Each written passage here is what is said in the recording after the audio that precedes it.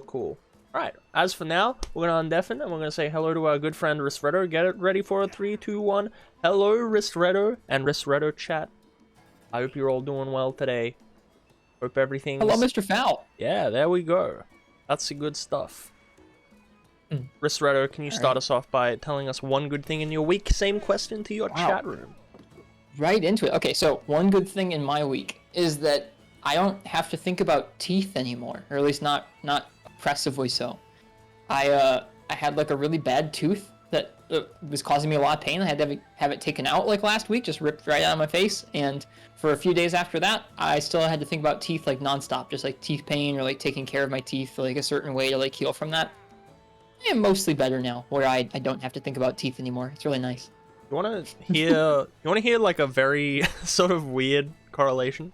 I watched the movie Room from 2015 yesterday, and the character in it, she mentions she has a bad tooth, and I was like, oh, she's like Ristretto, because she worded it exactly as you did there. Bad tooth, bad tooth.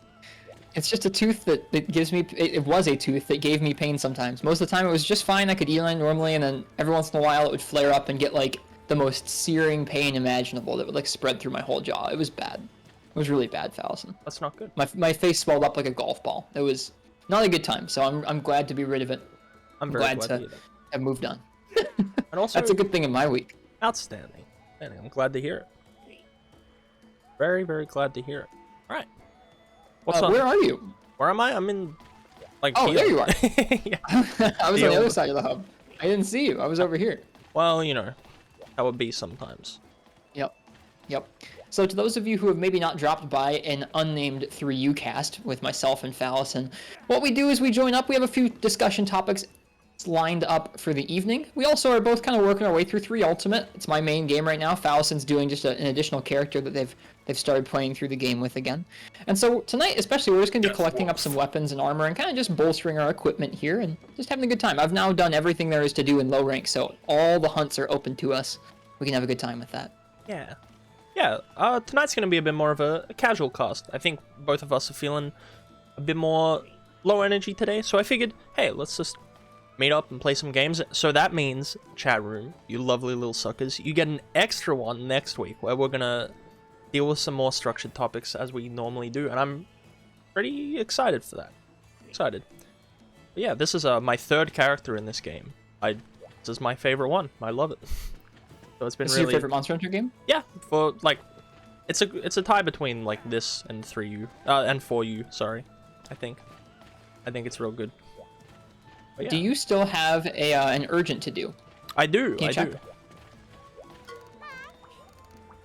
Don't worry, Kirst. I think that's on the agenda. I have that Rathalos and Rathian hunt to do. Cool. Let's do that one. Let's get it. And then cool. I see both of us are using some shielded weapons here. Absolutely. I don't like it when they shoot the funny fireballs at me. Yeah, yesterday I tried to do an Uragan. I was trying to stream this game to sort of grind up this character a bit more, but my power went out. So I would appreciate it if we could do that Canteen Uragan at a little bit of a later point today. Yeah, I feel like tonight we can kind of just treat this like a good old-fashioned turns room, Mr. Fowles, and both of us just posting up stuff that we need for one reason or another, and I think that'll be a good time. Sounds good. What do you think? Yeah, no, I'm into it. Everybody loves some good Monster Hunter turns, right? No. No, you don't? Huh? Even with friends? No. Here's the thing. There is always the risk that someone could post a Kongolala. And you can't just say, no, I'm not doing the Kongolala. I guarantee you, Falson, there is literally no risk to you tonight that we will encounter a Kongolala. You sure? I'll bet you've modded it into the game somehow. And it's an Emerald Kongolala as well, so we have to deal with his dreadful hit zones. The Hyper Emerald Kongolala, which doesn't even exist. No. And he only starts taking damage at the 49-minute mark of the quest. Sounds hype. Yeah, sounds good. It sounds like some real Monster Hunter. Also, folks in my chat, if you guys don't have Ristretto's perspective pulled up, use that little multi-command and you can watch both at the same time. You can see how he carts, you can see how I never cart because I'm the greatest monster hunter of all time, even though I'll almost certainly cart far more. But that's besides the point. get stuck into it. Let's beat both this Rathalos and Rathian. All right. Mr. Fowl, what have you been up to these past couple weeks? I've been battling tooth pain and a few other things. I'll talk about that later. But what have you been up to? The past couple of weeks, I've just been trying to organize a charity stream, which, thank goodness, due to the expansion for Final Fantasy XIV being delayed, I actually get to push back, so I get some more time to prepare it and deliver a really special product. So I'm pretty thankful for that. Still going to be a lot of work, but I'm glad to be doing it. Other than that, I played Bayonetta for the first time ever, and you know, I know you're a big old Smash fan, so you love Bayonetta, and it was actually. What did you think of it? It was a lot of fun. I really enjoyed it. The music's bumping. It's on my list. You're gonna play Bayonetta? Someday. Ooh, it's a pretty short game. Like years and years from now. You know, that's funny. That's what I said. I bought like maybe 3 copies of both of the first 2 games. I was like, yeah, I'm gonna play this because I bought it on the Wii U, and I think I have a PS3 copy of the first one somewhere. And then I bought it on the Switch, and I finally played it 2 years after buying. Who plays like 5? Who buys like 3 copies of a game before they play it? I guess me. Do you collect many games? Like, not often. It wasn't intentional. It was always like, I'm gonna play this on the thing that seems most convenient at the time. But hey, sure. In saying that, I have like 3 copies of I have 4 copies of 3 Ultimates, so. I might have 8 copies of GU. Like, why? I think we've talked about this, but 8 of them? 8 of them? Well, I've purchased it 8 times. Some of them were from friends. Some of them were for me. Some of them were in alternate languages. Some of them were physical and digital. I see. There are reasons. Each one was legitimate. 2 of them were for other people, so 6 were for me. That's like 3 copies in. I think that's 3 copies per language. Yeah, pretty much. Well, that's pretty rare. Which is base game, expansion on 3DS. Oh wait, no, not in English. Base game. I can't actually tell you, but I have a lot. I have quite a few copies of GU. I think I have like 3 copies of Iceborne as well, because I have the Japanese like collector's edition, which didn't get released here. That's cool. Yeah, it is cool. I've still got it sealed, so I don't know if they just put a brick in there and it's a note that says "Up yours, buddy." But yeah, I have 1 more copy of 3U to get as well. Do you collect any? You collect a lot of Monster Hunter games. What gaps are you working on? We won't count Frontier. Missing? Yeah, what are you missing? Yeah, I don't have any physical releases of Frontier. That's true. I have most of the main series. Let's see. I have almost everything on PSP. I might have to actually pull up I have a document of it. Keeping track of it. I'm missing some of the Japanese releases for the 3DS, and I don't have a physical copy of GU yet. Oh. I don't have a physical copy of GU yet. I have physical copies of Generations in both English and Japanese, but I don't have any of the Switch. I don't have the Switch version of it. Well. But most of the series besides that, I have stuff like, I guess. I'm gonna blast you. I didn't blast you. You didn't get me. Nope. I have stuff like DOS and Portable 3rd HD, which were fun to collect. Yeah, I need to get regular 3 HD or 3G HD. I want that nice Switch box art. Ooh, that part break sound is so beefy.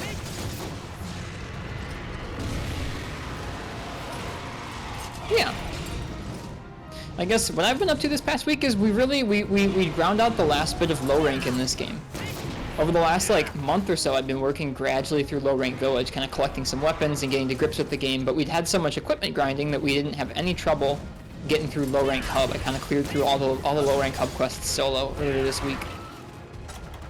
And so now it's just me with my my weapon list. I have a handful more of things I'd like to collect before I move on to high rank, but it's in the near future for me. I'm excited. There's a lot of things that sound like they start happening once you get to this game's high rank village, so I'm excited for it. Yeah, this game does, in fact, start smooth. Yeah, I'm really glad to be playing this one again. It's like coming home. I was gonna ask if it was like a happy place for you. Yeah. It's not even like nostalgia. It's just, I think it just ends up being my favorite one. I gotcha. I'm being beat up by this rat. Never mind. Kambushi asks what weapon I'm using here. I have the Duramboros lance, and I think if I'm not mistaken, you have the Lagombi gun lance. That is correct. I hadn't even seen this lance before until it popped up in the Smith, but I really like it. It is a really nice one. It's funny. It actually kind of reminds me of a Shigaru Magala weapon, like almost. Really? Yeah, kind of. Like, the coloration is a bit off, but it's nearly there. I'm gonna go ahead and paintball him.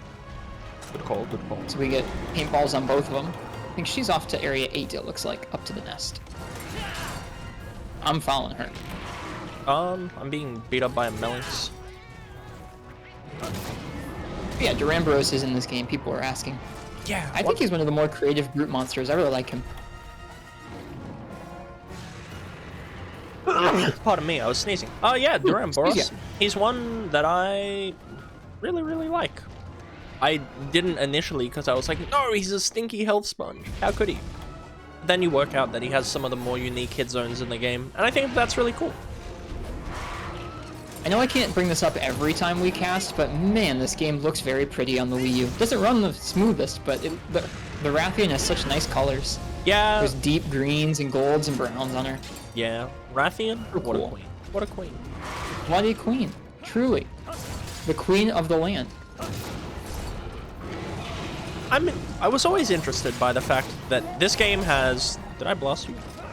They have Duramboros, which is, I guess, meant to be like the monster equivalent of the hammer. And then they have Kurapeka, which is the monster equivalent of the hunting one. And then later on we got Glavenus, which is greatsword, acidic Glavenus, longsword. I'm interested to see if they can pull that off for any of the other weapons.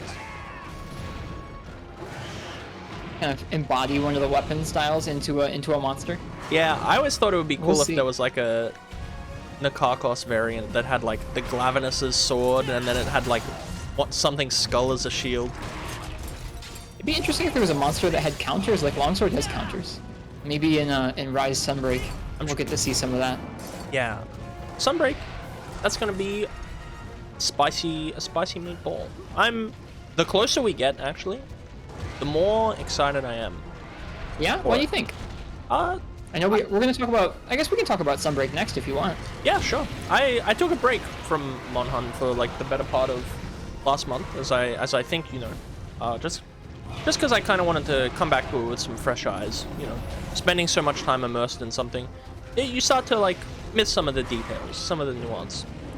So I played Rise with some friends the other day, and I was like, you know what? This is super duper fun, and I had a really, really great time. So makes me happy. I guess I'm all aboard the Sunbreak train now. Well, cool. I guess so far we don't really know that much about it. We know one returning monster, we know there is a new locale, and we know the flagship and his name and his kind of theming. Mr. Malzeno. Yeah. And his Draculaean looks? That's not a word. Please don't be sun. Oh no. It's a little hectic in here with two of them. I have like 1 hit point. Oh no. I need to start bringing life powders.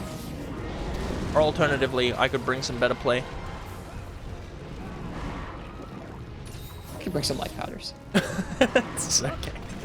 Yeah, I'm really intrigued by this Malzeno. Like, I enjoy you know, old movie monsters and like corny horror vampire stuff. So I would not be opposed to them sort of leaning into the theme of corny movie monsters here. Please don't do that to me, Rathalos. There are people who are thinking about how Rise's base game has monsters largely based around Japanese monsters from their lore, or from their like legends and folklore, which is the yokai. Yeah. And how, by the judging of Malzeno, just as a sample size of 1, maybe some of the new designs will be more based around Western horror or lore like that, which would be kind of interesting. I would love have a mummy or a Frankenstein, or who even knows. There's more interesting things to pull from. They would probably dredge up. Yeah, I would personally love if they were to be a bit more thematically focused on like all of the games going forward.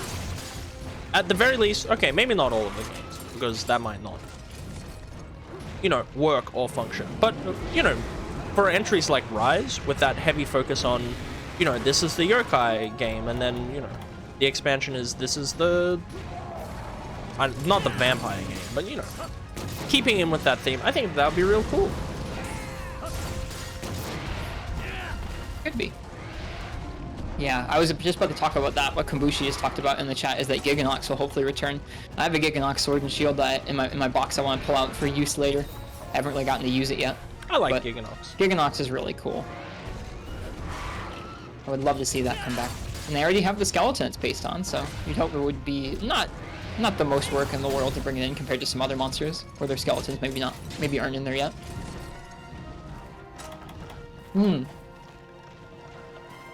I think we're Viremiao in your chat has a good point in that there's some of the loose strings of lore in Monster Hunter Rise's base game are tied to the trader Rondine, and she's more of a European style character. So is Dracula.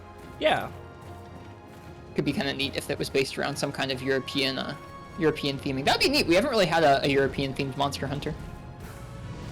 No, not really. I mean, it's sort of tricky. Like, in all of that, it's peculiar, but like I'm interested. Let's just say I'm interested. I hope that we get a few more interesting and fun and like bombastic original monsters rather than just, you know, returners. But what do you think you'd like to see in terms of returners, at least thematic to Sunbreak? Let me think about this. I haven't honestly thought about it very much. I think some of the easy ones to think of are the ones from the Rotten Vale, because they're already in 5th generation's engine, and it'd be easy to bring them back because they kind of fit that spookier theme. So things like Radoban or Valhazak, stuff like that would be kind of neat to see. I would love to see what they would do with Valhazak to make him feel faster and more threatening. Oh, nice, you killed the Rathian. Faster and more threatening in Rise, because a lot of the monsters coming from World have gotten even faster in Rise. I think it'd be interesting to see them take a second crack at Val's moveset. Yeah, kind of cool. Valhazak was one that I ended up liking Valhazak like quite a lot. Me too. I don't think it's the most like I don't know. I guess I don't think it's the most threatening of fights in the traditional sense, but I think it's kind of refreshing for that. I think both him and Namiel. I know folks don't like Namiel much, but I think both of those monsters do a great job of being Elder Dragons that fight differently than most of the other Elder Dragons do, and I think, I don't know, we need more of that. We need more along the lines of your Chameleos, your Kirin, your, like, maybe not all incarnations of Kirin, but, I don't know, we need more Elder Dragons that fight differently from another and really feel like they're kind of some weird, ancient oddity that somehow survived and is still this ancient threat for reasons either aggressive or passive. It'd be kind of cool. Yeah, I think they did a really good job with... Oh, what's that guy's name? Sharish Valda for that. But yeah, no, I agree. I like Kirin, and I think Namiel is really cool too. Like, her dual element nature was really nifty. I wish that they could have incorporated that into maybe like a weapon gimmick, a la, you know, Valstrax or, you know, Chaotic Gore. You know how they both have that sort of interesting, unique element. Yep. I had actually truly forgotten that it had a dual element, but now that you mention it, I do remember it. It's been a while since I fought one. I should say as well, I do like Namiel beyond her design. I enjoy her fight as well. I understand that it has some frustrating elements, but I enjoy it. Let me get this bird out of the sky. He looks quite nice as well. He's got these nice blue eyes. You know, that's the one thing that sort of puts me off about Rathalos in this game. His eyes are like piercingly blue. It's too humanizing. It's truly always been like that too. Yeah, some of the original key art for Monster Hunter 1 is one of his eyeball. Yeah, absolutely. Like, he's always had these beautiful blue pearly eyes that he looks up at you with and says, "Please don't hunt me, Monster Hunter." But then we have to do it anyway. Please don't drop me from the series. Oh, let me see. I'm trying to and think of a few other returning monsters. Why don't you go ahead and take a crack at it? What would you like to see return? I don't know what I want necessarily. Bring in something from Frontier if we have to have a returner. I'm sure that there is, I mean, like, that would be sick. just not even one of the super outlandish ones. Nothing in particular. Just let people know that some ideas from Frontier haven't been forgotten. I'm definitely intrigued by that. That's kind of how I feel about that too. Is like they don't need to bring in like the most dangerous fight from Frontier, or even like the most iconic. I don't really care what it is, but just a map or a monster, anything really. Even if it's just a name drop in the freaking flavor text for an item, I don't care. Something that references Frontier and makes it so like that part of Monster Hunter's history isn't like, I don't know, retconned would make me really happy. I think it'd be pretty cool. I don't know if they'll do it, but I think that would be pretty cool. That would be up there. Honestly, Phallus said one of my most wanted returners was Shogun Sanitar, and he's already confirmed, so I'm a very lucky guy. My #1 pick is already there. What about Shogun Sanitar did you want to come back? I really like him. I like his armor. I like his weapons. I like his fight because I like how weird he moves around and how quick his moves are, and how in order to really get used to fighting him, you just have to get used to the iframes or get used to the really weird little bits of positioning that you can either get used to being like in weird spots around his body where he can't hit you, or get used to the weird like pacing and like angles that he moves his body from. He's just so odd. I really, really like him. I like that element of him, but I think he more frustrates me than anything. Oh, he just did his stand completely still without moving a muscle no jutsu, which I suspect was caused by a little bit of lag. Maybe so. We are on basically opposite sides of the planet, so it's miraculous we can actually hunt this Rathalos at all. Yeah, Monster Hunter's netcode is bizarrely good. I'm not certain as to how or why it works, but I've never had an issue playing with people from the other side of the world. It's peer-to-peer, so it's not trying to connect to some halfway house server, so at most you're connecting to 4 other people's internet connections, which can sometimes get a little wonky. The more people you add in, so like all 4 people, the more there can be a little more room for the 4 connections to get a little bit confused as to what's going on. I'll need to drag up an old paper I read about it, but somebody wrote a really nice summary of how Monster Hunter's peer-to-peer netcode works. It was neat to me, at least. It does, I'd be interested. It was mainly under the guise of like trying to diagnose connection issues over emulators, but it did a really nice job of explaining how the system works in the first place, which I was appreciative of. Raised the curtain up a little bit for me there. Yeah. Even peer-to-peer games often go very ugly. It must be something more. The players' actions don't necessarily need to be overly well synced to one another. As long as you iframe the Rathalos on your end and I iframe the Rathalos on my end, it's generally okay. They don't really care too much, I would imagine. Yeah, absolutely. As for like Frontier monsters coming back, I don't know if this even was in Frontier or if maybe it's a fever dream. Maybe this was one of those fan articles or something like that. But I watched a video once and they mentioned some 2-headed snake that lives underground. Someone in one of our chats is going to know what I'm going to be talking about. That's fan fiction, you wiener. And if it is fan fiction, then I don't want it. But if that exists... I don't know. In something, I don't know then Frontier's I like roster well enough. Yeah, neither. There is a Frontier monster that would fit really well into a spooky theming. I forget his name because it's a crazy Japanese long several syllable name that I have a hard time remembering each time. But people know of it. It's a Leviathan one that sucks blood or sucks poison out of the swamp or out of the ground, and then uses that to change its moveset. It's really cool. It's really cool. It stuck out to me as one of the cooler concepts. He's kind of Giganox looking. Yeah, a little bit. A little grayer and a little more I guess he's based on a Leviathan and not on a pseudo wyvern Sorry, I mean if you were to stroke him, he would feel like a Giganox or a Keg. Yeah, he probably would. Yeah. He probably would. Uchi says that is Baru Raguru. Baru. Oh god, this is bad to try and do it live. Baru Ragaru. Baru Ragaru. Baru Ragaru. Baru Ragaru. Baru Ragaru. The attempt, it was not a good computer, you lie. Anyway, 2-headed snake monster, even if it doesn't exist and I dreamt it up, this is my OC, do not steal. Put him in Rise, Sunbreak, and give me $5, John Capcom. Would you fight a version of Ibushi and Narwa that was somehow weirdly fused together to have 2 heads? I thought that that's where they were going regardless. So, yeah, I would. It's not what it ended up being, huh? No, I think it makes a lot more sense as to what it was. But you know, I came away from Ibushi and Nawa thinking, glad they tried it, but it's not my favorite. Uchi says there are some pairs of monsters. There's a pair of wolves, a pair of monkeys. There's also a pair of metal Lavasioths, which is pretty hype. No. Oh yeah, those things. They look like. Yep. One of them just looks like a goldfish.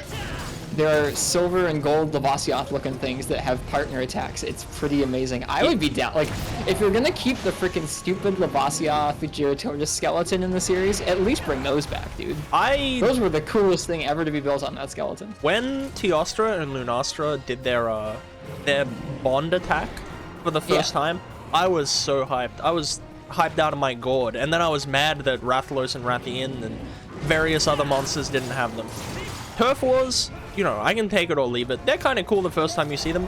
Bond attacks, where something uses the full force of, like, cooperation to beat the heck out of you. That, you know, more of that, please. I get you. Nothing more of that, please. Like, all right, let's see. I'm gonna try and think of one more monster from the main series, like from Monster Hunter proper, that I'd like to see return. Monster Hunter proper. I would like a 5th generation Blangonga. You know, in Freedom Unite, I think I enjoyed Blangonga as a fight, like, a lot. I would really like Diamorales to come back. I know you haven't seen him in this game. Big pick. I feel like those big monsters are some of the least likely.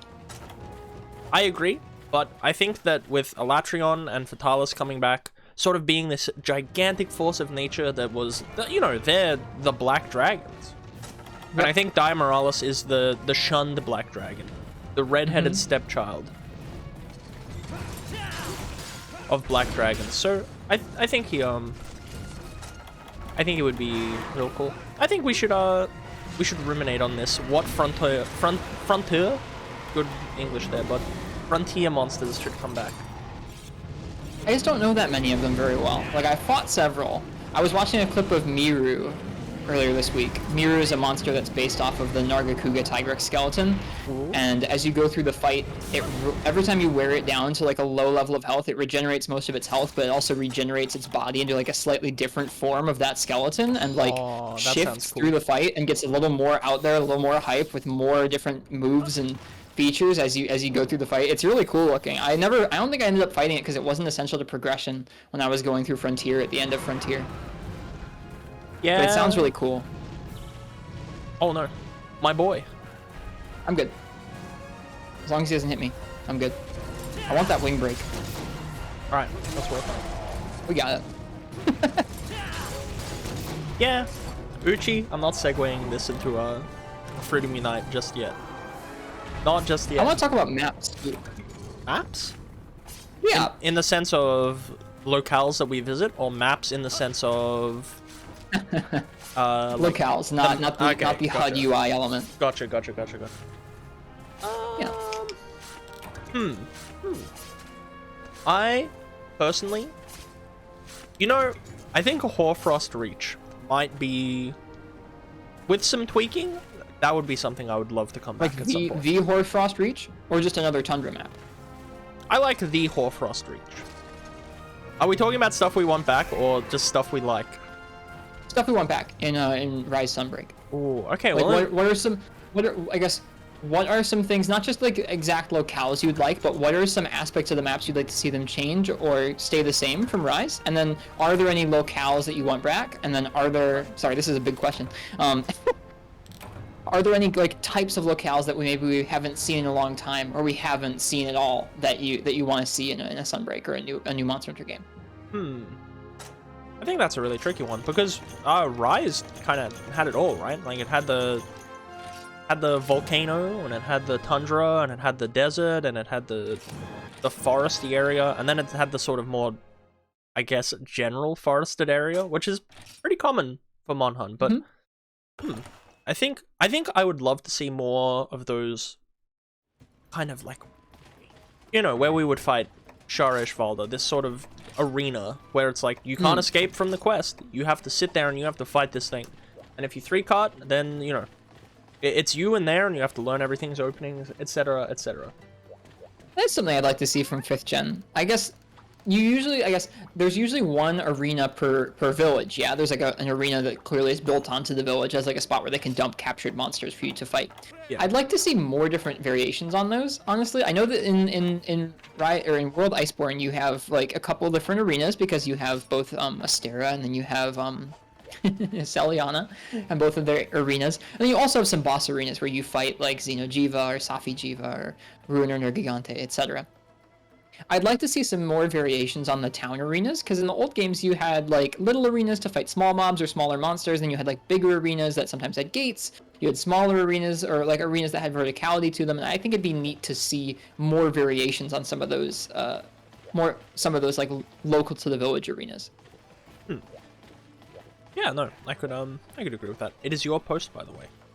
Okay, let me go ahead and pull up my weapons list here. Let me take a look at whatever I want to make here. What do I want to make? But yeah, I think World and Rise both have 2 arenas, right? So two village arenas, yeah. As far as locales, World has a special arena. That's true. It does. Yep. World has 2. Iceborne has 1, I think. I think as far as locales go, every one they made fits really well into the game that Rise was trying to be. So I think that is... Oh, I gotta sound the gong. Hey 2D, how you doing, homie? What does the gong do? I can't say I ever worked it out. I just like to watch her smack the gong. I think it's like a, you know, hey, we're looking for people. Hire?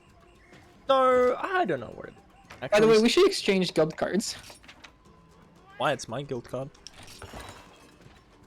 It's my guild card, you can't have it. Oh, I wanted to so I could use the Hunters for Hire feature, but that's okay. Okay, no, good call. I'll give it to you. Oh, thanks. That was not hard to convince you of. You made a compelling point. Locales to come 37 Gunlance uses, wow. I like the Ancient Step from 4U. I think that's a good place. Oh, let's go. Yeah, Inagami. That one I would like. Inagami does have some pretty cool music. I think Inagami would have made a lot of sense to bring back in Rise. But yeah, as far as the reworks they did for the locales go in... Yeah, how do you like those? How do you like Sandy Plains and Flooded Forest? I think that they were gonna feel kind of empty no matter what, because Monster Hunter isn't quite, you know, it's not quite that game where you're like exploring and stuff, and they did provide enough in the way of exploration in terms of finding those notes and what have you. I think that was really pretty cool. Yeah, I liked them, but I think that I definitely enjoyed my time exploring. I think that sort of open world, not open world, the more openness of the maps was perfect for the type of game that Rise was meant to be. Yeah. So I think it'll be interesting to... You go ahead. I was going to say I can't complain on that front. Gotcha. I think it'll be interesting to see what they keep from that style of maps the next time they rethink Monster Hunter, whether that's a Monster Hunter 6 or like whatever step it is. I don't really care. When they move away from Rise, it'll be interesting to see what they choose to keep or leave. Yeah. Moving on from it. For me, I really like the open feeling of those maps, but to me, Rise maps didn't quite have it all in that, like, jumping back and forth between Rise and World, or like vaguely jumping back and forth. I haven't gone back to back, but going from Rise, playing a lot of Rise earlier this year, to playing some World nowadays, it strikes me how much more connected those maps feel to the main village, and like how much more, I mean, obviously more detailed they are, because they're on a more graphically powerful machine, but the endemic life and like the little details of the map that you're allowed to interact with, whether it's environmental hazards or like those endemic life forms, whether you can use them or not, whether it's like little slinger ammunition or little monsters you can use to get like types of slinger pods or whatever. It makes it feel a lot more real. All of them feel like they're kind of moving around and doing their own thing, and you can find them in places that make sense for them. In Rise, I've said it a lot, the endemic life in Rise, while cool, they have cool functions and they have cool little designs, they're cute, they don't make much sense where they are. It's not like, oh look, that snail is like where a snail would be. It's like, oh, there's a snail floating there like a Quake pickup. Like, it's just, to me, it feels like I'm walking around doing like map control in like Quake 3 Arena, trying to get the quad damage so I can go ride my monster a second time. Like, I really would appreciate if they took the maps and made them a little more, maybe it's in Monster Hunter 6, maybe it's in Rise, but made the maps a little more like Worlds maps in terms of how real they felt and how the pickups and the monsters integrated into it. I really liked that about World. Yeah, I agree. I think Worlds maps in general feel more alive. They feel more immersive, shall we say, less barren. Yeah.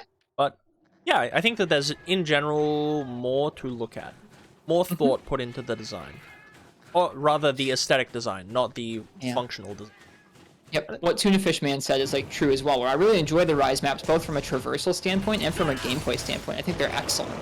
There is enough room that's like wide open for you to fight, but also areas you get to kind of like scramble around with the wire bugs. It feels really nice. I really love how it feels.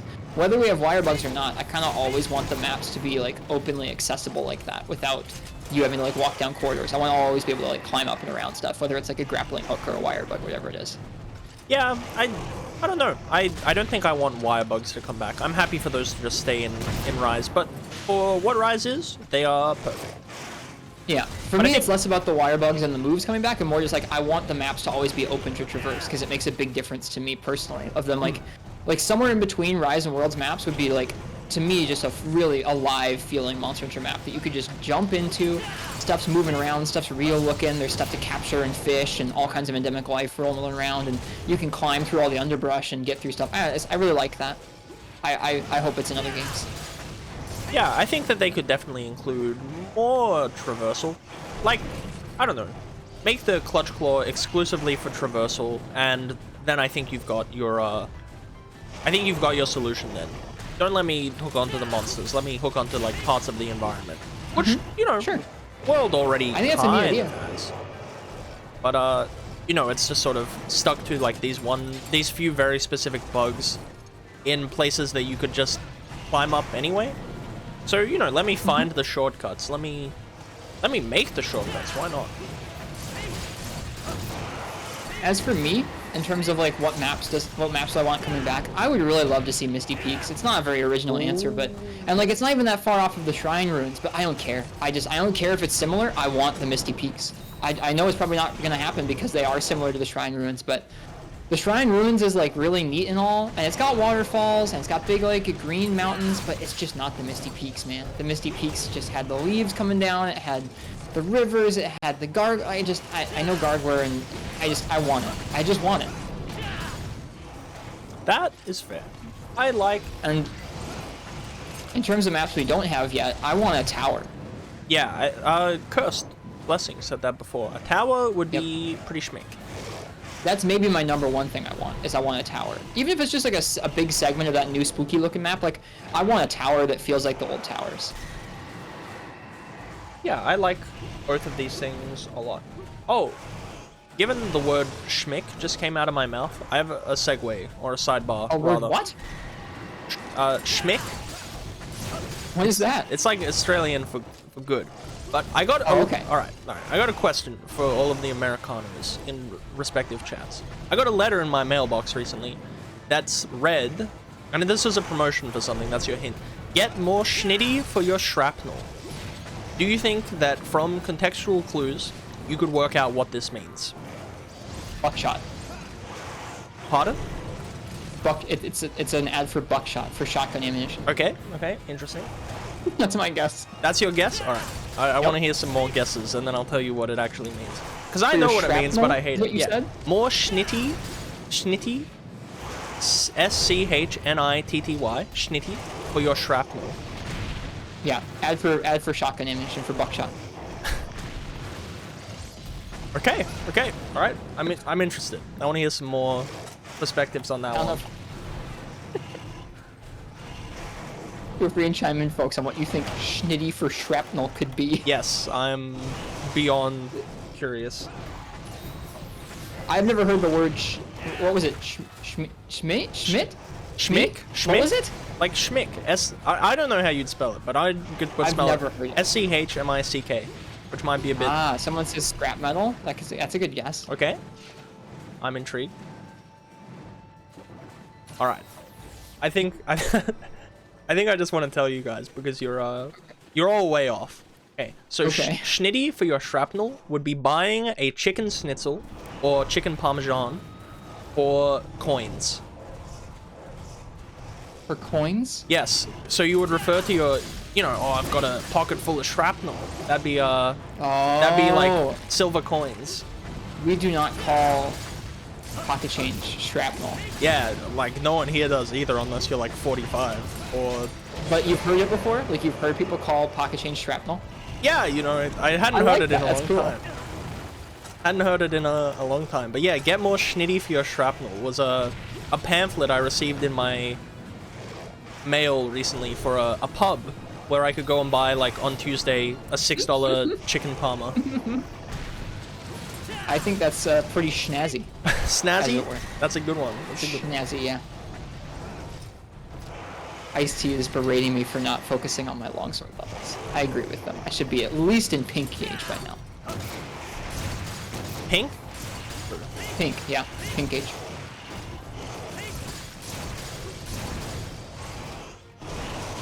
I accidentally 360'd on this dude just to not even block his attack. Aw, I'm sorry. Okay, Ice-T is not berating me. They're glad for me. Thank you for the clarification, Mr. Steve. I'll berate you. How dare you have that be in white? Says the man who brought the ice gun lance to the ice monster. No, you've got fire damage built into your shells. Don't worry, man. You're set. Yes, perfectly calculated, as all things were. Yep. Oh, I'm getting some jumpy berry off. Not more jumpy than normal. The laggy berry off. I gotcha. He's using his instant transmission. He's one of them Narutos. You know the kids love the Narutos. Don't move. Thank They you. still do? Yeah, well, I'm kids and I love the Narutos. Okay. I'm kids. Sure you are. Well, I'm not a child, but I do enjoy... Anyway, moving Love on. playing a video game. Yeah, video game bad. Not this video game, surely. Oh, This video game's cursed, but not bad. Why 3U cursed? 3U good. 3U hard. 3U make you work very much. You for sound like nothing. Cha-Cha. Yes. That's okay. No, I want to be the other guy, Kayama. I like that. You want to be Kayama, you sound like Kayama. Thank you. I don't like Cha-Cha. He's stinky. Or you make you work hard for a good drop. We broke his mouth. We broke a lot of bits. We turned this All at Barry once. off into you.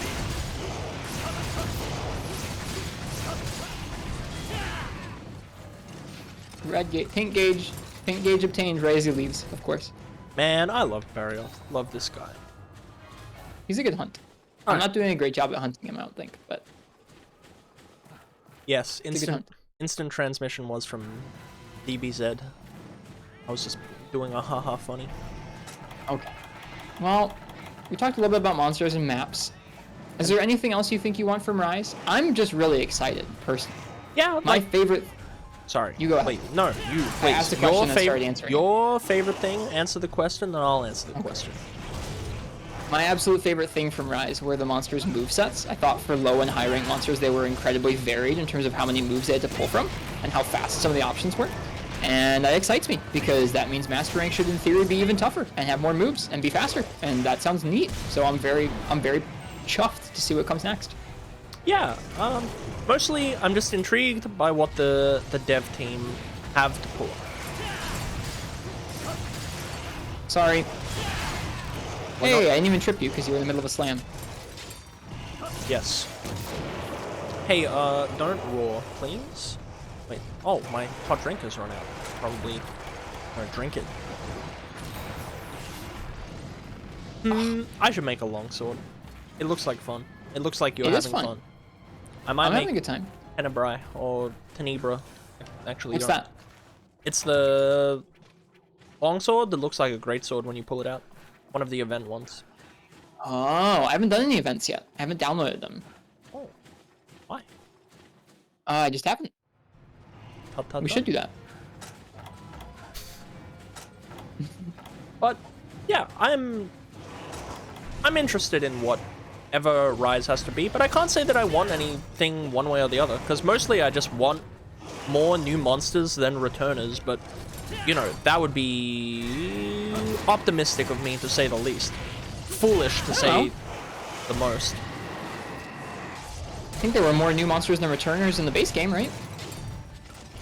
I think that we found out that it was exactly 1/4 of the roster was new monsters, and the rest were returners. Oh, really? Was it really? Yep. Huh. It might actually be something like 1/6 were new monsters, Yep. but No way. that could be wrong. That could be wrong. That sounds wrong Someone to me. did the math for me. Okay. If someone Someone also said last week that Rise had no leg trips. Like all the leg trips have been replaced with head trips. And I was like, wait, what? Huh? So there's some people saying some odd things about Monster Hunter Rise. About Monster Hunter in general, but Yeah, Naharala would be a very cool returner. yeah, that's true. We bullied this Barrioth. We took his did. lunch money. We did. I never noticed how he has little spikes on the bottom of his chin. Sure does. They look like they're there for like traction or something. I don't think I need healed.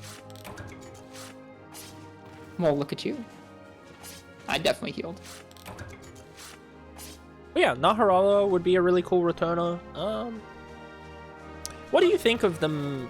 You know, I know I said I want to Dire Morales back, but I would be completely okay if they just sort of left him here. But what do you think of them bringing back the big sort of capstone monsters, like Gogmazios, Dalamadur, Dire Morales, Yamasukami, etc.? Do you think that that would detract from the previous games, or do you think that that adds, that, you know, they'd add enough to it that it would just be a different iteration? I feel like, I don't know, there are some that are so integrally linked to their original game. Like, to me, Elatrian and Fatalis don't really feel that way, but other ones do. Like, Dalamadur and Gogmazios feel so incredibly like just part of 4 Ultimate that it would feel weird to me having them in a different game, but I'm sure I would get over it immediately when they were announced, if they got announced to come back. There are certain ones that feel like they really fit to me, like a Matsu or a Gen Moran feel like they would really fit really nicely. But I don't know. Maybe I'm just being weird. No, I think that's fair, and I'm mostly the same way. If they announce, like, you know, anything's coming back, for the most part, I'm not bothered. I'm mostly just of the opinion that it's like, you know, it could have been something else, but, you know, I'm happy to see it, nonetheless. But I wonder if I'm going to start paying for that complacence.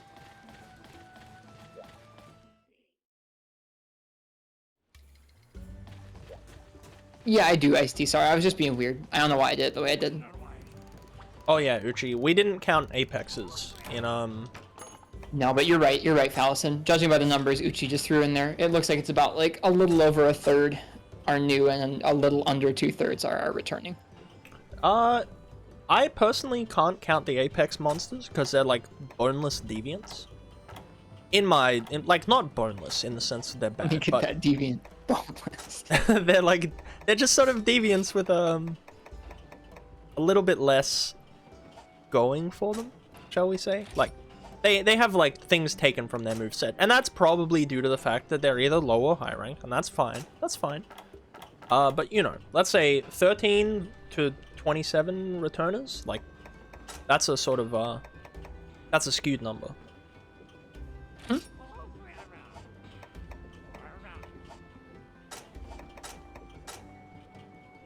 Yeah, that, if they add armors to it, I think that we're sort of looking at something good. All right, what? Why want to make? I want to make a switch axe today, but I shouldn't. It would be irresponsible of me to make another ice element weapon, wouldn't it? Wouldn't Yeah, you make what you want, dude. We're just here to collect and have fun. Make a good point. I'm ready for whatever you chuck on the quest board next, man. All right. Tonight you have, you and I have personal Fallison and Ristretto service. You get Ristretto service, I get Fallison service on all my quests. Oh, yeah, that's good stuff. Yep. I don't think I can go through this world without making the Legiacris sword and shield. I want it. Let's do it. Good night, Tuna. Love you, buddy. Sleep I well. may have picked a poor weapon to use on the guy, Chris, but that's fine. Maybe I'll switch to another one. Yeah, I'll switch to another weapon, actually. What did you pick the switch axe in mind for? What do you think I was gonna pick? Almost anything. I have a pair of switch axe. I just don't like switch axe underwater very much against the guy, Chris. That is. It would be okay. Fine. It would be okay. The thing is, I'm up to high rank now, so we've got quite a bit of wiggle room in what we can do. I'm not doing any high rank stuff quite yet. Okay, we're not moving on to high rank? Gotcha. Nope. I haven't done it in my personal file yet, so I'm not gonna do any multiplayer. Sorry.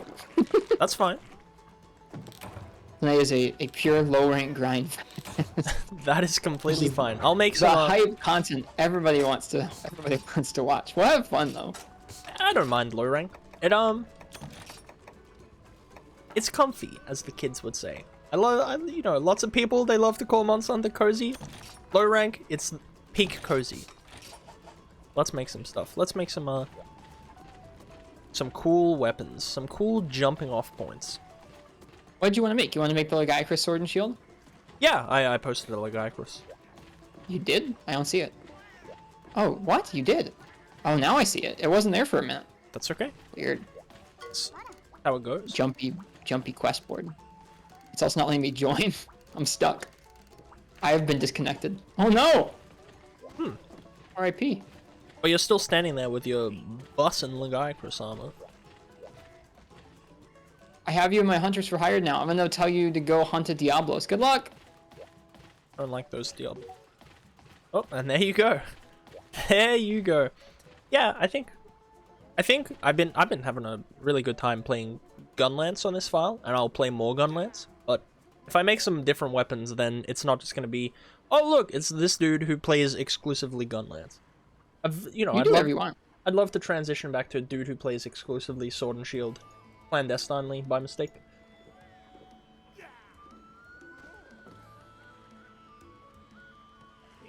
And then everyone will say, oh look, you've done it again.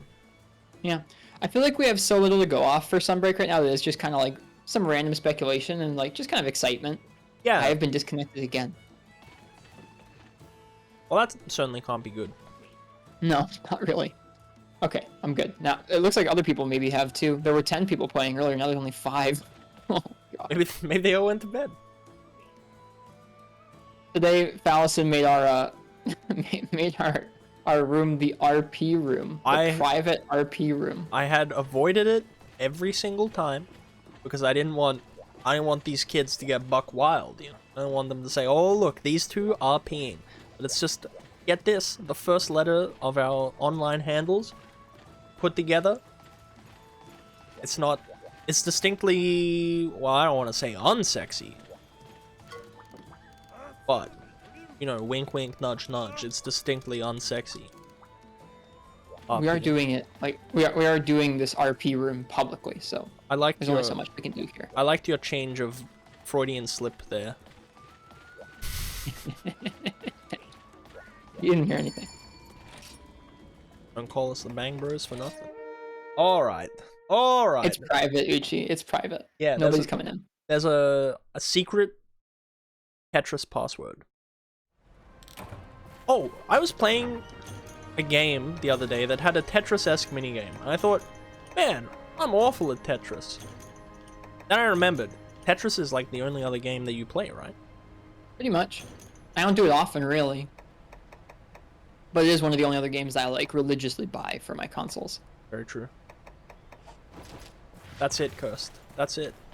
But instead of 5 feet, it's like 6 trillion miles. Just two bros an entire world apart playing Monster Hunter. Yeah, sometimes you just gotta be dudes being bros. Ain't nothing wrong with that. Nope. Nope. I enjoy that I get to have a bro from all the way across the world. Let's do it. Yeah, it's nuts to me that through streaming you can make friends and adversaries that can live on other sides of the planet, and you can just... Adversaries? Yeah, you know. Uchi, he's my adversary. Oh. If he ever finds himself in the southern hemisphere, he's in trouble. You know what? If any of you find yourself in the southern hemisphere, you're all in trouble. Stay out of my hemisphere.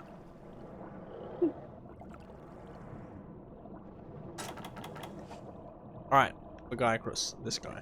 When do you think you will be going to high rank? He is in the southern hemisphere. Oh, yeah, well, he's in trouble. Wait. I'm sitting here laughing. Here I am.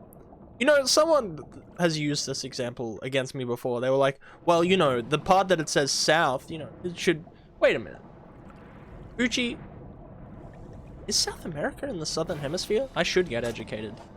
It says south, Bowser! No, that is not how that works. South Africa, I don't think, is in the southern hemisphere. It is! All of Africa is, to my knowledge. This guy.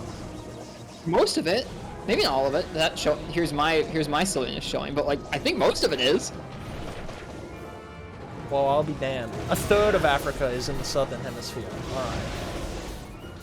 Northern Africa is in, wait for it, probably the northern hemisphere. Well, you know, not all of the south of Africa is in the southern hemisphere. Let me just put that out there. Alright.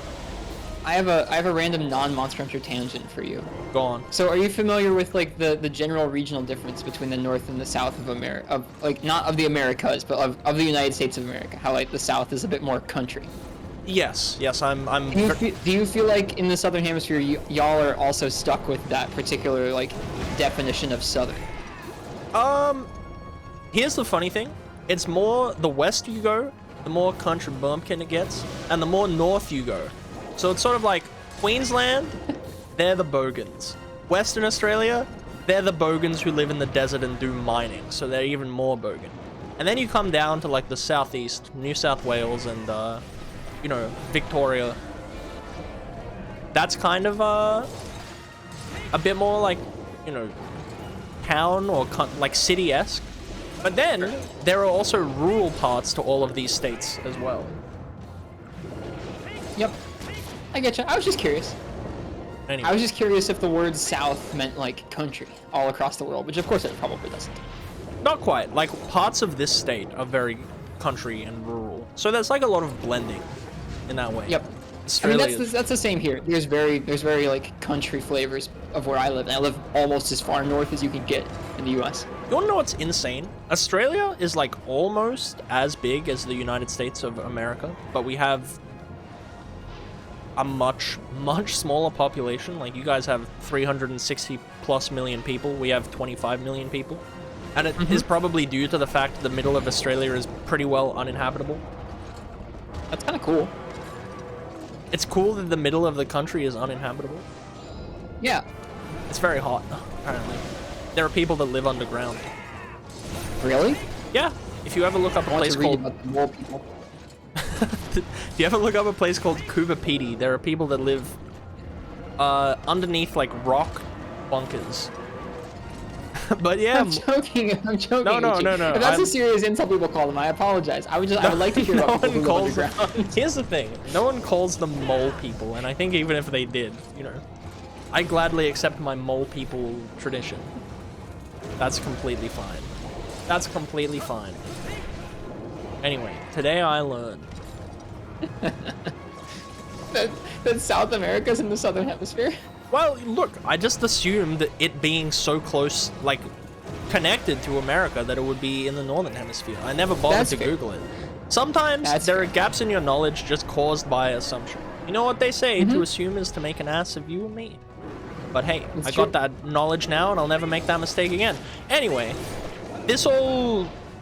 You know, Uchi was previously safe because of my ignorance, but now he's not. You better start training, big fella.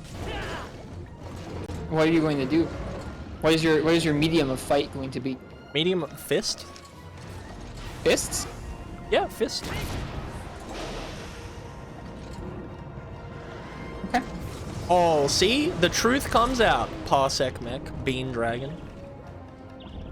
Bean dragon. You're telling me parts of South America are actually in the northern hemisphere? Oh, Uchi's gonna cut off his thumbs. We've gone truly and rightly off the rails. All right, Mr. Fallison. They were on the As of late, you have been playing one Monster Hunter freebie night released for the PlayStation Portable. and you've had some experiences with that game. I'd like to hear about them, kind of where you're at in that game, and just kind of get to talk with you about it for a little bit. All right, chat room. If you like Freedom Unite and want to continue not being mad at me, take a 5-minute stroll. Freedom Unite, I have decided that maybe I'm not having the most fun with it. It is a game that I respect immensely because I can see a lot of the good bones, a lot of the good framework. However, I can't say that I have found all of it to be terribly fun. I did my first Shengaoren, and yeah, it was kind of cool to see him, but he was pretty underwhelming because, you know, he's just a big old crab that has 2 moves, and he doesn't seem particularly phased by you, and I think that's fine. Sensible for him to not be phased by me. But, you know, I didn't have too much fun with him. And I'm not going to say that my entire experience was hampered by that, because, you know, he was like Lao, and that is what it is. But then I did a Hypnocatress, something I was really excited for.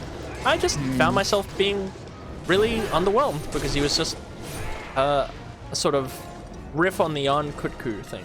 And that's okay. He's exciting in that he's there, I think, but I don't know. He's not like a crazy difficult fight.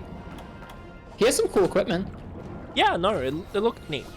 So, I don't like have any negative feelings towards Freedom Unite, but I think that in general, I found that the parts of it that I find frustrating are a little bit too frustrating for my liking, and the parts of it that I like are not. They're not really enough to keep me there. So I think the transition to 3rd gen is more or less the sweet spot for me. In saying that, it's not like I made it to G rank, so I can't whinge too much. I can't say, oh, I fully experienced everything, but I did have to fully experience everything to say it's not really your thing. Yeah, like I gave it a good 30 hours. I did my very best to enjoy it to the fullest extent that I could, but I just had a thought while you were talking about... Oh, you go ahead. Sorry. I was just going to say, there were some monsters in particular that I just really didn't like, and some of them felt a bit cheesy, and they had sort of underwhelming movesets. So that's largely where I ended up on Freedom Unite. I don't think it's completely dead for me, but for now I want to sort of not make it my main monster hunter. Sure. I guess I had a thought while you were talking about Shengaoren there, and it's that when I first played through Freedom Unite, and I first faced Shengaoren and Lao, the siege fights I'd done thus far had been Nakarkos and Zora Magdaros. You, on the other hand, have done stuff like Dalamadur, and you've done stuff like Gen Moran, which in my opinion are some of the most fun, large siege fights in the series. So I can totally see why going back to Shen, you'd be like, this is neat and novel, but he's nothing really crazy. Yeah. It's a peculiar experience, because, like, to sort of assess where it is, obviously the dev team aren't still on Freedom Unite, so, you know, that's not where they are. I think maybe if I played it contextual to the time that it came out, I would have enjoyed it more. But for what it is, I can appreciate the experience. I'm glad that I went to try it, but it just ended up being a bit too wonky and, for lack of a better word, tedious, in my opinion. I think it does take quite a bit of time to get past that stuff. Like, it takes quite a bit of time to learn the kinds of janky hitboxes you can expect from a host of monsters, or learn some of the ways you have to, like, it takes a long time to build up a stock of resources in that game, whether it's like a decent armor set that requires a bunch of weird, like, bug part grinding, or like you have to get a rare drop from low rank which only spawns in hub, or like weird stuff like that. It takes some time to get into that game. I was gonna say earlier that you referenced low rank Diablos as being a particularly underwhelming fight, and that's a pretty infamous one in Freedom Unite, where it for whatever reason they decided to make low rank Diablos dig and then sit there for sometimes upwards of like 10 seconds, or like at least around 10 seconds, doing basically nothing, just waiting to come up out of the ground. At which point you've had time to like make a sandwich, eat the sandwich, sharpen your weapon. Like you've had some time to sit there. I was gonna say earlier that when I recommend Freedom Unite to folks, I usually do tell them about that. It's going to take a bit to get used to, but also something I usually recommend is at least dip your toe into High Rank Village and try progressing through it a little bit. The reason being that High Rank Village is unique in the series is that the cat that spawns in the village named Nakot, High Rank Village there, whereas the Granny's Low Rank Village, has High Rank monsters that have G Rank movesets. So you get to taste what the G Rank portion of the game would feel like with some High Rank health levels and stagger levels instead. And I think that's pretty neat. So that's usually what I recommend to folks, is to go through a bit of high rank village, see what that feels like, and then make your call on what you think it is. Yeah, The high rank hub is easier than high rank village in that way. Yeah, I think, all right, I might take that advice on board then and give it a whirl. And I think maybe... You don't have to do much. I would just say check it out, see what you think of the patterns. Like, I guarantee you, the Diablos you fight in that freaking cat portion of the village, there's some scary Diablos in there, man. I'm intrigued then. Yeah, I found that with Diablos, it was like, I timed out on that Black Diablos / Diablos quest. Yeah, it's awful. Yeah, I timed out because they just spent so much time underground. And then I found out that sonic bombs just work differently in that game. I was like, all right, I'll just bring a whole bunch of these and, you know, get them out of the ground because they're being really frustrating. Because I tried a couple of times without them. I was like, yep, I'm just not doing enough here. And I just felt bad for doing that. I never bring sonic bombs or like any items to negate stuff like that. Maybe a couple of flash bombs to get Rathalos out of the air, but Yep. that's more or less it. You were saying you were doing a double low rank blows, right? That's honestly, the time wasting is way worse in that quest than even the high rank or G rank ones. High rank and G rank, they speed up the particular digs there. There's some weird stuff in Freemium like that that's just undefensible in terms of like, no one's gonna go to bat defending low rank Diablos' challenge is like, oh, you get to sit around and wait. I hear that levied as one of the main complaints about Freemium is that there are some monsters that just have moves that make you sit around and wait, and that's fair. I don't really think I can, like, there are some moves I would argue against their inclusion in that, like, particular distinction, but there are a lot of those moves. They're indefensible, I think. Stuff like Around the World on Rathalos or stuff like that. Where, like, once or twice it can be goofy, but if it happens too much, that ain't fun. Oh yeah, Azure Wrath, he'll do that all day. But yeah, I think largely my feelings on it are the dev team are not in Freedom Unite anymore. That's not where their design philosophy is. So no, I hasn't been for a long time. If it was still there, then maybe I'd be like, all right, I need to give this a bit more because clearly there's something that I don't get.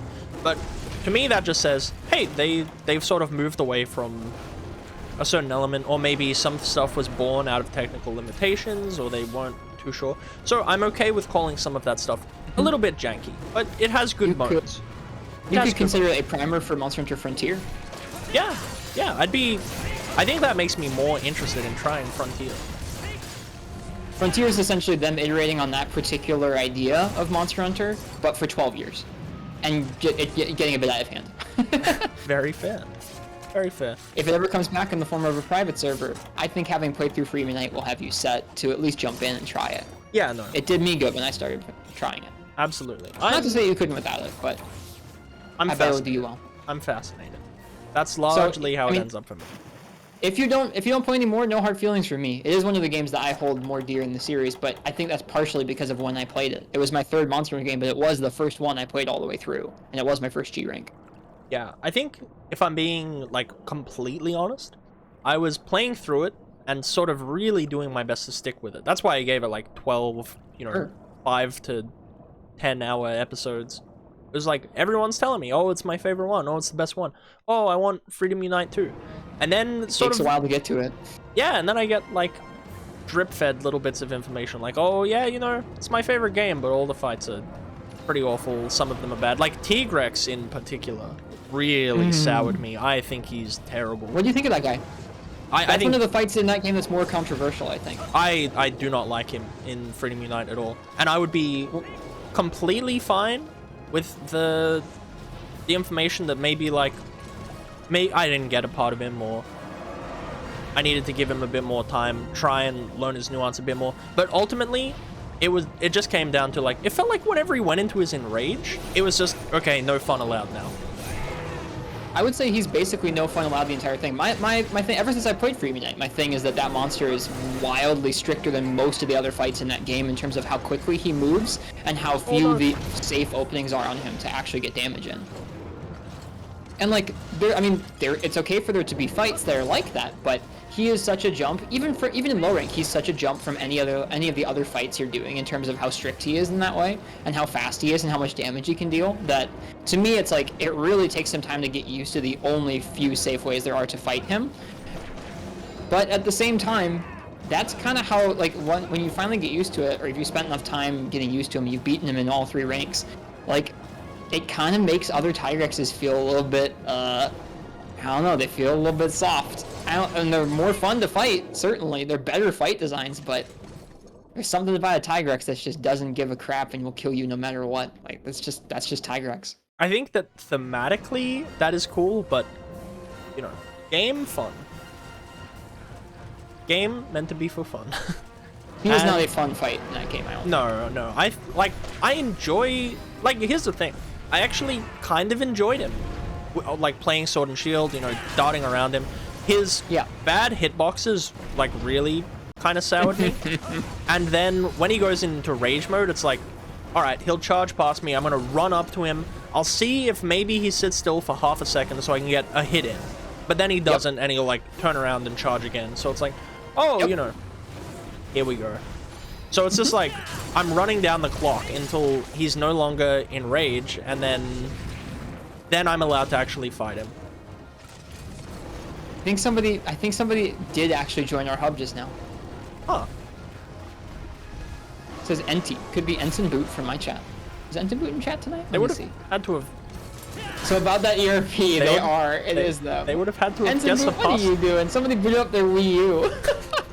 Well, I'm okay with having someone sit in on a few hunts if they want. Me too. This is a good night for that because we're just doing casual stuff. Yeah.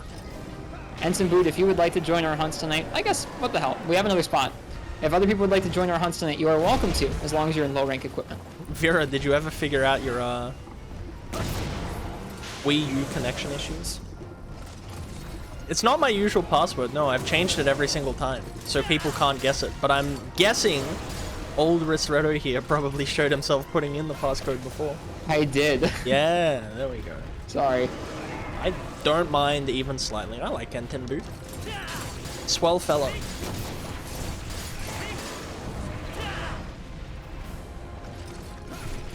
This Legiacrus feels like it's going suspiciously smooth. Why have I not died? Suspiciously smooth? Yeah. I don't know. You're good at the game, Mr. Fallison. I don't think that's true. You have a beastly gun lance. It's true.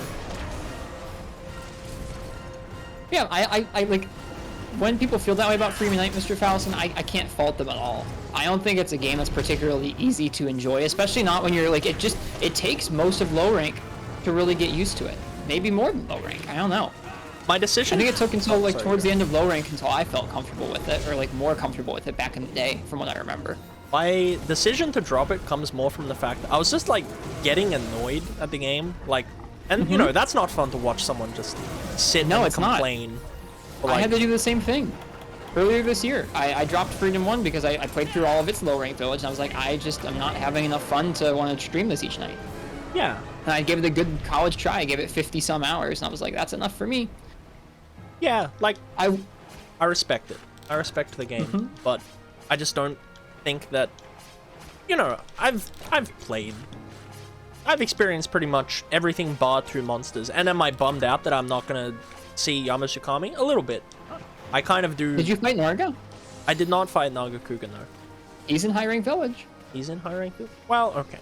It might get another episode or two out, but we shall... He's maybe one of the better monsters in the game because he was maybe one of the newest ones when the game came out. One of the newest designs they'd made. Well, now that just tells me that I kind of do have to give it a whirl, and that's... He's the flagship of that game. Alright. Okay. It'll get another episode or two out. No shade if you don't, though. No shade if you don't. It's fine. I feel like, in general, like, the hitboxes are probably the number one thing that you can point to and be like, some people are just not gonna be okay with this. Like, I'm one of big them. hitboxes, I think they're dumpy, but they kind of make me laugh, and I enjoy working around them. Other people, they look at that and they go, "That's not fair. I don't want to learn this. I'm done." And I don't blame them. I enjoy doing challenge runs enough that it's like, how could I make this a fun challenge run? And then you see the dumpy hitbox, and you're like, I can't make this a challenge. You can. They're all consistent. They don't change. I mean, like, they're dumpy, weird hitboxes, but you can learn them. I know, but I like to use my eyes. I like to use my eyes to be like, yep, that's right. Yeah, you use your eyes and you see where you get hit and how far away you were, and you go, okay, I won't be that close next time. I don't think Rist is wearing me down. I think Rist is becoming a free therapist for Freedom Unite for me. Because I didn't really know how people feel about that game. And, like, I get drip-fed bits, so it's like, oh, it's the best. So I've got that FOMO. That fear of missing out. I don't think you should take people at their word when they say it's the best. It's not the best Monster Hunter. There's no such thing. But, like, there are enough glaring issues with Freedom Unite that, like, no, it's not the best Monster Hunter game. It's not the best Monster Hunter experience well-rounded. It's an amazing experience all the way through. Like, when you get to the end, it has been an amazing experience. 999. No, we're not playing on emulator tonight. We're playing on Wii U. Yeah. If you'd like to join our hub, let us know. We have one more spot. Yeah. So, I don't know, Did we get the head break? That's what I needed. I needed a horn. I think we did. No, check. Actually, I don't know if we got the head break. Oh, no. Ensign Boot, thank you for dropping down to low rank gear. I appreciate you. We did not, in fact, get the horn. That's okay. What do I want to make next? Let's see.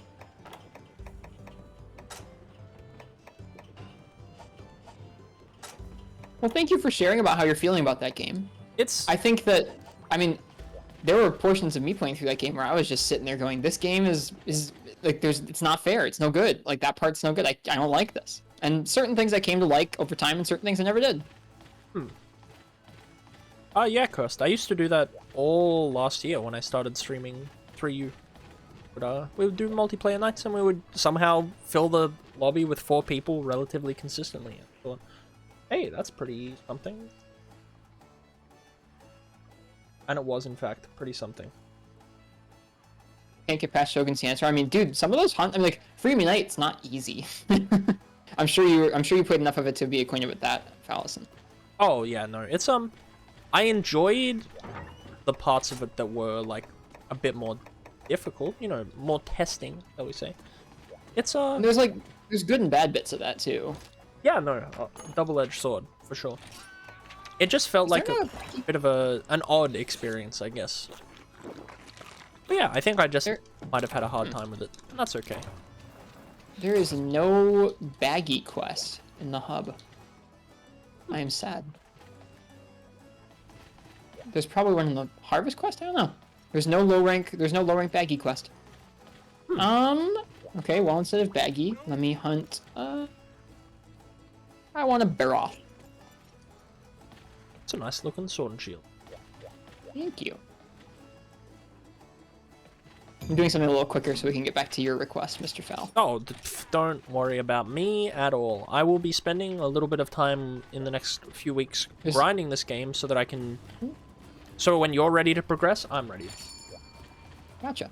I'm going to be ready to progress fairly soon, I think. I have a remainder of weapons on my big list of weapons here to collect still, but we're getting down to it. I filled in a lot of this list of low-rank weapons. I have a lot of equipment. Ensign Boot asks if we want a low-rank baggy event. As long as it's low-rank, Ensign Boot, we might do it next. That'd be nice. Thanks. Are you both ready? You're both ready. Let me make sure I actually have items. I didn't check. Yeah, I'm good for whatever. I'm sorry you didn't get your horn. Hey, it's okay. Next time we do a guy, Chris, I'll bring something to break the horn with. Cat is... Okay.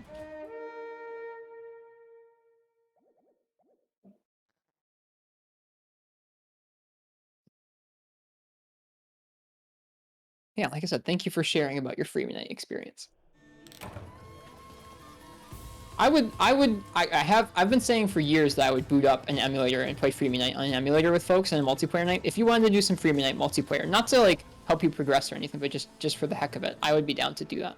I did think if I was going to do the hub, like, booting up Hunsterverse would be sort of a necessity, I think.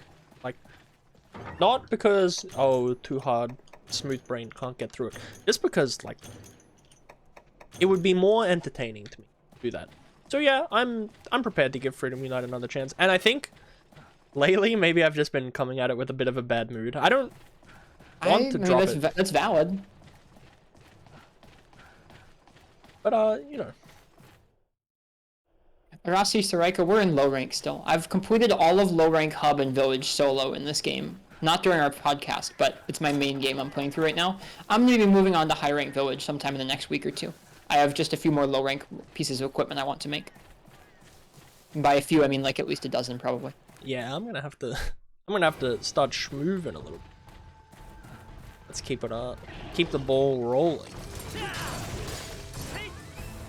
Ensign Boot has brought us a Jaggy Bowgun and the Yokomo set. I did see that. Thanks for joining us, Ensign Boot. Thanks, Big Bad Bosch. Cheers.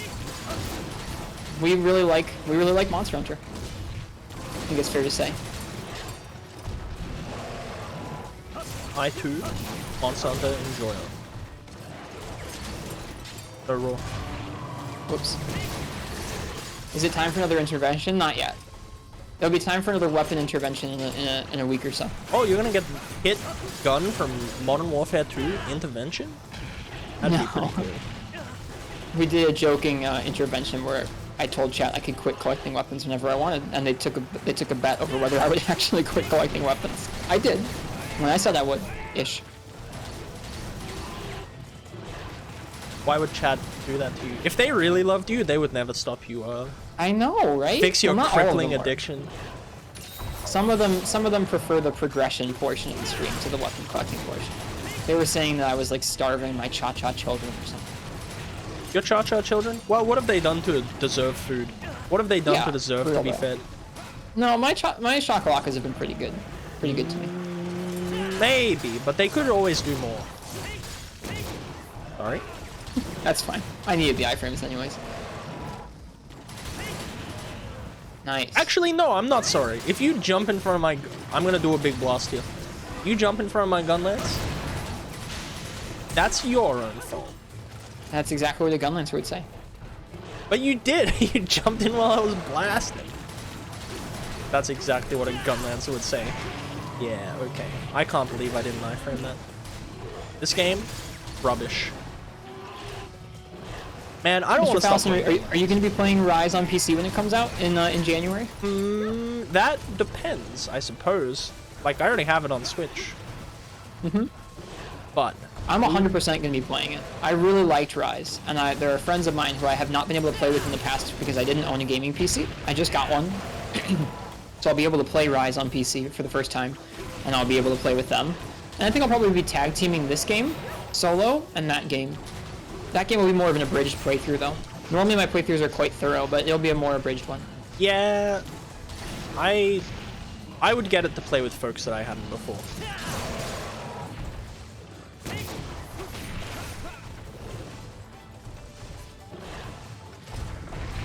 Like, only recently did I get to have my first hunt with Uchi. Yeah, Uchi, he's fun to play with. They're a good friend of mine, and it was nice to get to hunt with them. I want to hunt with them more, and like I want to be there as they play through the game that I like a lot. It'll make me happy. Ooh.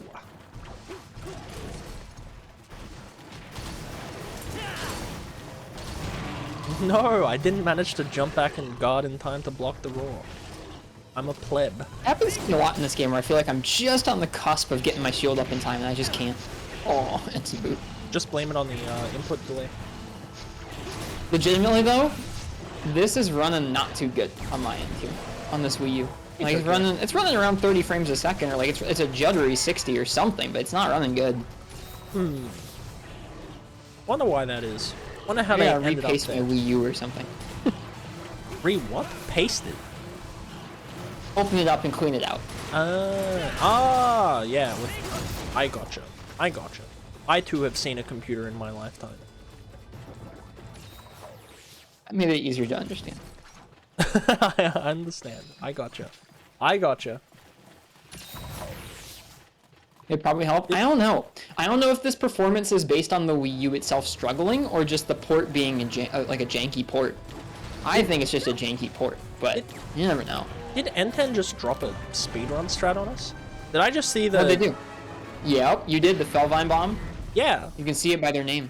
Yep, you can see it. They dropped a little Felvine bomb in order to use an item quicker. We're being styled on. We are. That's okay. If someone wants to walk in here as an HR 999 and bring their Felvine bombs and get blown up by fucking cats, they're welcome to.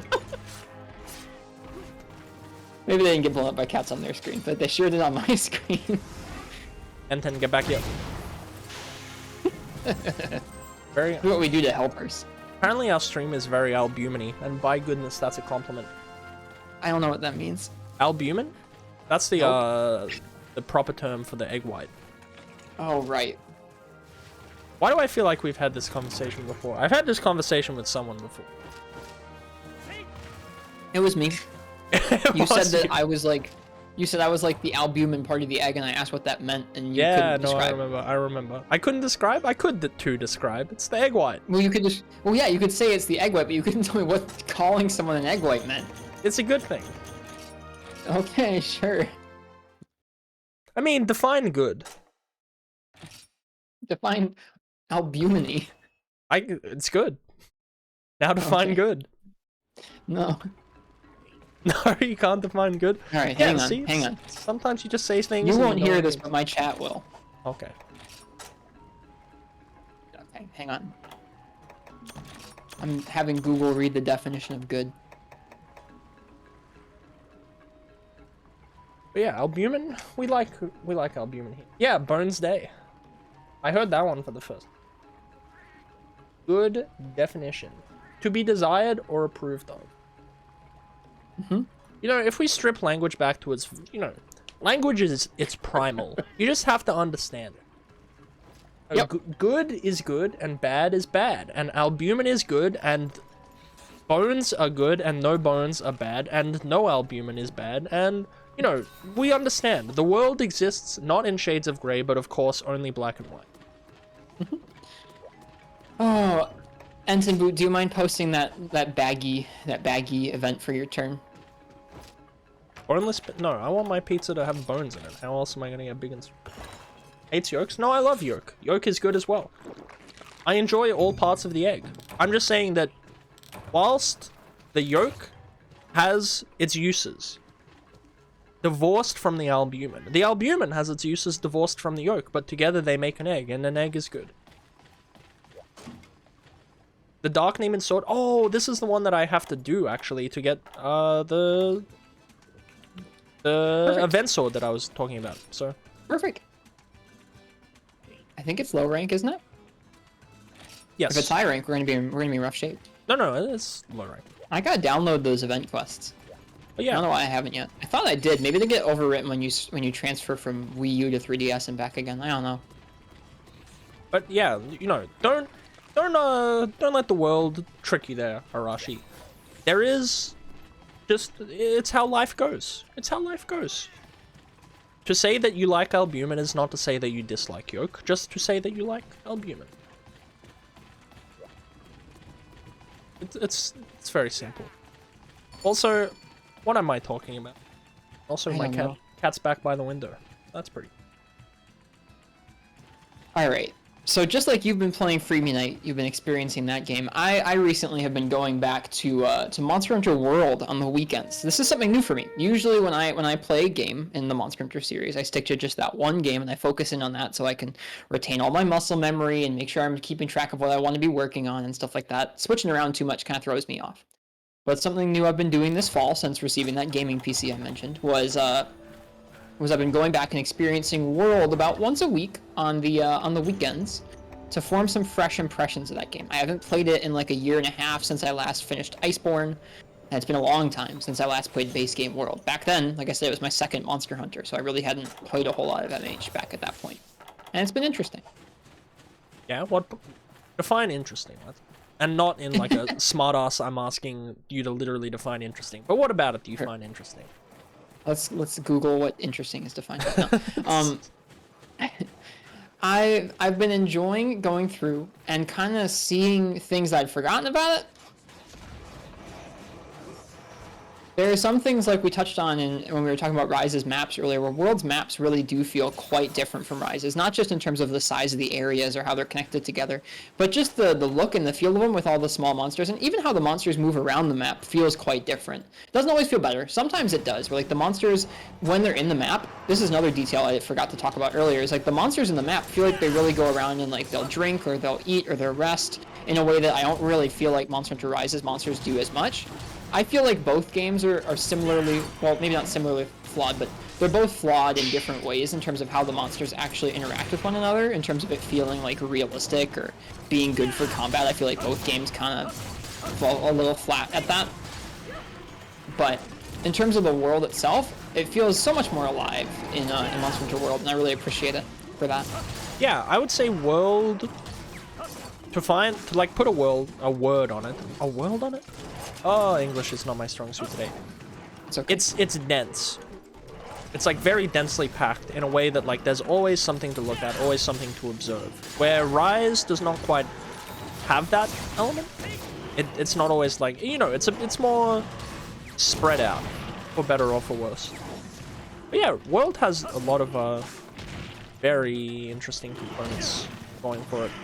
How do you think you feel about it comparative to your first time playthrough? Because we were touching on before how they've effectively changed their base game experience for better or for worse with the defender armor and whatnot.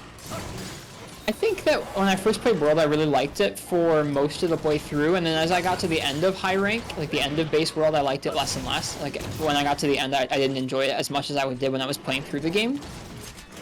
That's my general recollection of it, but when I first got it, I was very excited about it. I had bought a PlayStation just to play it. It was my first time like going out and buying a big video game console like that for myself as an adult, which was pretty exciting. And I mean, before that, I kind of played Monster Hunter almost by accident, whereas that was my first time going out of my way to be like, oh, it isn't just this game that's already on a console I own. It's like, oh, I'm going out here to buy this game, or buy this console for this game. And I really liked it a lot. I liked playing through it. I liked Lance and Longsword. I think this time playing through it, I think I'm enjoying myself playing through it still. It's still really it's still fun Monster Hunter. And some of the fights have interesting things that I'm enjoying getting better at, even if it's not like, some of the things don't make it, some of the aspects of the low rank difficulty don't necessarily make it challenging, which is fine, because that's low rank. But other parts of it do, like getting used to how the monsters move around the world being different than Rise, and how the weapons control and being different than Rise and World, which is probably more than most people would really remember or point out. It's like the weapons are quite different. The controls are different, how some of the moves work is different, there are additions and subtractions between the two games. There's quite a bit. Yeah, I definitely... But I've been enjoying that part of it. I think this time through, I'm realizing that, like, part of the reason I'm playing through it in general right now is because I don't think I'm going to have time to play through that game as thoroughly as I play through other Monster Hunter games on the channel for at least another year. Just knowing that this game will take a while, and then we have Sunbreak coming out. Like, I know that most of my next year of Monster Hunter is already spoken for, which is bizarre, but kind of exciting all the same. But I didn't want to wait that long to re-experience World, or to get to play with some of my friends in Monster Hunter World. And so I'm playing through it right now, but also because I think it's a pretty important game in the series. Whoops. Very much I think so. it's a pretty important game in the series because it started a new era of Monster Hunter and a new idea of what they could do with the game design. And I want to be able to compare to that with some fresh impressions or some fresh recollections when I'm playing Sunbreak or when I'm playing Monster Hunter 6 or whatever. Yeah, no, I think World in that sense is like very integral to the experience, and I'd recommend everyone, it's important. give it a good red hot go. Oh, it appears that we're being rated by the world's cutest gamer. The world's cutest gamer. There they are. Here I was. That's pretty exciting, Allison. It's true. I can't believe it. Welcome on. Hello, the world's cutest gamer. I hope that you guys are doing fantastically. Welcome to a joint podcast between myself and RistrettoChronicles. You can watch both of our perspectives here. Make sure you give him a look-see. How was your stream, cutest gamer? Thank you so much for being here. I truly, truly do appreciate it. And welcome on in, everyone. Whoa, I've actually never heard this horn. Listen to this. I'm listening. It just makes some clanging noise on my screen. It makes some like oh yeah. What's that? What's that list sound like? But thank you so much. And for Private Tom asked if there is built-in voice chat. There is built-in voice chat for this game, but we're not using it. We're using Discord on our computers to do the audio for this stream. Yeah, for those of you who don't know, every 2 weeks, myself and RistrettoChronicles get together to speak about Monster Hunter and Monster Hunter related things. That sounds very cool. I'll have to check out the VOD. Yeah, that's what we're doing right now. I was just going to have, I guess, to those who just came in, that's Fallison, and I'm Ristretto. We're talking about Monster Hunter tonight. Fallison was recently playing through some Monster Hunter Freemium Night, and I was recently playing through some Monster Hunter World, and we're both sharing a bit of our impressions of it. I was just talking about how World feels to me to be an important entry in the series to have some, fresh impressions of, and so I'm enjoying going through the game and getting reacquainted with how the game is paced all throughout. It's been a couple years since I last played through World. But also, I'm reacquainting myself with it, and there are some things about it that I think I'm realizing on the second time through, I don't know if I'll ever enjoy how it does certain things. How it makes some of the weapon upgrades are pretty streamlined from one to the other, how it structures the progression quests, or how there's no village and hub split and stuff like that. I think some of that stuff I might always prefer some other way, but that doesn't necessarily mean I don't like the game. I don't like playing through it. That's fair. Yeah, I'm very, very busy. That's kind of where I'm at. Is I'm enjoying going through it, and like I said before, I am enjoying remembering how some of the weapons work in World differently than Monster Hunter Rise, and also learning. When I played Monster Hunter World, it was my second Monster Hunter, and I didn't play all the weapons back then. So there's a lot of weapons I've never played. I played Bow in Monster Hunter World for the first time the other night, and I had a good time. Yeah, I think World is very interesting. A lot of the weapons can feel a bit floaty to me. They don't quite have the impact that I might like. The feedback. Yep. Yeah. Yep, I've been noticing that as well. I play without damage numbers in Rise and World because they distract me in a way I don't particularly enjoy. And I'm definitely noticing the lack of feedback on certain hits. It feels like Rise made that a little bit less noticeable to me. A little bit. That's funny you say that, AOL. What do you think of the perspective that World is baby's first Mon Hun? If you've ever played a Monster Hunter before World, you can be like, oh yeah, they're just a World baby, and therefore they don't get an opinion. I think World... In some ways... Oh, you go ahead. I was going to say... You do yours first. I think World has enough there that... Well, A, you should never be patronizing to anyone anyway, but I wouldn't say that you haven't experienced a Monster Hunter game if you played World. I think World is a really good first game. Yeah. Yep. But, what do Someone you think? recently asked me about what I thought the best first one was, and I think I said whatever's the most accessible for the person you're trying to get into the series, or whether it's where they can play with you or whatever console they own is the best one they should start with. But for me, no, I don't think that World is baby's first Monster Hunter. I think there are some aspects of it that are absolutely streamlined, whether it's you don't have to there's not as much of a focus on preparing your items before a hunt because you can always get them from the box, and some stuff you just don't have to worry about bringing, like picks and bug nets and whetstones. That's fine. That game does not, when they designed World, they were we don't want there to be a particular focus on preparing for a hunt in that way. You still have to prepare by eating a meal or by equipping the right armor, but items, not as much of a preparation thing anymore. That stuff is just a little bit less punishing to the player. There's a little bit less forethought going into that. But in terms of the actual combat, there's going to be some stuff that's easier. You can back roll, you have more iframes, you have stuff like mantles that can be helpful that you didn't have in games before that. But in some cases, there are monsters that make up for that by being much faster than they used to be, or having more moves than they used to be. Not all of them. Some monsters in World are easier than other games, but not all of them. And I think there are challenges in the game that are worth experiencing and are going to be tough for whoever, even if they've played Monster Hunter, because World is just a different type of Monster Hunter. It's faster, it's more fluid, it has a different type of difficulty. So whether it's your first one or not, there are some things that are going to challenge you the same no matter what, like that. Yeah, I think that's not the worst perspective. I like World a lot, and I never feel like I'm being cheated out of the Monster Hunter experience whenever I go back and play it. That's a fun question, but asked by the world's cutest gamer. Have we played Dauntless? I have tried Dauntless, and I don't know, it's missing a lot for me. I don't like it very much. For me, it's I have so many Monster Hunter games I still haven't played.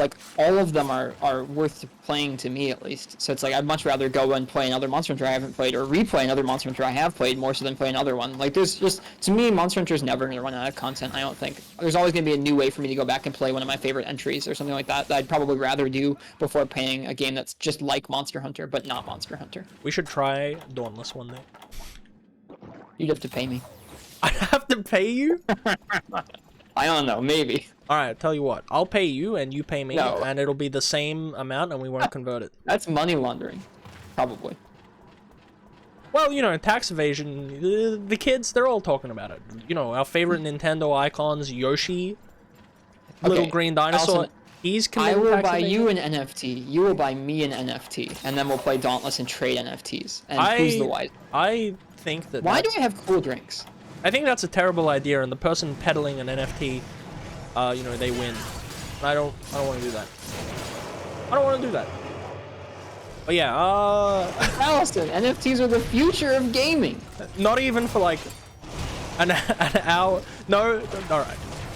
You pull up the NFT thing again later, because I know you and I both feel similarly about NFTs, and I'm gonna shove. It's getting worse. That's another reason I viewpoint. need to get off Twitter. Is there's too many NFTs on Twitter. It's bad. I don't see too much of it, but I do laugh whenever I read someone like molding, because they're like, man, or they make like an unfunny meme because it's like, you know, this person keeps saying they're gonna screenshot my NFT. They're like wiping the tears from their eyes. It's like, yeah, well, They have it's their not, memes, so they're okay. it's not that funny. You know, it's not funny to say you're gonna screenshot my NFT. Yes, I'm gonna take your monkey and I'm gonna draw MS Paint stuff over it. But yeah, NFTs, I don't know where like, you're going with that.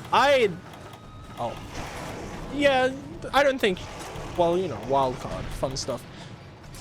I don't think NFTs very good. I am diametrically opposed to them. If someone, like artists that I respect, I love their art. It's like, they say, oh, I'm selling an NFT, I unfollowed them immediately. That's how it is. It's These trying times. Alright, enough about that. I didn't really mean to bring it up. it's I fine. don't feel well educated enough to really bring an argument against NFTs, except I think they're quite silly. And I think that it's clear that the value there isn't to the people who are making the art, but rather the people who are investing in whatever the currency is. Yes. In any case, I'm gonna go back to Dauntless and Monster Hunter World, and I probably Okay, wouldn't let's play go. Dauntless. Let's go. Dauntless is Probably wouldn't play Dauntless. not If you- even, I'm sorry. not even if we did it for like one segment, for like 2 hours. Maybe for like an anniversary special of something. I don't know. Something special. Charity, maybe. All right, okay. All right. We'll put that one on the back burner. We'll think about it. I'm not like dying to play Dauntless, by the way. I'm just sort of, I'm intrigued to see how you would feel about Dauntless. Even if it was like a 2-hour segment where we just shit on Dauntless, I'd be fine with that. I wouldn't just want it to be that, though. I feel like that's like the low-hanging fruit. Oh, absolutely. But sometimes the low-hanging fruit tastes the sweetest. Don't move, Barrios. Thank you. Woo, nice.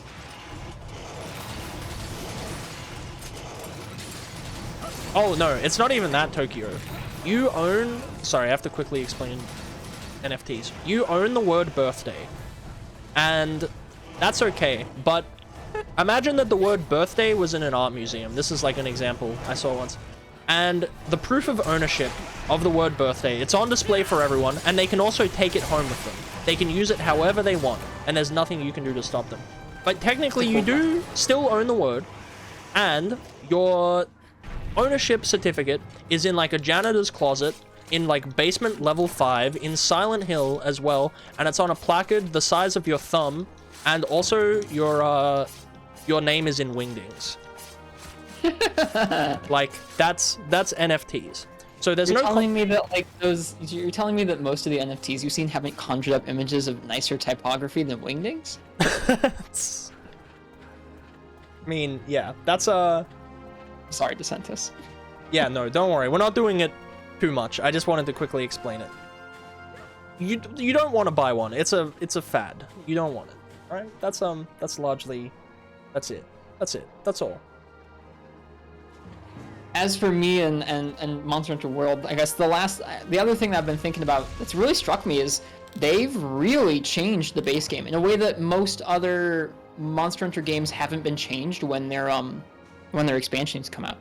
Like other expansions, you've got new mechanics for a weapon. Maybe it's a new move, or you've got a new type of armor skill that maybe gets added to some armor in that rank or something.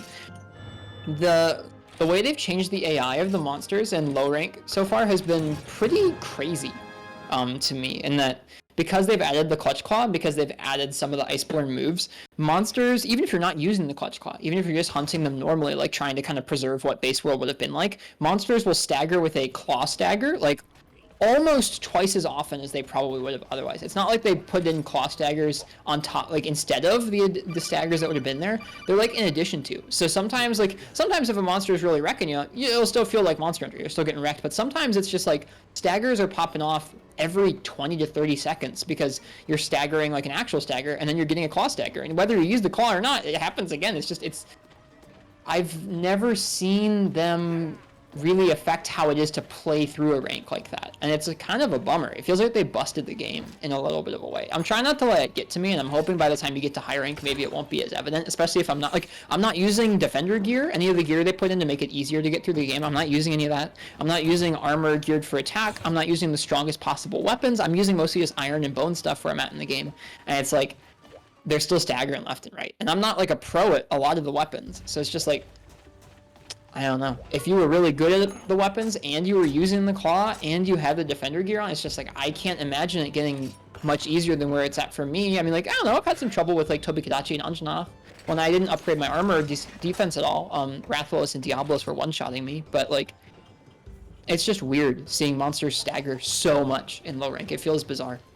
Yeah, no, I could definitely see that, and I agree. Like, they should have just made it so that you don't get the Clutch Claw until later on. Oh, you made it. Yeah, you made your longsword. I did make. Sorry, go ahead. I'm surprised. Yeah, I got the longsword. I'm a longsword getter. I'm the biggest longsword owner of all time. Yeah, no, it's very weird. Like, they should have made it so that the Clutch Claw was not introduced until later. I think that you would be hard pressed to find someone that's like, oh, I love Clutch Claw. Clutch Claw is the best. I think it was novel for the first couple of hours that you have it, but then you realize, oh, I have to use this thing. So that becomes pretty rough, I would say, but it is one of the things. I'm determined not to use it for a while. That's completely fair. I'm like the same way. I always forget it. Every single time I boot up World, I forget that the thing exists, and then people will be like, hey, why aren't you using it? It's like, oh yeah, that's a thing that I could use to beat up the enemy. Oh, is your post, Mr. Fallison? Oh, yeah. So you can go ahead and post another Legiacris if you want to get that Legiacris sword and shield. Sorry, N10 and I were bonding. You're good. I was running around in a circle with them, and it was very exciting. That's just my last impression from it so far. Is like I'm enjoying playing through it. I'm enjoying learning how the monsters feel differently and how the combat feels a little different in World compared to Rise. I think Rise feels much more like up my alley in terms of I feel like it really sticks out to me upon playing through a World that, like, while Rise is new and different from old Monster Hunter, and people have like talked about that ad nauseum in ways they think Rise is busted or not busted or whatever, it's much more filled with like just straight up fan service for like returning Monster Hunter fans, whether it's like the Japanese look from Portable Third or like the hub and village split or just how things feel, the styles or the switch skills and the soapbinder. It's feeling kind of lifted from GU, which is an older game. Like, it really feels like there's a lot of just straight up fan service in that game designed to appeal to older Monster Hunter fans, and it definitely works on me. I think that's very fair. And it's interesting feeling the difference for that with World, where like it's clear that they were going for a completely new style of Monster Hunter and a completely new like tone and everything. Oh yeah, I do have more to talk about. Never mind, I remembered something else. That's fair. Yeah, as far as like Rise and World go, they're not like the. It's funny you say that. I personally feel that World ends up being closer to the traditional Monster Hunter experience than Rise ended up feeling, and that's why so? Why? Just it felt more grounded, shall we say? I think that's the one thing I don't enjoy about Rise as much. It's the option to just always get out of jail free by just like wire bugging into the air or dipping, and that stuff does feel good. You know, I don't need everything to be the traditional Monster Hunter experience, as it were. And that's okay. Like, I'm fine with World having its own particular brand of jank. I'm fine with Rise having its own particular brand, I wouldn't even call it jank, because wire bugging Rise is pretty out there. It's just really out there in terms of like the affordances it gives you in that way. I think that kind of like how World can stand on like the reasoning of like, hey, we gave you these concessions of moving around with potions, and we gave you these concessions of like being able to restock and all this stuff because like the monsters move differently, they attack differently, the maps are structured differently. Like these things were made and designed with that. I feel like the monsters' movesets in Rise, not all the time, but a lot of the time, can at least make sense why you have those sorts of options, to me at least. I do agree that like that sort of stuff obviously isn't necessarily a callback to older Monster Hunter. That's just like its own crazy out there brand of Monster Hunter. That's its thing. But to me, I think a lot of the trappings of it, like I was talking about before, like the aesthetic and the way the game is structured, even some of the ways the armor works differently from World with decos and charms, is like it feels like a lot of stuff that's just aimed squarely at fan service for the fans. And I feel like a lot of folks kind of lost sight of that towards the end of the game, of just like, man, this game, it's not perfect. It's still very new and different, but man, it's a lot. There's a lot of stuff that's a lot more based in like the classic games than some of the changes that World made, which is interesting. I didn't see a lot of folks talking about that towards the end of the whole general Rise discourse over the year. Yeah, I'm curious. Like, personally, I think maybe a lot of the Rise discourse might have just come from the fact that people were burnt out on Mon Hun. Like, they got pretty hyped for Rise, and then it came out because, and you know, they were like playing GU or they were playing something, so they were like, oh, you know, I'm so used to this other thing now that they sort of, I'm gonna die. Oh no, I don't have a life powder. I'm sorry. I was feeling the Legiacris advantage there underwater too. He was just getting me several hits in a row as well. Yeah, I don't think I've played Longsword underwater in quite some time. That's okay.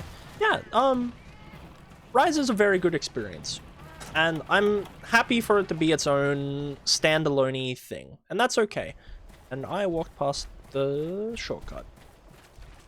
One of the other things that stuck out to me in my time with World is that I mentioned there are some things that I don't know if I'll ever like. I don't think I'll ever like that game's tone. The game is written really, really dry. For the story and the dialogue and the item descriptions, it's all very dry. I mean, like, there's still some moments of levity. There's still some, like, bits of dialogue that are goofy or funny or, like, whatever.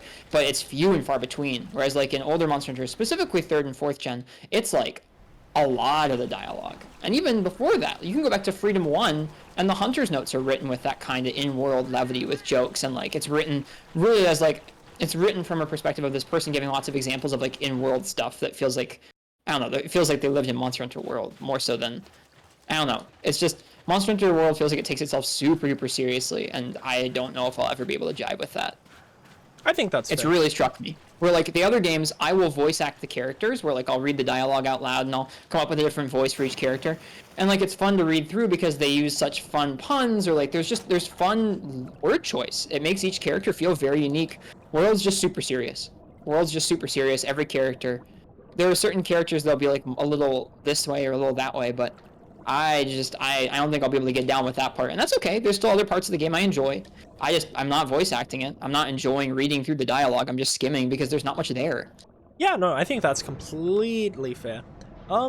I wouldn't mind them taking a more serious tone, but the serious tone needs to be cut through with like the traditional Monster Hunter stuff. And I think adding a serious tone, just in terms of like general story writing, can be weighted really well, but it has to be used against the backdrop of something else. Otherwise, it's just like dreary and kind of meh. Yeah, I feel like you can still do a serious tone as well while giving the characters interesting word choice or interesting dialogue. It just feels super serious. I don't want to use the word generic because that's not quite right, but it just feels like it takes itself super seriously, and they're just describing things without much flair or pizzazz. It feels very straightforward in terms of the dialogue.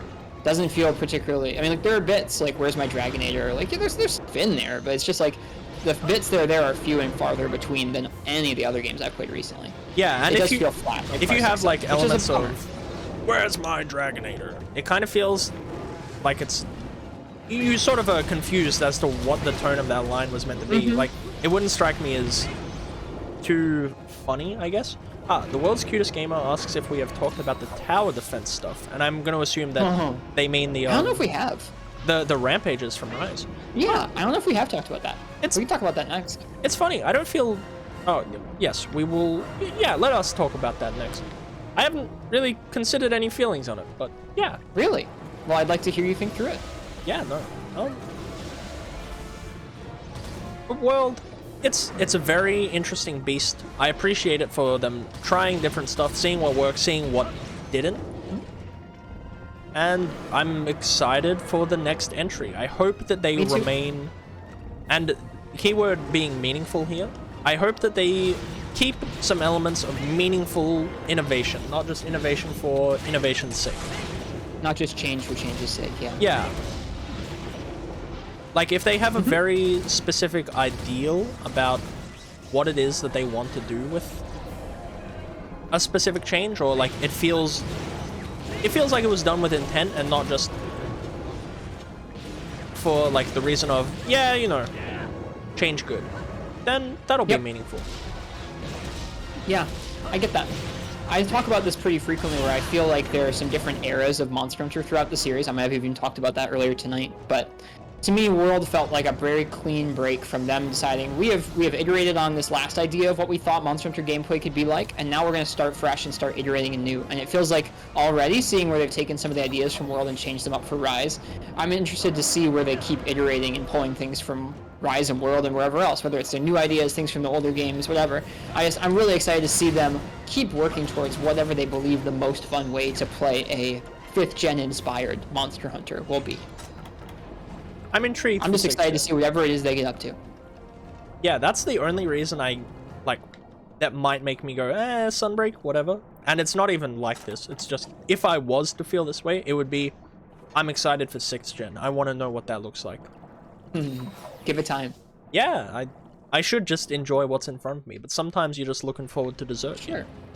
I think that I think that it'll be definitely worth the wait. If you imagine how much time they'll have had since Iceborne wrapped up, like over a year ago now, to work on a next generation Monster Hunter for the next gen consoles, it's going to be freaking amazing. Remind me, Sunbreak is February? No, sometime next summer. We don't have a date yet. I thought we had a Rise PC is January. That's Sunbreak it. is next summer sometime. So we've got some time.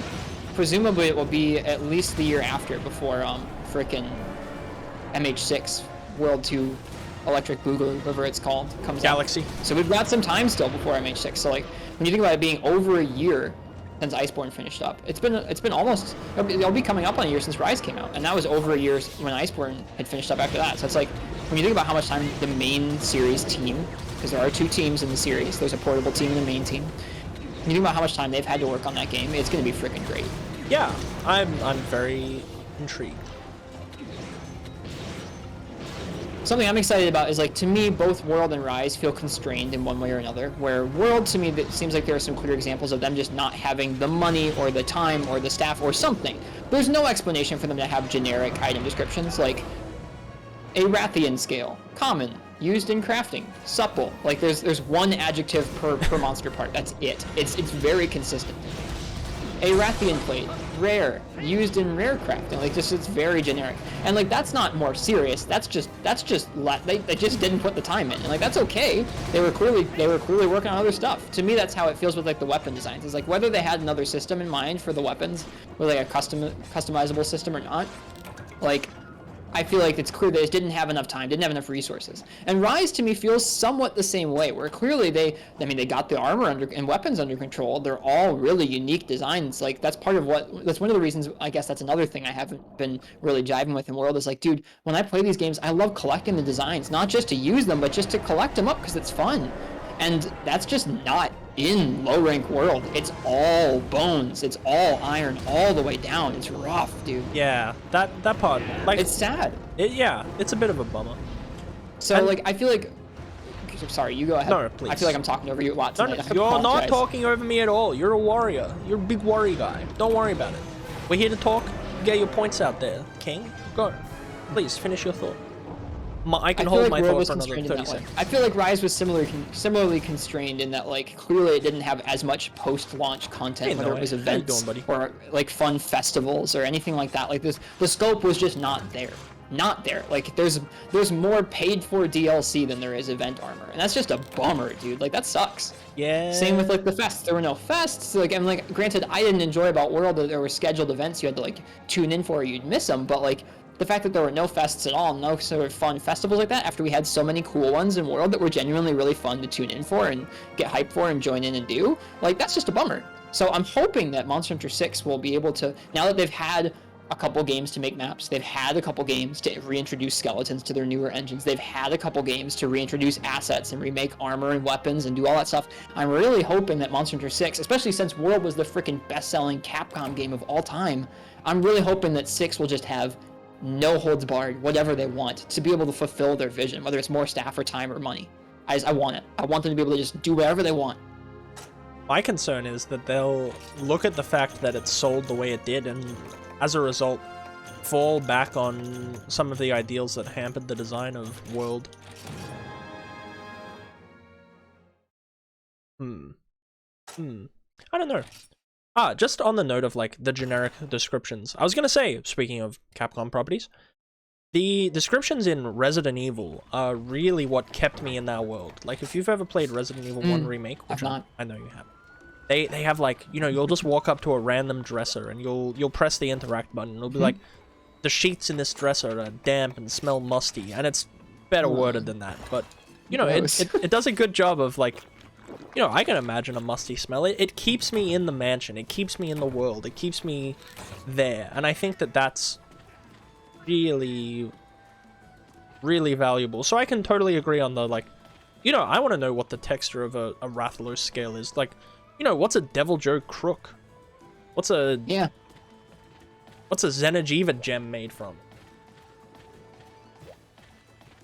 Like, that kind of element. Did I get that horn? I think I got a horn. I got a horn. I just spent it, though. I made the Legai bow. The world's cutest gamer asks us, what's a crossover we could want in Rise? And I think we've touched on this before, and I have no meaningful thing to add. I thought, I don't know. I don't know what we'd like. I'm just gonna clarify that I just don't play other games, and I'm really boring, so there's not any other crossovers I really want, and I didn't particularly appreciate the crossovers in World. Like, they were neat to see so much effort put into them, but it felt like they really sidetracked the game's updates in terms of their prominence. Like, they both felt like very prominent occurrences in that game's content feed, and that sounds all dumb and corporate, but like, particularly the Draken armor over-centralized so much about base game that it really soured me on the end of that game, and it left a bad taste in my mouth. Like, the fact that debatably one of the best armor sets, one of the very best armor sets in base World, was from some random monster from another game that I don't care about, and that everybody felt like screaming about forever. It was just like, you're gonna make this brand new Monster Hunter game, and then the best gears from some random thing from another world. It's not even a Monster Hunter monster, or it's not even a Monster Hunter monster. That's lame. That's how it felt to me, and I'm still kind of salty about it. I don't think it bothered me too much, like, Draken armor. You play Final Fantasy, though. I did not at that time, though. Okay. I started playing Final Fantasy 14 as a result of the Monster Hunter crossover. Really? Yeah, wow. I saw Rathalos was in that game, and that's what intrigued me. But so I'm pretty biased against those crossovers. You go ahead and you say whatever you'd like. Yeah, it didn't bother me one way or the other, because, like, even looking on it in hindsight now, it's like the Talos armor is bar none the best armor in the game for, like, the end of Iceborne. And I suppose you're right, it is in the base game, though. Like, Draken, there were AT sets that were better, like, better for optimal stuff, but for the average player, making the Draken set was way better than anything else. Way better. Very true, very true. I think that Monster Hunter has always kind of had that problem, though, of, like, you know, yeah, but it wasn't from some random monster from an unrelated game. Okay, but that doesn't bother me. It does bother me a lot. And that is fair. I think, it's fine that it doesn't bother you either. It's okay. I understand that. Oh, no, that's completely, like, don't think that I'm trying to alter your opinion. What I'm saying is, Monster Hunter has always had the problem of something objectively has to have the best numbers. And it doesn't bother me what it is, but I think as far as, like, the skill system goes, unfortunately, we're always going to get kind of a stinky monster that has the best numbers attached to its weapon and or I don't care armor. about that. It's just the fact that it wasn't from Monster Hunter really pissed me off. Do you think they considered that in the balancing, or do you think that maybe because it was a crossover, they were like, well, it would kind of suck if we reeled in all of these Final Fantasy nerds and then the armor just sucked. Like they didn't want to use it. That's kind of how event armors have been. I mean, like they've been like niche useful stuff. But they've always mostly been. Yeah, no, you're right. You're right. They have. I mean, like there's Star Knight. There's Star Knight, but that's not really a crossover as much as just like a cool armor set from a collaboration with something from Japan. Yes. Yeah.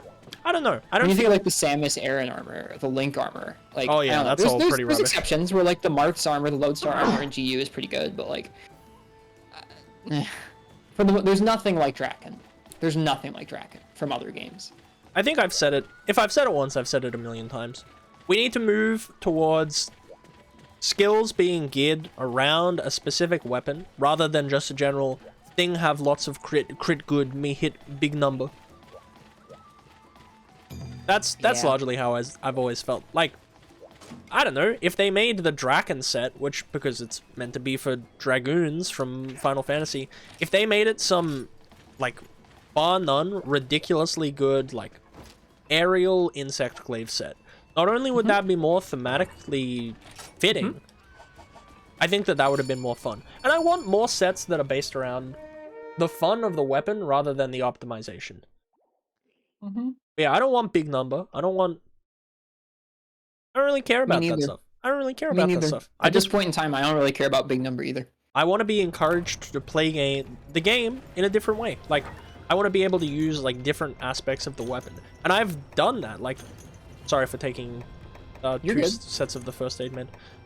Like, one of my favorite sets that I made in GU was just this stupid, like, KO set for the, like, all based around the Shoryugeki for Sword and Shield. And I love that set. It's so satisfying to, like, use the Shoryugeki, dunk a monster, just beat him up. I think that's really cool. So I think leaning into being able to change what playstyle you might like within the context of a different weapon, because there are lots of ways that you can utilize different aspects of the weapon, like great longsword, you know, you never charge it up, you just swing it around. Like, there are some fun builds you can do with that, etc, etc. I think with the crossovers, being a bit more smart about how they play those close to the chest would be better, I think. Anyway, we got off track there, I think. No, it's okay. We were talking about something from chat. It's all good. And we were talking about World, which is kind of what our last topic was for the night, really.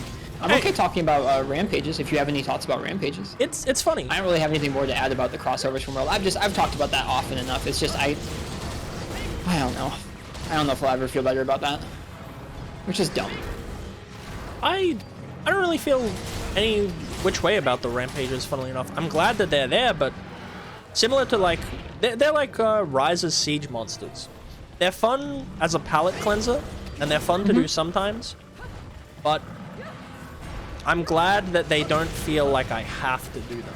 Like, you know, you're doing a multiplayer hub with friends, and then, like, you've done, like, 5 quests in a row, and it's like, yeah, let's just do a Rampage to sort of kill some time. Like, that's all I really feel about them. I don't feel too negatively about them. I don't feel too positively. If it was all the game was, I would hate it. I would hate Rise. How would you feel if you were somebody who was grinding for a specific charm? Let's say you're like somebody who's either you really want to do the fights as well as you can, or you're a speedrunner or something, and you do end up doing those Rampages a lot. How do you think you'd feel about it if you had to in order to get some endgame gear? In order to get some, I think some endgame gear being locked behind it wouldn't be the worst thing of all time. Like, they've put it in there, they should utilize it. Yep. I like his variety, like you said, where I think, especially, I don't know, initially I really didn't like it. Just from the second I saw it, I was like, oh god, I don't know if I like this. To me, it was one of the important parts about Monster Hunter is that the enemies are substantial. They take a long time. You have to kind of focus on learning the moves and dealing with their individual threats and stuff. And so to trivialize them into essentially tower defense siege waves, it didn't jive with me at first. it still doesn't in a little bit. Like, I still wish it was something else besides the regular monsters. Like, I wish it was some kind of special weird siege monster that was, like, supposed to be a little bit less fearsome. Because gunning down, like, that many Kazoo all at once just feels kind of anticlimactic to me. But at the same time, I did grow to really enjoy the variety that each set of Rampage objectives gave. And when I focused on trying to clear as many objectives as I could in each Rampage, I really came to enjoy it, because you had to really think about throughout, like, when you had that list of objectives, you wanted to clear as many of them as possible, you had to think about, okay, which one of these do I want to do early in these waves, which ones do I want to do late in these waves, how do I want to do each one, especially solo. It was pretty rough. Yeah. And I enjoyed that. Yeah, I think I've described Rise as arcadey more than once, and I think the Rampages contribute to that, and I'm okay with that. I'm glad for them to try whatever. Don't do it for everything. Don't give us Rampages 2 Electric Boogaloo. But hey, when I didn't even know about the Rampages existing initially. I didn't, because I stayed away from, like, all of the material from Rise. I didn't know that they were a thing. So they were cool to see, but yeah, I have, like, actually no strong feelings one way or the other. That's fair. Like, I guess, if I was to change something about them, make the objectives a bit more interesting. Make, I know that there's now an Ibushi event quest that is not Rampage only. So there've been quite a few tough event quests added recently. I've been thinking about going back and doing a Rise night or two. Yeah, I think that would be pretty fun. I'd like to fight that version of Ibushi. Yeah, let's go, Enten. What a speedrunner you duo are. Wow, look at this coordination.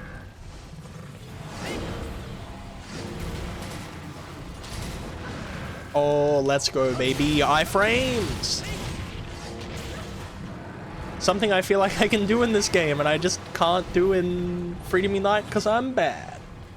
I think each game has different timings for iframes, so it's not surprising to me. There are certain games I just can't do very well with iframes, and other games that I just come back to and I can still hit the iframes even if I've been away for a while. Yeah, I'm gonna be playing, like, Dark Souls and stuff like that all of next month, so I can't wait to just be an absolute mess when it comes to, like, podcast days. It's like, I'll try and iframe something using the Souls amount of frame advantage, and it's just, I'm gonna get hit and then I'm gonna complain. Please stagger. Oh. I was also betting on a stagger there. It didn't happen. That's why we are not gambling men. Parsec asked me about the other Rampages. If it had been monsters, if it had been smaller hordes of monsters like Jagras and Azuchi and Ragi's, like, small monsters, if it would have felt better.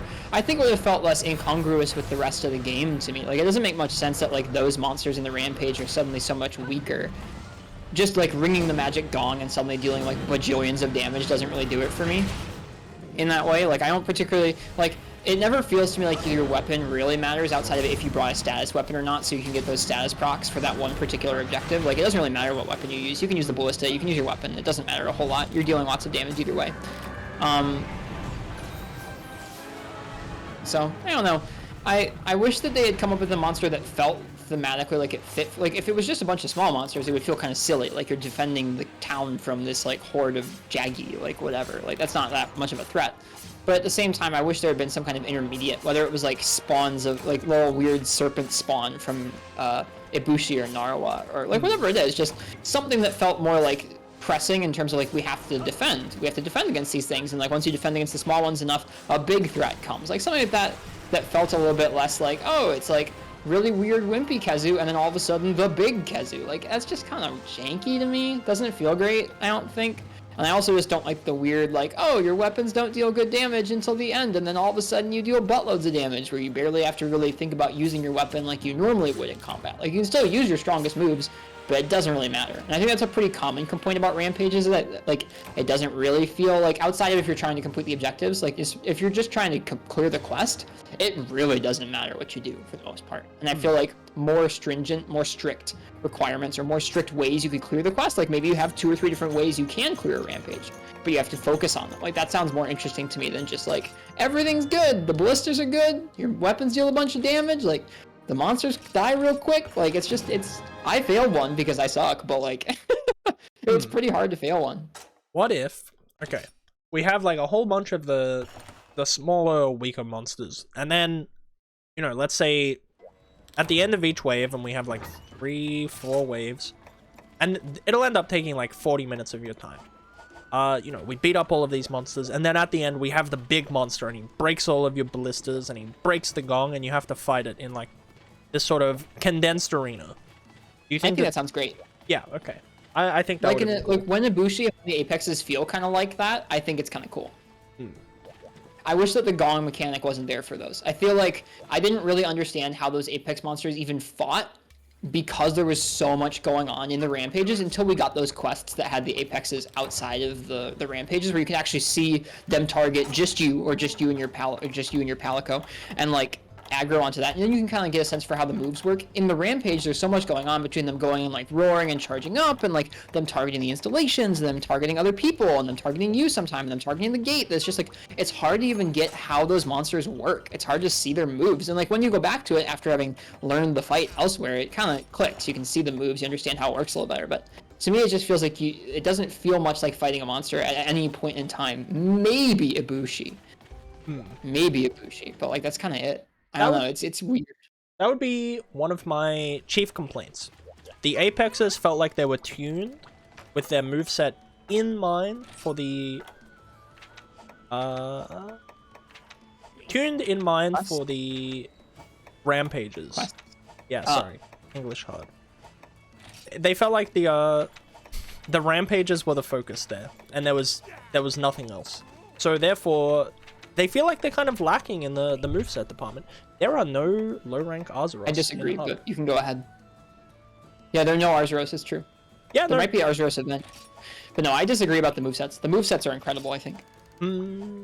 Like, they add quite a few moves, and they add moves that are tougher, and the patterns are completely different from the regular monsters. I mean, like, there are still some similar patterns that are built on the regular monsters. Maybe they're similar to, like, Deviants, but I still think that, like, even from the Deviants, they're going to be a little bit faster, a little bit different, because they're in 5th gen Monster Hunter, and they flow together a little bit more fluidly. You have 5th gen movement mechanics to get around them. See, here's the thing. I felt like they were missing stuff that the Deviants had. Yeah. So, I can't compare. I haven't fought the Deviants. Yeah. Maybe I'm poisoned on the fact that I have that sort of prior knowledge, that prior comparison. So that makes it a bit harder for me. But yeah, that's sort of by and large where I fall down. It feels like they took things away from already existing monsters.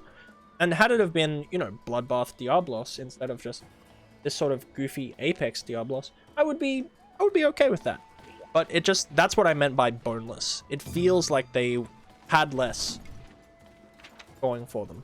I gotcha. That's fair. If you were comparing, I think there might be an Arzuros on this particular gathering quest. Yeah, that's why I picked it. I need some for my Switch. I don't know. I can see that perspective. That makes sense to me. Yep, that makes sense to me. But yeah, that would be my chief complaint about. To me, they just further played into my enjoyment of that game's particular movesets. Like, I think monsters in that game have so many moves, and to me, that's one of 5th generation strengths in general. Is like, you've buffed the player movesets and player weapon kits so much that, like, you can deal with any monster numerous ways. You've got so many options for damage, you've got so many options for safety to get out of the way, that learning a monster, it comes down to being able to read the moves, and the more they add like fluid animations to it, and the more moves they add to the move pools, the longer it takes to learn a monster, not in terms of like, okay, where can I stand and what are the timings for me to get these openings in, but instead, like, what are all these different moves the monster can pull out? What are all these different variations on these patterns? And like, I like that kind of depth. To me, that feels like a kind of depth that really fits with 5th generation. Is like, if you're gonna give us really intense over-the-top tools from the player, you got to give us over-the-top variations on the moveset, really loads of moves to pull from, to learn from, and learn around. And to me, it honestly reminds me of Monster Hunter Frontier. Monster Hunter Frontier had that exact same sort of difficulty. I mean, like, and it had other parts too that were less favorable. But one of the things that Frontier did right is it gave monsters loads and loads of moves. That's one of the things that struck me coming from Freebie Night and playing Frontier, was like, wow, on average, even these monsters that I fought before in Freebie Night, not like a hardcore, crazy, like, over-the-top version, just like regular old Gypseros, has like so many more moves that you have to learn how to deal with and learn that can come out at any given time. And it had over-the-top movesets and styles to deal with it. And I think that's, I mean, if you're going to give players more and more tools, you might as well give them as well more and more complex monsters to have to learn around. I agree. And I think that's part of my biggest problem with Freedom Unite. It was like, everything, like, nothing felt too special. Like, that's why Hypnocatress was kind of the straw that broke the camel's back. I got up to Hypnocatress expecting something a bit different, but it was just a Yarn Kutku that could... Oh no, you've disconnected. There's no... I abandoned. There's no Arzuros here. Ah. I'm sorry. No, that's fine. No, that's okay. I got some honey. Yeah, Uchiha, they also increased those movesets over 12 years. Yeah, of course. But I feel like, I mean... I don't know. I think that I really appreciate that about Rise. Is that, I mean, like, Rise isn't at Frontier level in terms of crazy player movesets or in terms of crazy movesets. But I think it fits with how 5th generation has structured weapon kits and structured player movement. There is an Arzuros on this quest. There is? Yes. Oh, I didn't stick around long enough. Well, you can kill it. That's fine. No, it's fine. I'll go check my farm and stuff. You need the equipment, don't you? You gotta wait a bit for it to spawn in. Oh, I was impatient. I'm sorry. If you're already coming back, we can do it again. If not, that's fine. You can kill it. No, I can come back. Okay. Yeah, this is a family show. We got nothing to worry about. Yeah, My Rise. apologies. I was impatient. I feel like Rise didn't give the monsters enough, and I think that's not a hot take either. And, you know, you mentioning Frontier monsters had so many tools to pull from, Too many moves. Well, yeah, moves, tools. Sorry, I understand. I was wanting to make sure you weren't saying something different, that's all. No. Yes, moves. So many different more moves to pull from. I just felt like the Rise monsters couldn't keep up. Yeah, I think you're correct. If you use all the tools they give you between the Wyvern riding and all the soak binds that you can spam and all of the items that you can use, like, yeah, I don't think they pose an immense threat. I don't think it's the hardest game in the series. But if you don't use all those things and you just focus on using your weapon mainly against those movesets, it's pretty crazy. I think it's pretty good. I don't know if that's a good balance or not. Clearly, I mean, I didn't use every tool in the game constantly that they give you, but I was just glad that, like, I mean, to me, World, like it's been a while since I've played through World, but to me, World felt like almost the inverse, where it felt like they gave the players so many more tools, so much more fluid movesets, so many ways to be safe, and they didn't buff the monsters very much. It just felt you just bullied the monsters a lot of the time. Not all of them, but a lot of them. It felt like they just couldn't keep up to me. So Rise, at least, I mean, like, you still have that, but at least the movesets are getting buffed up, rather than staying the same and just getting bullied. Yeah. I don't know. Rise is a very complex discussion. It is. It's weird, isn't it? Topic. It's a weird one. Yes, it's very peculiar. I think I would be... My, like, semi-firm stance would be...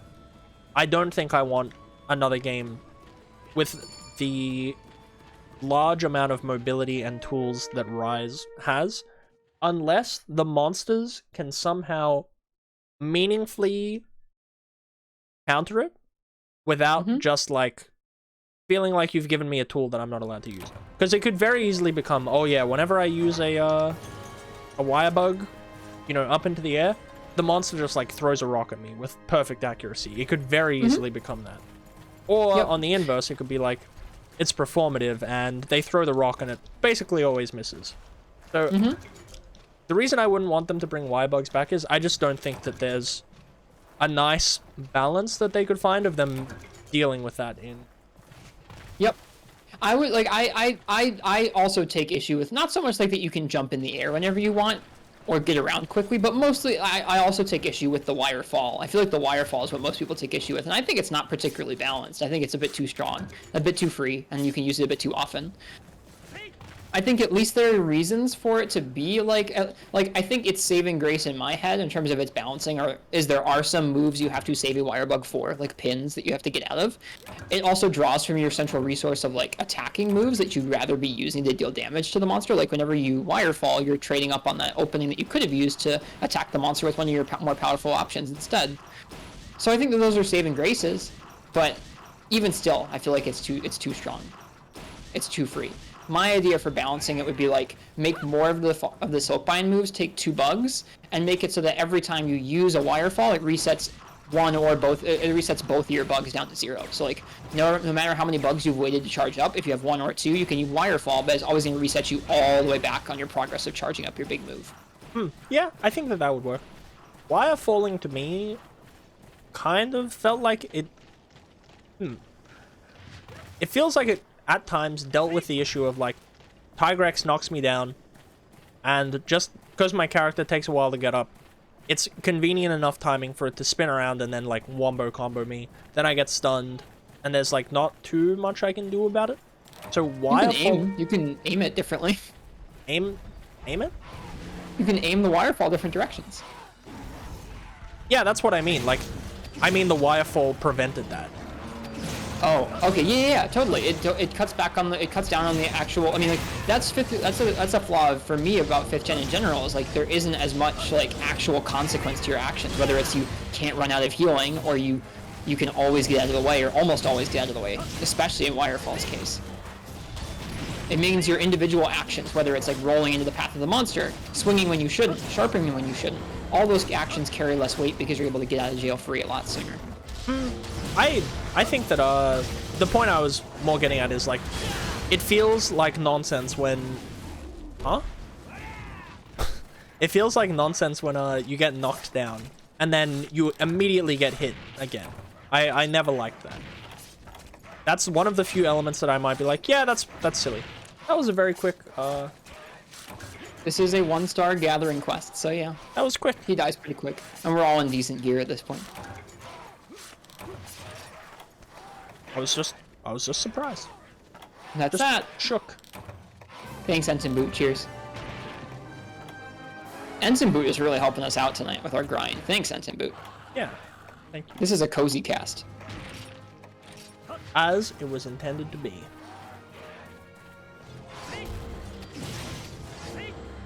Yeah, I don't know. I think it's interesting that I'm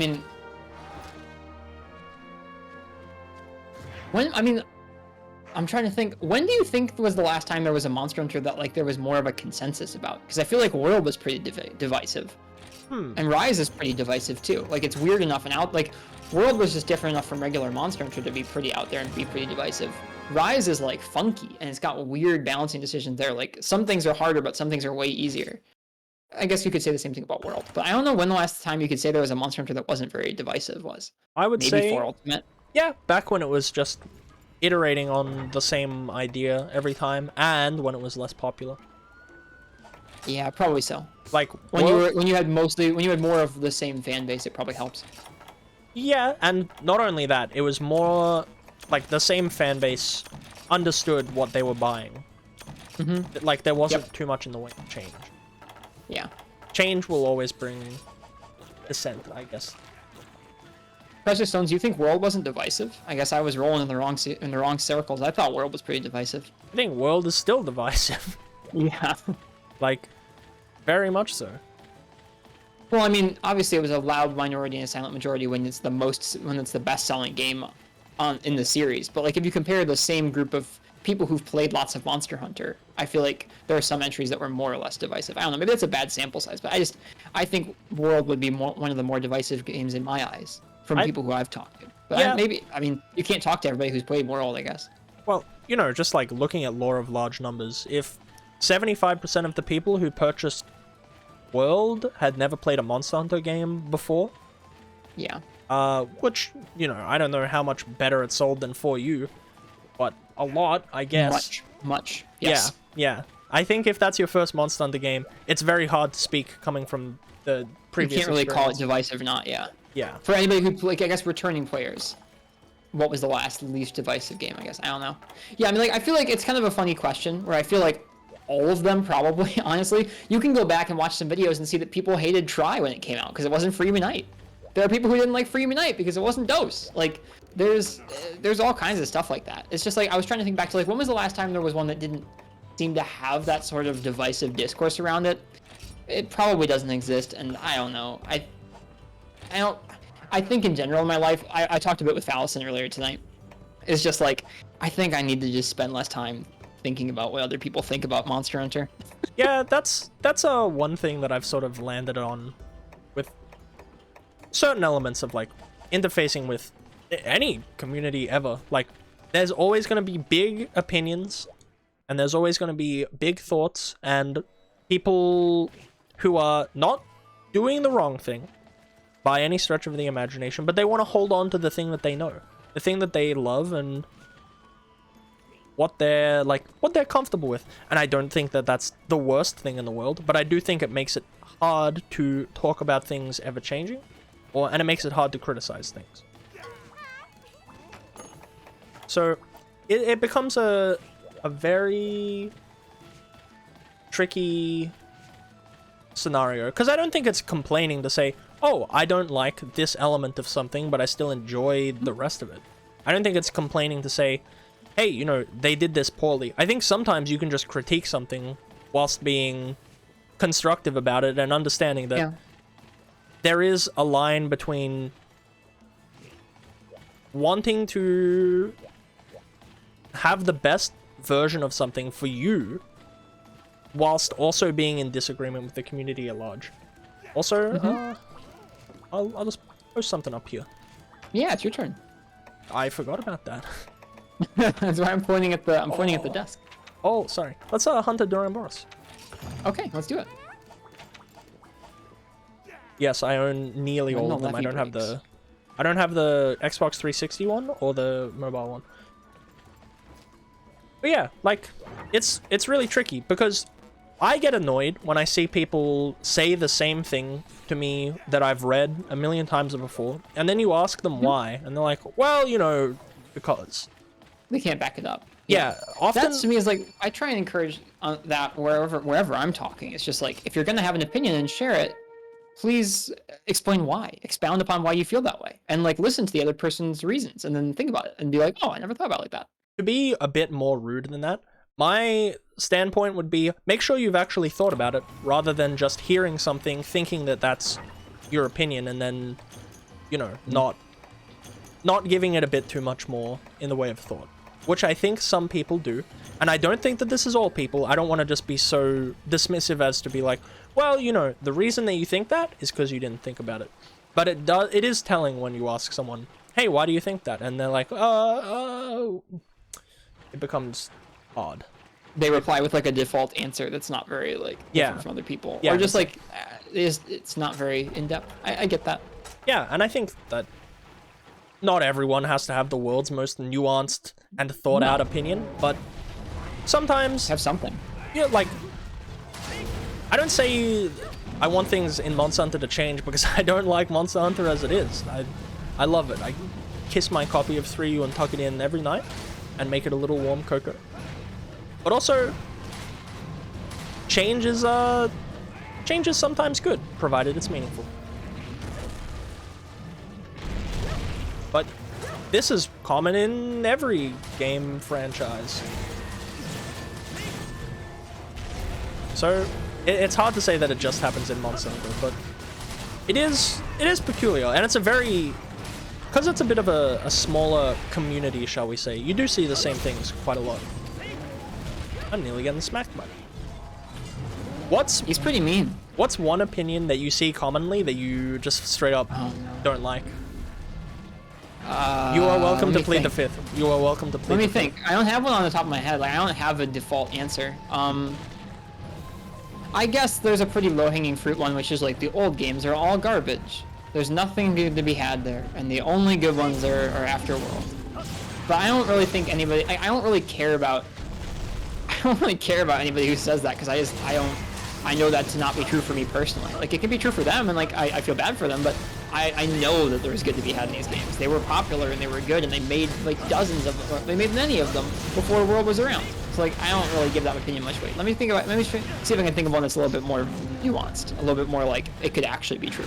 Yeah, like, I don't know. I don't think that I would listen to that one too much. Don't worry. Personally, I don't like when people are like, haha, look at this worldlet. Oh. Yeah, me too. I don't like when people just default to saying that 5th gen's easier. There are things about it you could point to being like, well, that is certainly more advantageous. And you could argue that it's easier, but it's not just like, of course it's easier. Like, no, it's nuanced. There's things that are easier, there's things that are harder. Yeah, that, and, you know, personally to me, sometimes easier in other people's eyes just means they fixed an element that was a bit jankier. And you're no longer playing against something that's janky, you're playing, you know, as the devs intended for it to be. Some jank that's pretty clearly intentional. Such as?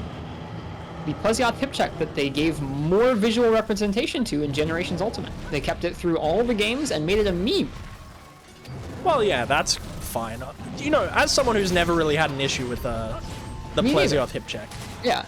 Because Plesioth's not the only monster that has it.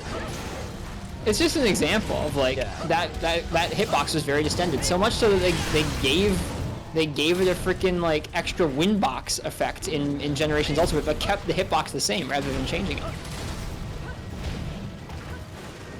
Never seen any opinions broadly bashing older gen. I mean, maybe it's all memes on social media, but I've seen people say that. Yeah, I've seen people say that the old games were mediocre, that they weren't like the only way to have fun is once World came out and made it like enjoyable. Yeah, I think for some people that is fair enough to be the case. It's not how people are bad at discussing their opinions as well, though. Especially because it's things like, yeah, thing that I don't like, that's objectively bad, which, you know, it's just a silly way. Excuse me, Alvina. Are you on my desk? Is that a cat? That is a cat. She's telling me that it is an hour before her dinner time. Yep. My cats have started notifying us at all times of the day that their dinner is at some point other in the day, but it is not at the moment. Because of daylight savings? No, not because of daylight savings, just because they want food. They are constantly telling us it is time for food when it is not time for food. Daylight savings makes my cats start. I guess that would have an effect on cats, wouldn't it? Yes. They have a pretty good sense of time. They don't know. They don't know about DST. Yeah, these fools.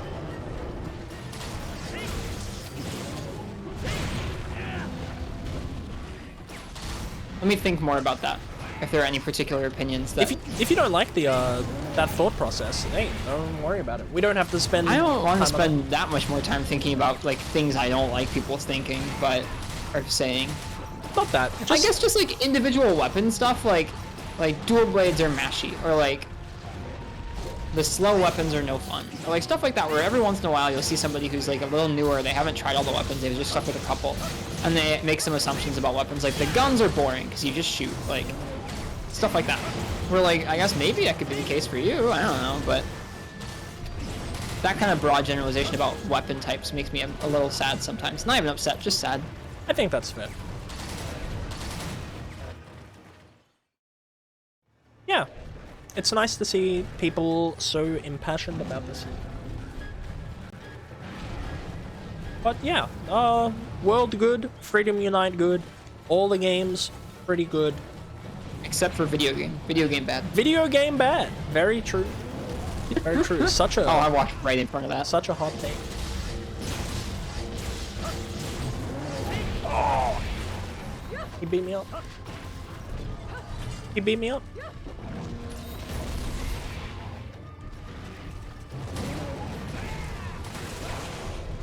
Nice. That tail case is off. We are beating things up tonight, Phallus, and I think our friend Enton is helping us a lot. Yeah. Oh god. Guns will definitely do that to our... That's a really fast terrain for us. Maybe I should take a look at this Enton guy's equipment. Maybe. Ace, you know, I feel a lot of ways about the way jank is portrayed. Sometimes I think that technological limitations in being like, oh yeah, you know, Tigrex's hitbox, that's just terrible. No, that's not a good example of jank. I don't think that jank applies to... Alpina, please.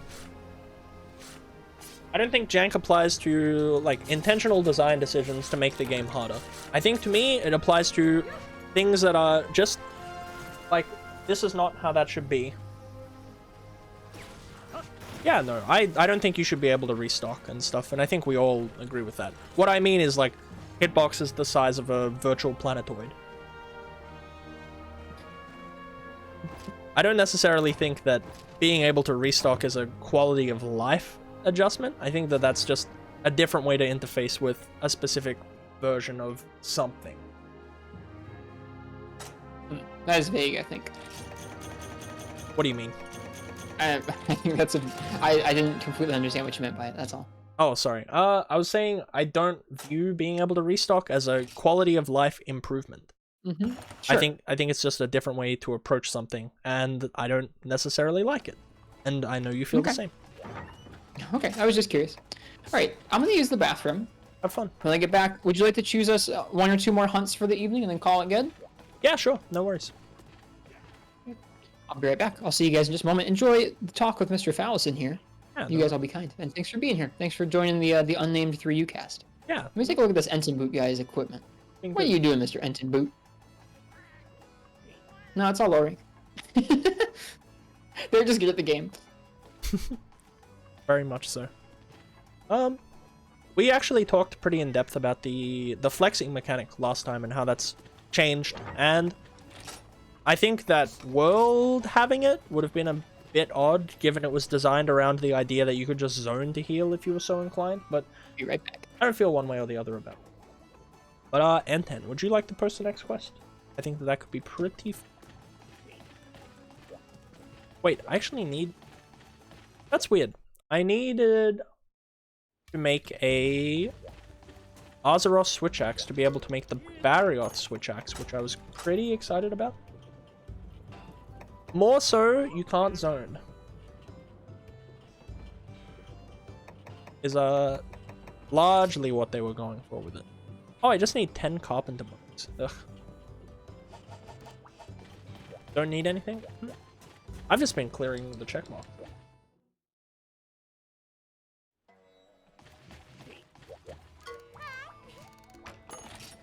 It was actually Wrist's post, man. Yeah, thanks for joining for a more casual version of today's cast.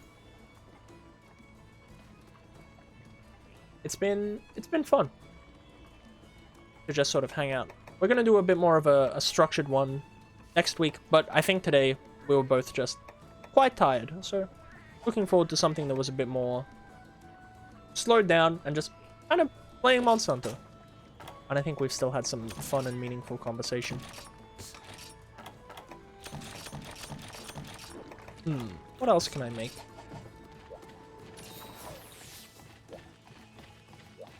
I don't know what the next weapon I want to make. Can I get a haircut? I can get a haircut. Yeah, it's legal.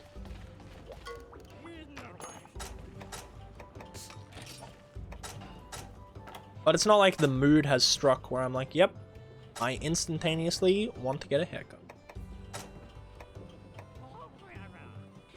Continue to ignore it? I probably will for a short time. Long hair Fallison? You know, he existed for a long time. Oh no.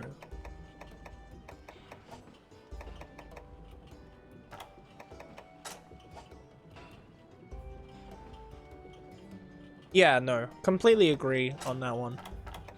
The ability to constantly restock did end up feeling a bit odd. For sure. I don't know why we needed or wanted that. Always felt a bit peculiar to me, to say the least. Oh man, I want to make this. Look at this bad boy. It's pretty cool. Firefly? Sure. Why not? You seem to bring them up a lot. Alright, I am back. Very nice. It appears that you did not fall in. Good call. Nope, Right. I did open the window though. It's warm in here. Yeah, it's been getting warmer here. We're coming into summer. It's wintertime here. It's just warm in this room. It's funny that happens when you have a computer and a Wii U and a bunch of lights and stuff. It does end up that way. I have one lamp from Kmart. I've been thinking of, you know, unjanking my setup so that it doesn't look like I'm just streaming from a room with a mattress for sound dampening. Alright, I believe it was your post. So let's get it. Let me see. Let me take a look at one of the weapons I want to make, if you guys don't mind. Might be another Barioth. Well, Yeah, you know what? It's gonna be another Barioth. Let's do that. not gonna complain about that. I'm gonna go grab a sword and shield. I want to play sword and shield. Sword and shield against Barioth? That's good fun. This tis. Don't worry. By next cast, I'll have some more spicy weapons. It should be good. Hey Shin. how you Not too doing? worried. We're doing good. I mean, we have our friend Enton here to carry us, so we're set. But We're also doing pretty good, I think. We are, yeah. The hunts are going very, very quick.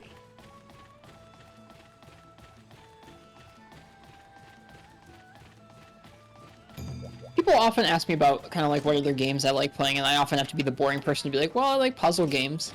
And I've done a little bit of thinking about, I don't know why that is, like why puzzle games specifically are games that kind of appeal to me, whether it's like something like Lumines or Tetris specifically that I really enjoy. It scratches the itch when I'm not playing Monster Hunter. I guess I was curious, what other game genres do you find yourself gravitating towards, and like why do you think that scratches the itch where Monster Hunter doesn't, or where do you think those fit in around your enjoyment of Monster Hunter? People in the chat, feel free and sound off about what kinds of games you like as well. It's interesting. Fuel the discussion. I like a lot of different kinds of games for a lot of different reasons. I like experiencing variety, or like looking in depth at why things were made in that specific way, or I like experiencing someone's individual vision. I think that's pretty cool. Or like what unique spin they can bring to the series. I think one thing that I will always get my jollies from are survival horror games with a very heavy focus on puzzles. So like the first 3 Silent Hills really scratched that for me. Same as like the first few Resident Evils. Silent Hill 3 in particular is like one of my favorite games because they have like riddle difficulty and action difficulty, and the puzzles are just so hard. Yeah. On you definitely hard... have to use your brain differently than you would in a Monster Hunter game or something like this. Yeah, and I love being tested in that way. Like the first puzzle of Silent Hill 3 on hard riddle difficulty is like, hope you have an intimate knowledge of certain Shakespeare novels, because oh gosh, you need to have it to find like a 4-digit code. It's wow, it's pretty... That's pretty intense. Oh, it was very intense. And then there was like a few later on that beat me up. There was one that was like describing someone touching a face, and you have like a typical 9-digit keypad, and you have to equate those numbers to individual parts of the face. I loved that. It was so creepy. So combine that with like interesting monster designs and amazing music. That's sort of where it ends up for me. I also recently got sent a request to play a devs game on Twitter, and I did. It was called That's pretty cool. Move 78, and it was really rad. I'm like so excited for the full release next year. So yeah, I like puzzle games in that sort of way. So I'm pretty excited, but you know, that's totally different than like a puzzle game. Like I think about like a one where you kind of get into like a zone with the game where you're just playing through and you're fitting shapes together, or you're matching puzzles or whatever it is. So an actual logic puzzle like a Phoenix Wright or a Layton or whatever it is totally different. That's a neat answer. Yeah. In the chat so far we have JRPGs and Metroidvanias and more slow, relaxing games. I get that. Monster Hunter is not super slow and relaxing unless you're doing a certain subset like gathering or charm farming or something. But yeah, it's hard to nail down like exactly what I like, because I like a lot of different things. Something with a good story and good music will always suck me in, like a Metal Gear Solid or a... I think Majora's Mask always comes to mind. Something with good atmosphere. That's fair. Yeah, Tetris. Monster Hunter does usually have kind of a one-note atmosphere. Whether it does like shift a little bit from game to game, it usually is like the game just feels a certain way with the atmosphere. That's kind of it for however many hundreds of hours you're playing it. I think the best way I could explain it is, you know, if hello. You know, there are many different genres of music, and certain things are going to fit you on certain days, and you know, some music is like, it's very simple to listen to, other parts are more complex, and it's all about what you can get out of it, or what you want to get out of it. That guy who listens to one band only. Yeah, and that's completely valid. Like, you enjoy what you enjoy. That's not actually what I am in real life. I know music, that's so I kind of wince at it. I know. There are a lot of people who they interface with the world differently. Sometimes people want their comfort food, and maybe you do want to listen to the one band all of the time. So you probably will play all 11 Dragon Quest entries and enjoy all of them and never want them to change, and just claim that Dragon Quest 11 is fantastic. Other times, you know, maybe you'll go play a different JRPG, and it'll have a different element to it, and you'll be able to get into it. And I think that's a really cool part of games. And I know that I bring that to Monster Hunter, like, with my desire to experience things differently. And that's kind of why it ends up being a bit wonky or lopsided in how I talk about things sometimes. It's okay. Monster Hunter is its own beast. He's flicking his tail. He is. What'd you think of Frostbang Barioth if you fought one? I never fought him. Alright, that was cool. after I stopped playing the updates for Iceborne, so I never actually fought one. I'll ask you in like 2 months. Several years. Several years? Yeah, dude. I'm playing World once a week. What? Oh, I thought you were playing at both days of the week. No, I don't stream on Sundays. I just stream on Saturdays, so I do one World stream per week. The tricky thing is, for me, your Sunday is my Monday. So yeah, to me, you take Monday home. Gotcha. Weird, like a restaurant to you. Like a restaurant? Oh, Restaurants sometimes take Mondays off. Yeah. Like here, that's only like fish and chips shops. Just fish and chips. Like here yeah, it's like certain. Yeah, here it's also just certain weird subsets of restaurants. yeah, it's like pizza and fish and chips. They're the only ones that take Mondays off. I don't know why. Excuse me. Yeah. Bless ya. If you could try, like, what's one game that you've heard about a billion times and like you have like a passing interest in it, but it's typically outside your sphere? All right, give me 3 or 4 or 5 or 10. This is one we already talked about tonight, but either Bayonetta or one of the DMC games, one of the Devil May Cry games. Ooh. I really want to play a character action game, one of those. Kind of guess I've never really played one all the way through, and I feel like some of the things that I worry about Monster Hunter combat getting too fast are rooted in like I don't want it to look or feel like those games, and so I think getting a handle on what those games feel like, so I could compare them to Monster Hunter and its changes would do me well. There are games I also am curious about without any relation to Monster Hunter, and honestly, I want to play Bayonetta just because it seems campy as all hell and loads of fun. I think outside of that, there's some classic PC games I'd really like to play, like something like Diablo. We talked about Diablo 2 recently. I'd really like to play Diablo 2 because I never have. Some of those classic PC games like Thief or System Shock or Deus Ex would all be interesting to play, I think. So just games that aren't necessarily like your Mario 3s where you're like, oh yeah, Mario 3, everyone's played Mario 3, or like Super Mario World or Super Mario 64. Games that have that sort of weight but might not necessarily be that quite that widespread. Have I played any of FromSoft games? I have not. I just don't jive with the tone of the games, really. Like, they're just too gloomy for me. I have a hard time getting into games that are gloomy like that. Interesting. What about Armored Core? I don't know much about Armored Core. I don't think anyone knows much about Armored Core. Pro Cow Gaming knows lots about Armored Core. They speedrun it on YouTube sometimes. Oh, neat. At least to my knowledge, they speedrun it. Have I played a city builder? Not in a really long time. I'd like to. I've thought, like, not necessarily a city builder, but I've thought about getting in, like, playing an RTS parsec. Something like Civilization or just something along that lines. Maybe stuff like city builders are more chill than but you RTS have to games scale while being down. sort of similar. Like, I know a lot of people like, what's it called, Factorio or something like that. Yeah, I think it's not quite a city builder. It's more of a systems builder game, but like, you know. Oh yeah, Age of Empires 4 just came out, didn't it? Yeah, sure. I don't know. There's lots of games and game genres like that I'd really like to play someday. I have no time to play video games outside of streaming, and I don't really have a lot of desire to stream games that I'm like blind to, I guess, that aren't Monster Hunter games. Like, I don't know, it's weird. For one, I want to provide a consistent experience on Twitch where people can expect me to play Monster Hunter and generally the same one for a while. I like that. I don't want it to be a variety stream where there's just like something different every time.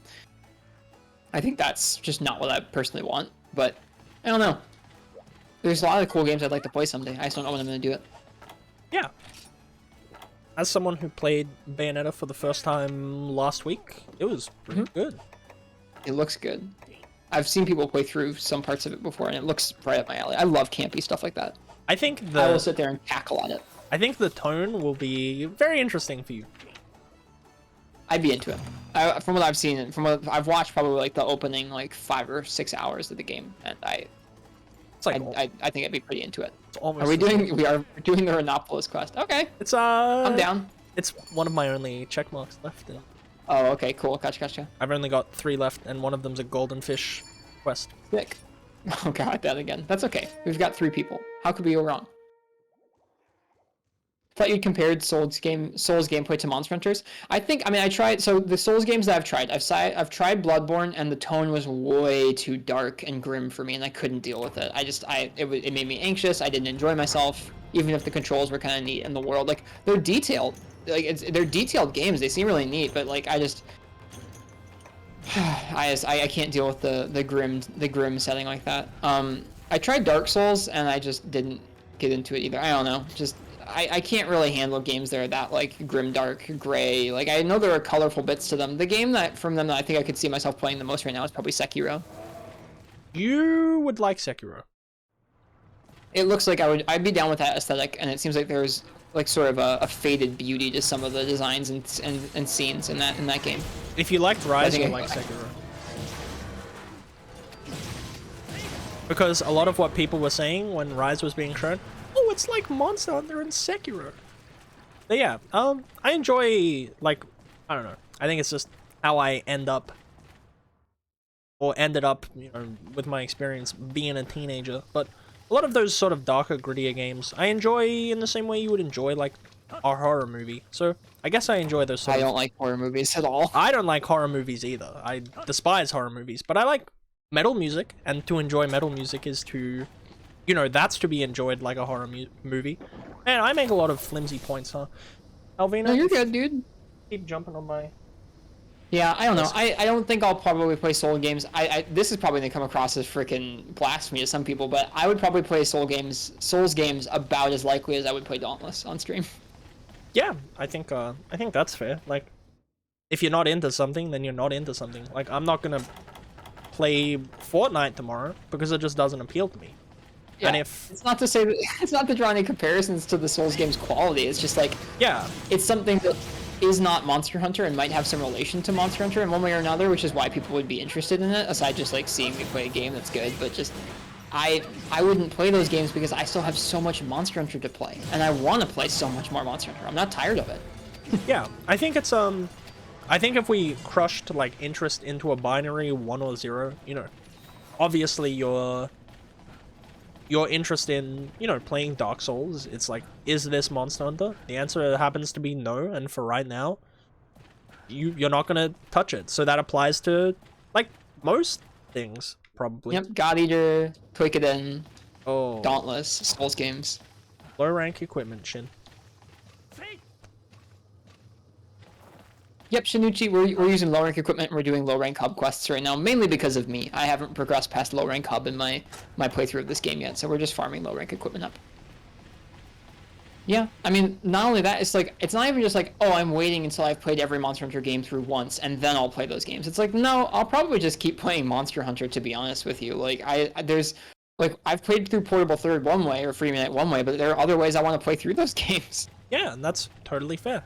Whereas for me, you know, obviously we look at things differently, so I enjoy experiencing different elements and looking at things like art, I guess, and understanding what the creator was trying to make. And, you know, I think we just experience things differently, and whoa, that's a real shocker for human beings. I used to do that too. Like, before I really got deep into Monster Hunter, I really enjoyed purchasing lots of different indie games just to try and, like, play them a bit and kind of understand from a game design standpoint, like, okay, what makes this game interesting? What combination of factors makes this unique? Or what makes this tick as a compelling experience? Why is my brain invested in this? And I enjoyed that. I enjoyed that up until I started enjoying Monster Hunter, and then I stopped doing that because legitimately when I play other games, I'm just like, I play like a couple hours of them, and I get a little bit into the hook, and then it just kind of goes, yeah, but it's not MH, and then I stop. Yeah. Where are these last Rhinopolis, dude? I think we probably need to wait for them to... No, it's one more. There's one. There we go. Ensign Boot got it. Thank you, Ensign Boot.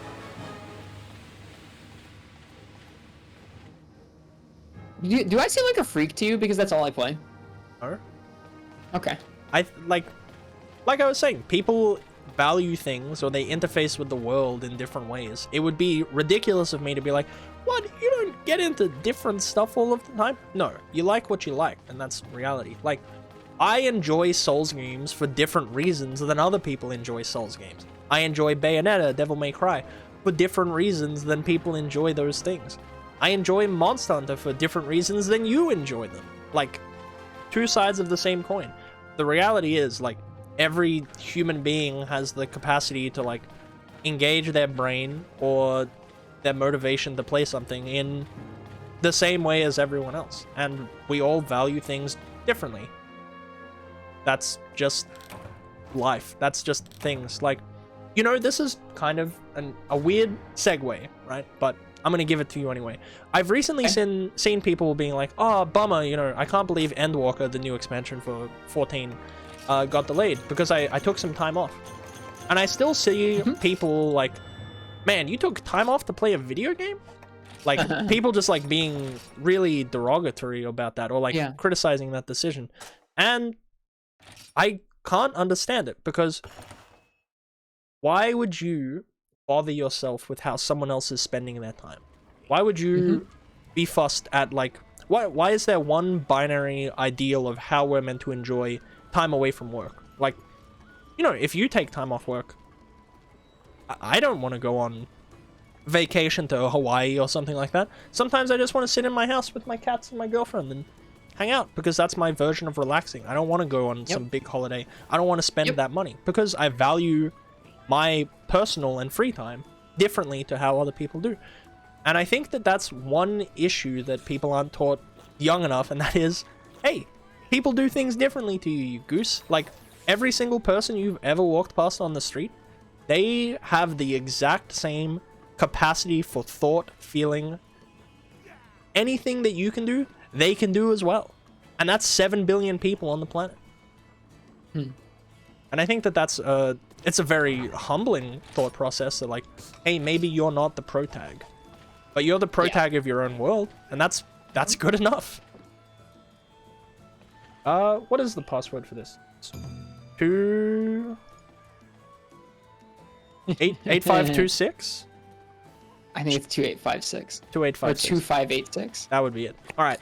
N10, you rascal. No more very strong gun. We're going armorless. It's not a very strong gun. It's low rank. We're shredding them. We're shredding them.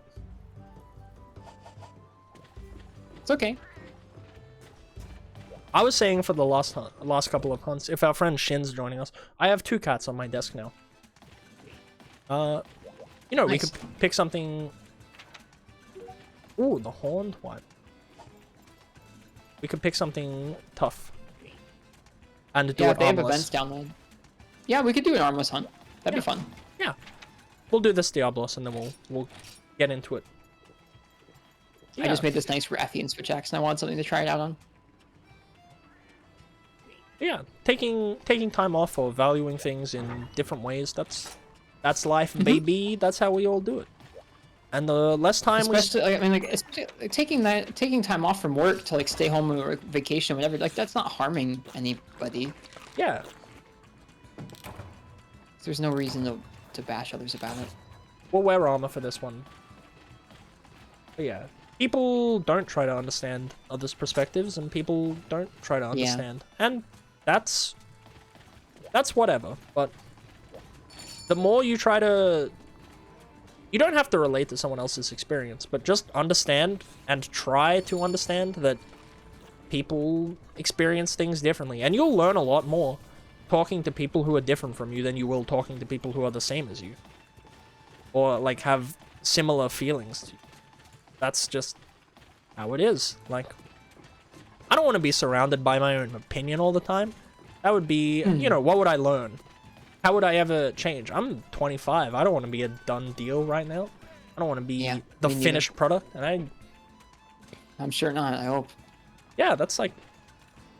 I think a lot of people talk about it, like, as though they peaked in high school or what have you.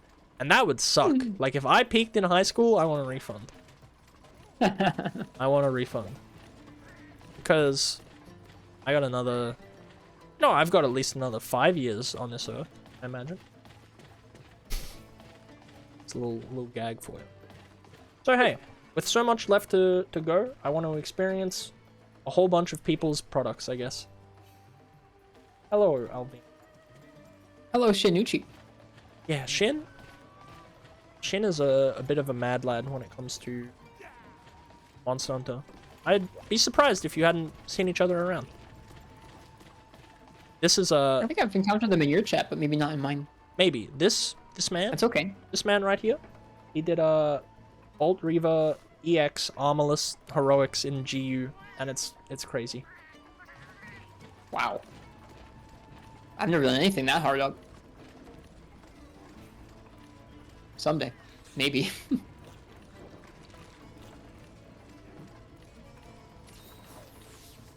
What was the I'm joke, currently baby? waving to them. And you're doing a good job. Alvina, rascal. Desk. How dare they? My cats have been getting snug. Same. Mine as well, because it's getting cold here. It's getting warm here. That's why I'm surprised. You're being clapped in the back. Yeah, I know.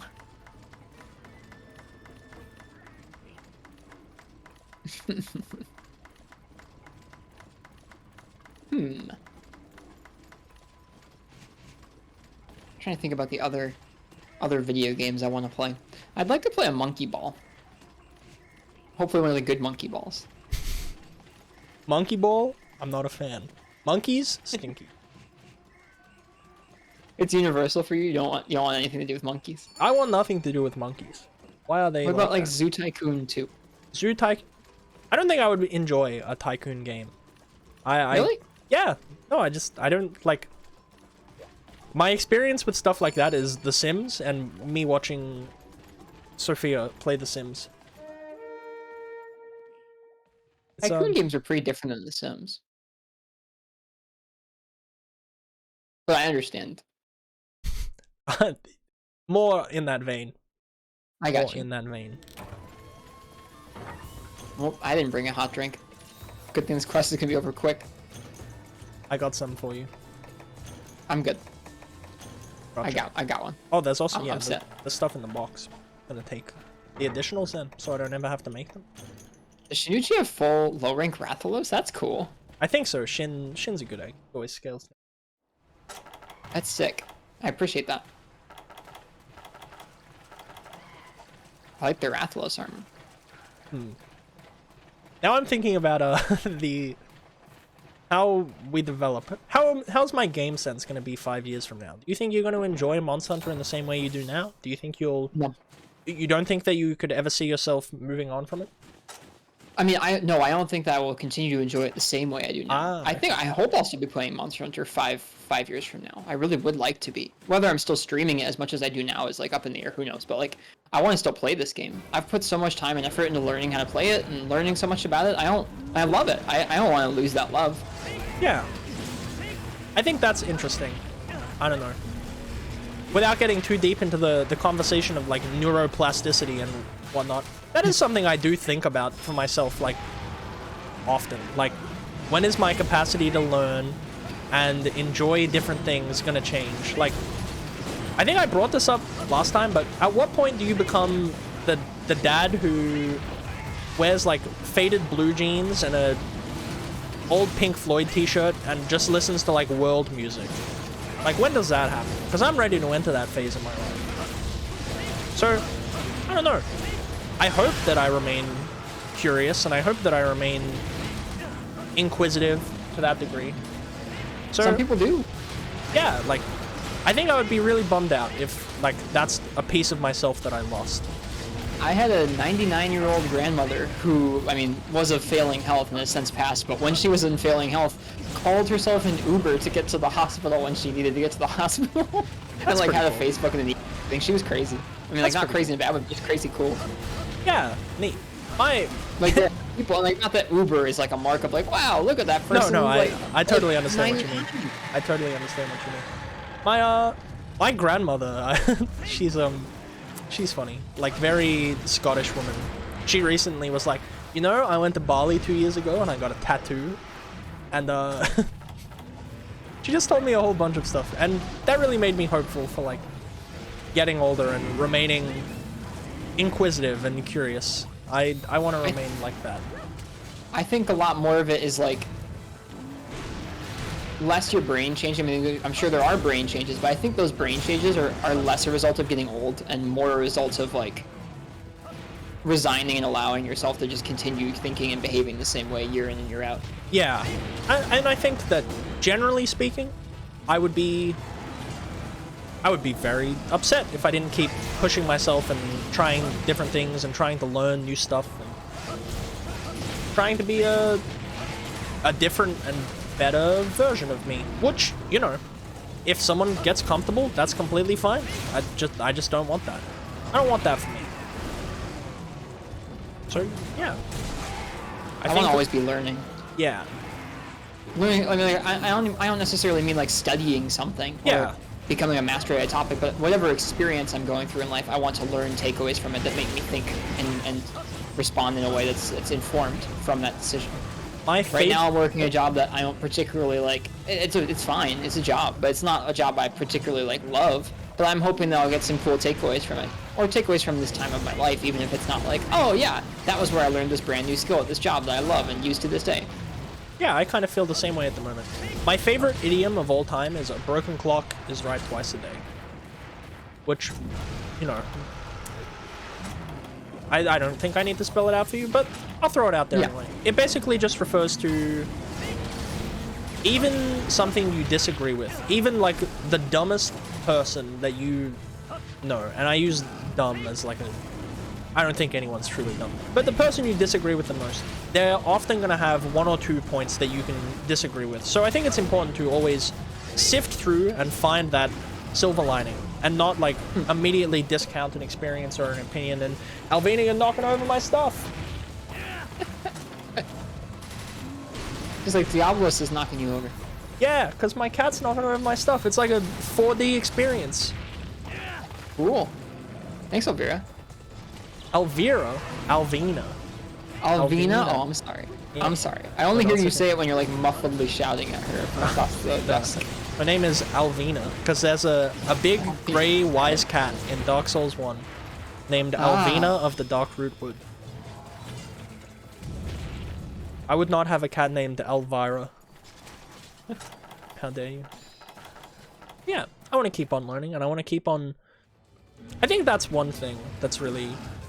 that I try and stick with. Like, occasionally I put myself into little boxes where I don't branch out and I don't try anything different. And I'm in one of those now, and I need to break it. Man. I need to break it.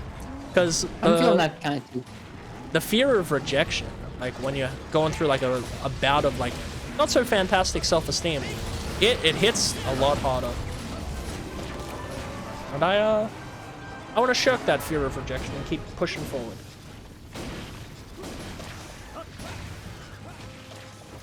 So hey, I guess that's...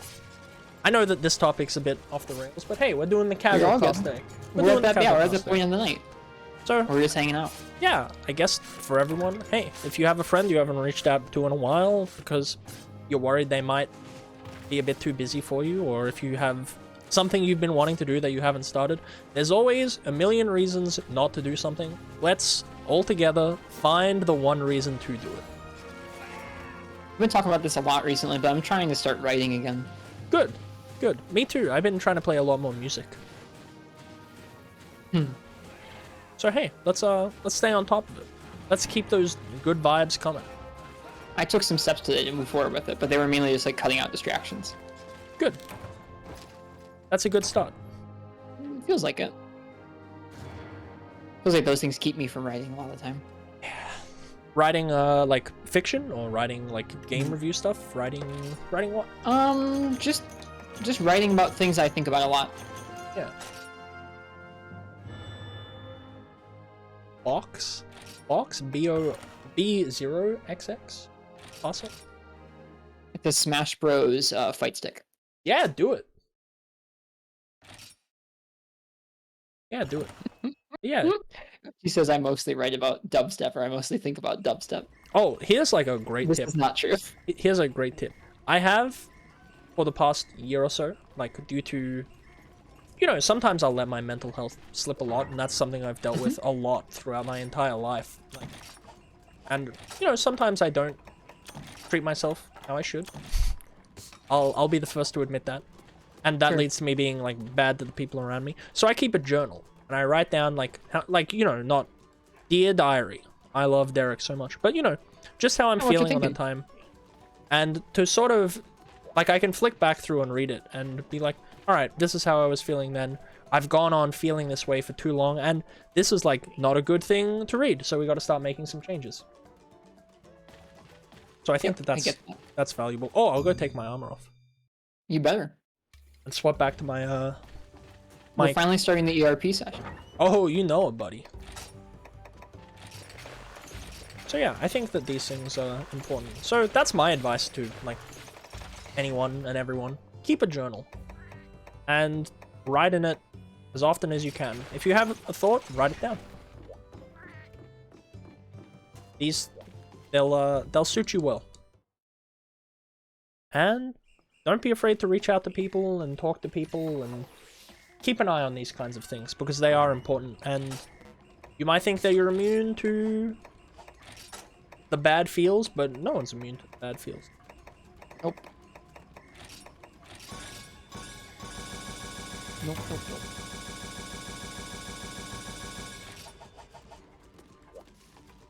Even if things are going as smoothly as possible, we can always... Alvina, I'm gonna eat you. I'm gonna eat you. Elvira, come on. She's being cheeky. She's been getting too much love lately. Hog chomp? Absolutely. Absolutely. But hey, don't be afraid to reach out. Don't be afraid to talk to folks. These are all important things. We can all do better for ourselves and for the people in our lives. Forgive me for proselytizing. You're good. You're good, Fal. This sounds good to me. Good. I hope you like that my greatsword is color coordinated to my outfit. Oh, it's drip. So is Enton Boots. Enton Boot? Enton Boot does have yours is kind of color coordinated too, honestly. Yeah, complementary colors. Look at this, like, fashion squad. This naked ERP fashion squad. Yeah, let's do it. Oh, we are out of sync, but that's okay. That's life. It's not even the good, like, completely opposite out of sync. It's just in the middle, totally out of sync. Oh yeah, Shin Sasuke. I always remember Shinuchi's character, Sasuke. Yuri Lowenthal.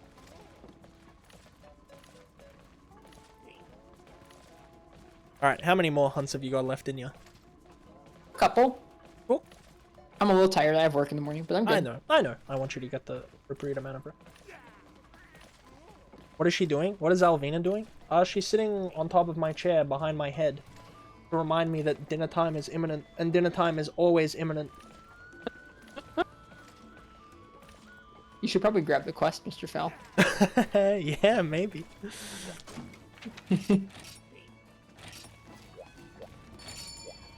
Now, Fallison, did you remember to bring quest on this quest? Quest on this quest? I plead the fifth. We don't have that here, but I'm pleading it. I'm RPing as an American today. Okay. Oh. And she just leapt off the thing. Probably looked like I pushed her, but she did not. She jumped. Excuse me. I'm yawning now. That's not a good sign. Hey, don't worry. We've only got a couple hunts left in us. Don't sweat it. We're good. We got this. We're good. A believer. What could go wrong? There's only 2 wraths. Yeah. And we've got this is our run back, by the way. This is our naked run back on the wraths. Oh, there's gonna be salty. Bring some friends. There's gonna be some saltier run backs.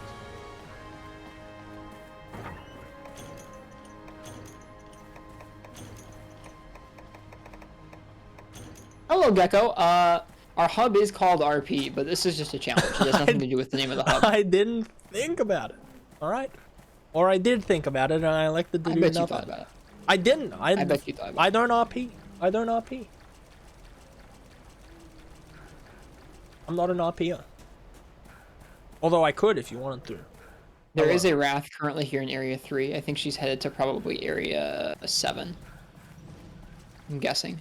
Yeah, she's headed to Area 7. Area 7? That's the name of a very unpopular Australian ska punk band.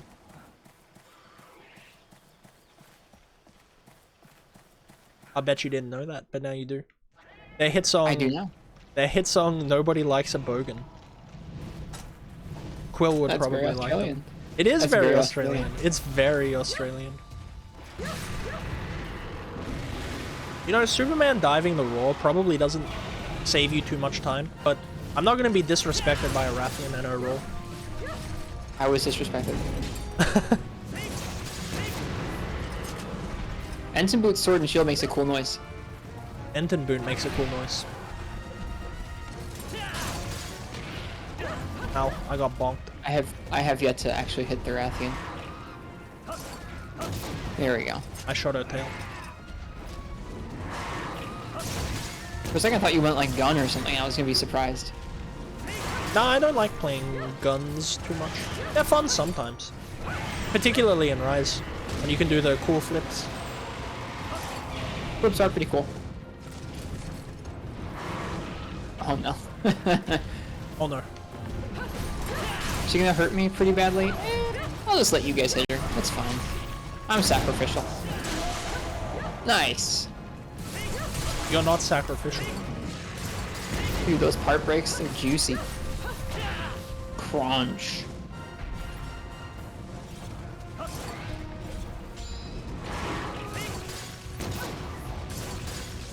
Oh no. I want a normal gun lance so that I can actually shoot more than one shell before doing the dinky little "oh no" animation directly in front of her while she stares me in my eyes. You can shoot too. I can shoot too, but you know what I mean. You know what I mean.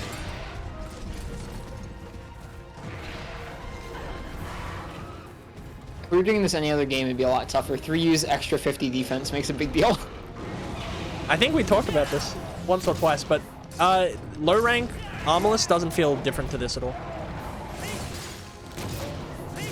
At least in my opinion. Nice.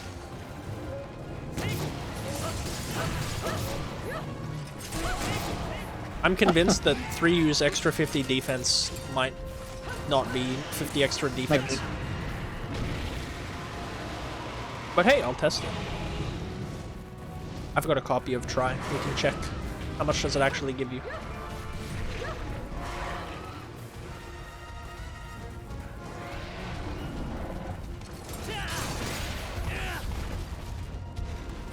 She wants ya. She does. She's eating my head. Definitely making the quest last longer though, at least by a little bit. Oh, here's Mr. Los. This should be fun. I hope nobody dung bombs him. You heard it here first, gamers. No dung bombs. I feel like it would be much more fun. Otherwise, it's just like we're doing a Rathian quest. But that's my personal like weird No, that's RP fine. group That's thing. fine. I just like lots of You're the you're in the R. ill-clad hunters tackling two difficult, You're the tough customer rats at the same time. You're the R and RP.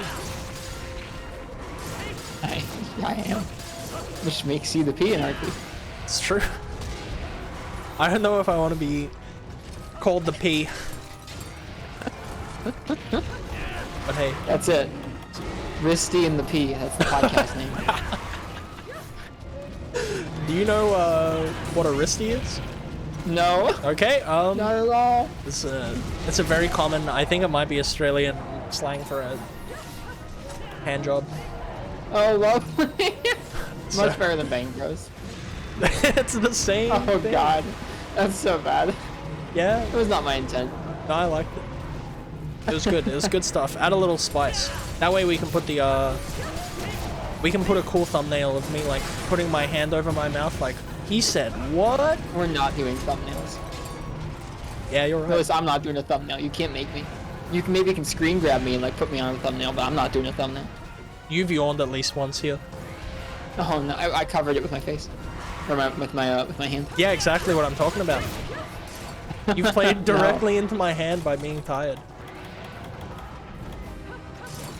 Hit you up for the thumbnail? No, Uchi. I don't think I want to give you any more work. Uchi's stacked on work. I loaded poor Uchi up with a bunch of work.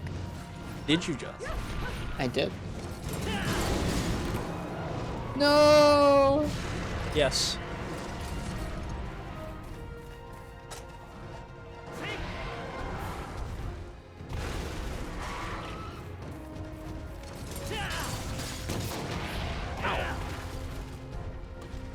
Oh, we're chasing. Oh, I was gonna say we're chasing We down. were.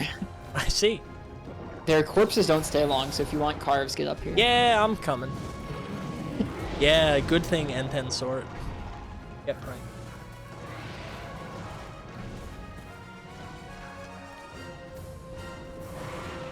I don't know what you're referring to, Uchi. We all pog a little champion. Alright. I think, like, I suspect I know the answer, but just in case there's something to it. Where'd the Michelle name come for, my name is Michael. Yes. And Michelle is a great way to have that same name be both a little stylized and usable for both a boy and a girl. Very nice.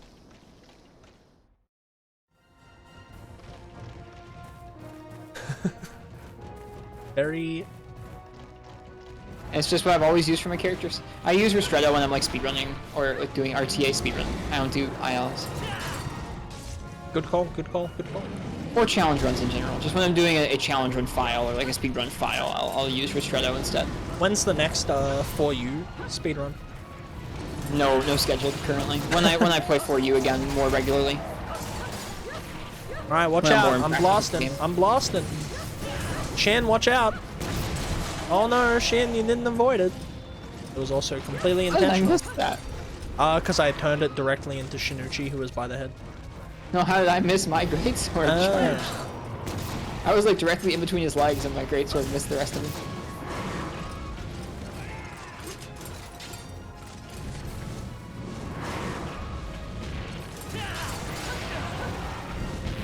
Someone knocked me down. There's gonna be hell to pay. It wasn't me. I can't be sure of that now, can I? I guess not.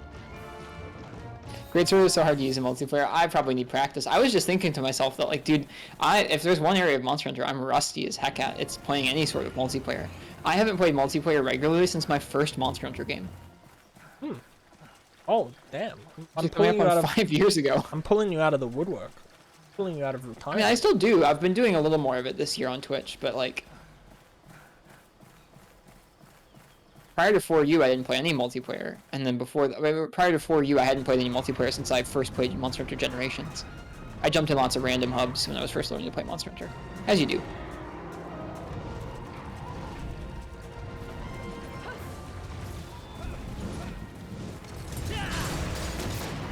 Did I knock someone down? No. N10 was just running forward. Ow. He knocked me down.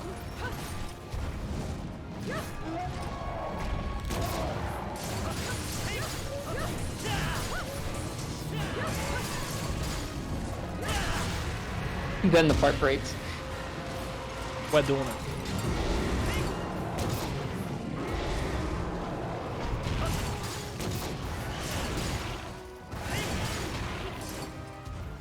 I can't believe, man, I'm getting back in the Mon Hunt groove. I'm starting to see the openings again. Starting to see, no. Shin, that time was an accident. Starting to see the openings, the little things that I can get away with that I perhaps shouldn't be allowed to get away with. That's the fun. That's some of the fun too. Oh my god, this Wrath. He's a baby.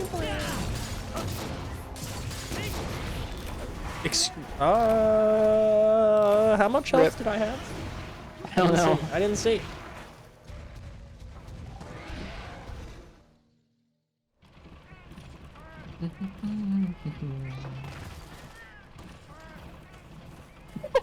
I don't know if somebody else got that or if I did.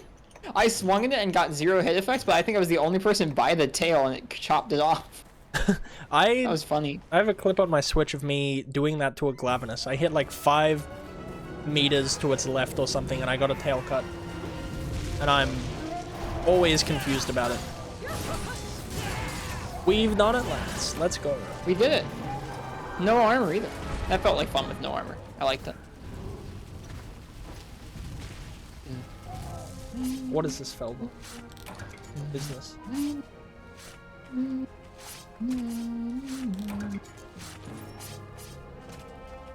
Hey, at least you'll have lots of parts for certain weapons you might want to make in the future. Is any Rathalos or Rathian?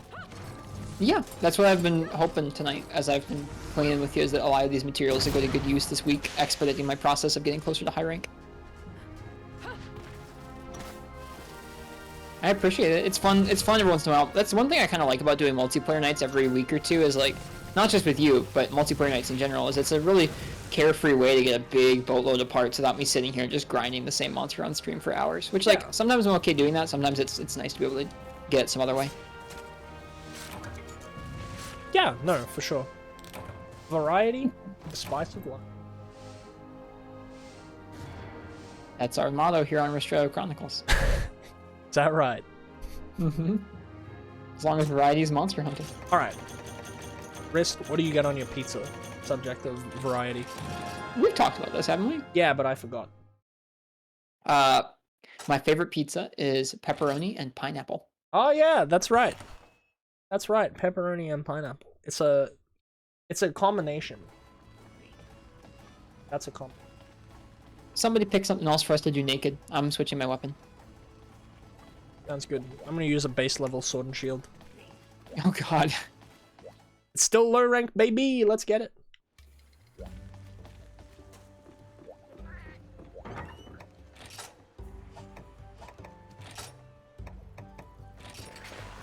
Ah, that's the stuff. That's the stuff. Look at this guy.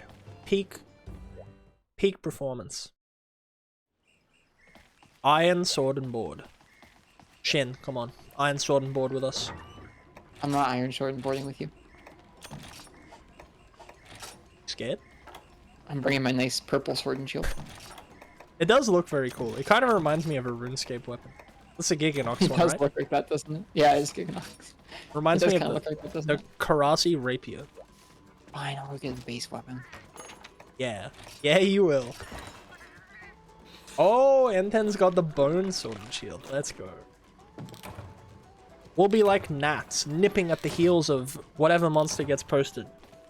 Fish Kebab said, I like pizza, and then Ignactor. We have an Ignactor on the menu. We do. Here. We can do Ignactor. I don't know if I want to do Ignactor with these weapons though. Oh yeah.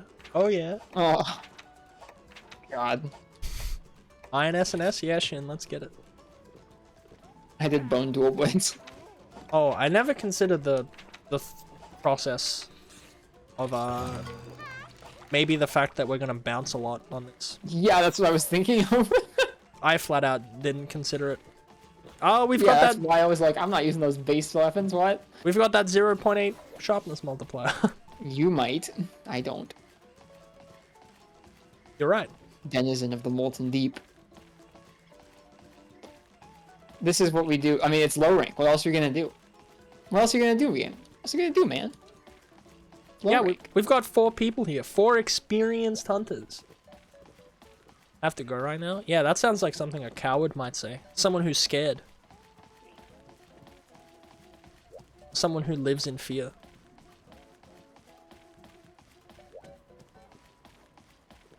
I don't know why, but I run around this thing. Just, you cut the edges off. I try and make the circle a square. What's wrong? What's wrong with me? Riddle me that one. Alright. Let's try it. Right, you're my little anime pro tag with your nice dual blades, and the rest of us with sword and shield. Yep, that's me. Welcome, Kage. Hey. To anybody who's come in and said hello and hasn't gotten a hello back from us tonight, know that we really appreciate y'all hanging out while we do this cast, while we chat about various things, Monster Hunter and non. Yeah, It's just a format where it's a little harder to say hello to folks, but thank you so much for being here tonight. yes. It's appreciated. As always, people being here, it's just wonderful, just wonderful. And if you don't know my good buddy Ristretto, please go over to his channel, click the haha funny heart button, check out his stream. It's a good time. It typically happens around this time every single day. So if you want a daily dose of Monster Hunter, except for Sundays, unfortunately you don't get Chick-fil-A or Ristretto streams. But hey, that's Nope. a fast food chain not being open on a Sunday. That just seems bizarre. The place I currently live has like absolutely zero nightlife, even on the weekends. So it's par for the course here. I have a local pub. Well, it's like a suburban nightclub. It's real weird. People get drunk and walk past my house. Yeah, there's like one or two of those. We have like one or two pubs that are open late, and those are the only establishments that are open past like 10. Yeah, I know why they're kinda closed maddening. on Sunday. I understand why they are, but I don't even go out to eat that much. I don't even go out late very much because I stream. Like I'm not a nightlife person.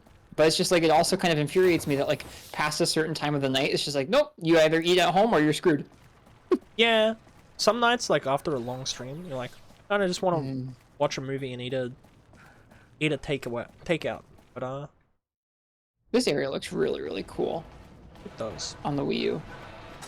I'm looking off into the distance, all the lava just coursing down into this area. It's pretty cool looking. Hey, an Ignactor. I'm sure this will go swimmingly. It'll be fine. It'll be fine. Bonk is the slice of life. And swings that you're at orange. We'll Lucky be me, I'm playing the game where dual boys don't have their razor sharp modifier working properly. We'll be fine. I saw Shin. I bounced on his parts. Oh no. I saw Shin not bounce, so that's exciting.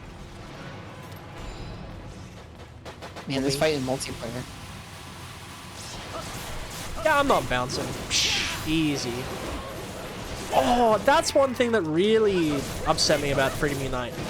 Once you finish the combo, you're done. There's no combo extender. Sort of. You can still do the upswing to reset quickly.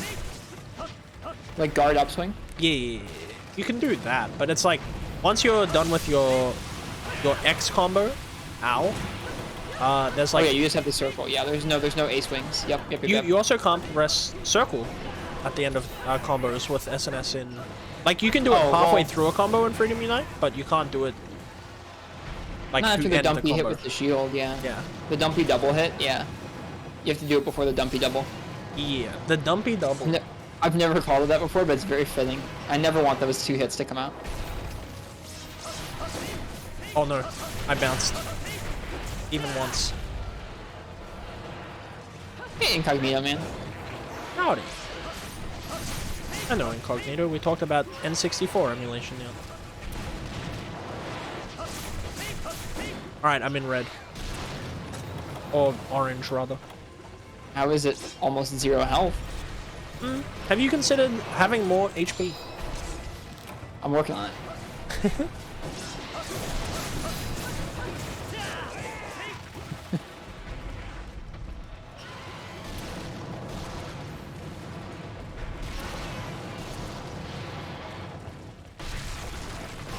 Oh, that'd be sick, Incognito Man. Incognito Man is working, if you don't know, on like an amazing patch for Free Me Night that fixes a lot of the little issues in terms of like not being able to display all the event quests at once, and a lot of the items in Portable Second G being locked to Portable Second G and stuff like that. Neat. They have a patch called FUC, Free Me Night Complete, which adds a bunch of stuff. Who put the bomb down? They're in trouble. Wasn't me. I have 0 bombs. They instantly killed me. Bombs do so much damage. You have 50 defense. What are you crying about? It's not real. It's not real. I'm telling you. It is.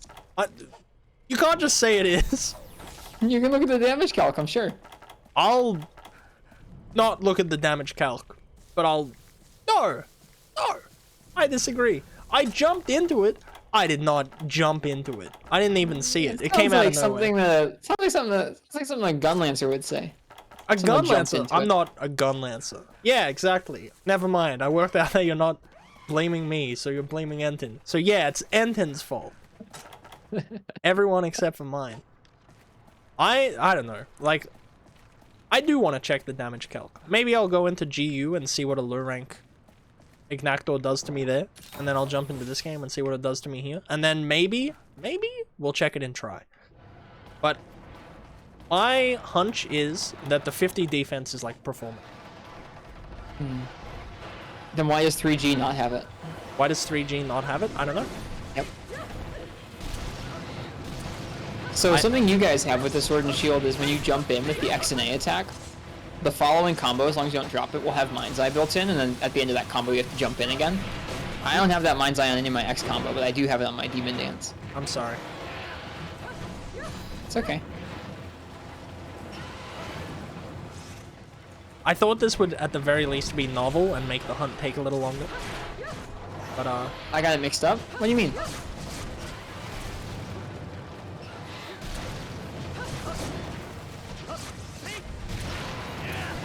No, stop. Don't gaslight me like that. This is also a mechanic. I'm not sure, I'm not 100% sure if it's in this game, but it's in most of the games, Fish Kebab. When you have Mind's Eye after you jump in with the X and A attack, but only for that first combo. If you try and use a combo after that, you do not. I'm starting to think that Sword and Shield has a damage multiplier. No, you don't? Yes, you do. Check it in Rise. We were just experiencing it in Rise because we were. Nox and I used it in Rise. God darn it. You have super armor? Okay, I'm sorry. Different thing. You have super armor, not Mind's Eye. I apologize. I'm still spouting off misinformation. Not misinformed to me, Daddy. Let's do it. Anyway. The one... Fish is correct. I know they are now. I'm sorry. It's not the same thing. Hey, don't worry about it. I'm wrong about stuff all the time. It. No, it's just the same thing. It's just the same thing where people are telling me, no, there's this dumbass, stupid Sword and Shield modifier. Someone told me, oh, it's rather the other day I was like, huh, Tigrex? He's weak to ice, right? So I brought an ice weapon on Tigrex quest. So, you know, don't worry, I get things wrong all the time. We all do. I just keep missing it with the Sword and Shield stuff. I feel badly. There's no reason someone with this many hours in the series should be wrong about something like that. Why?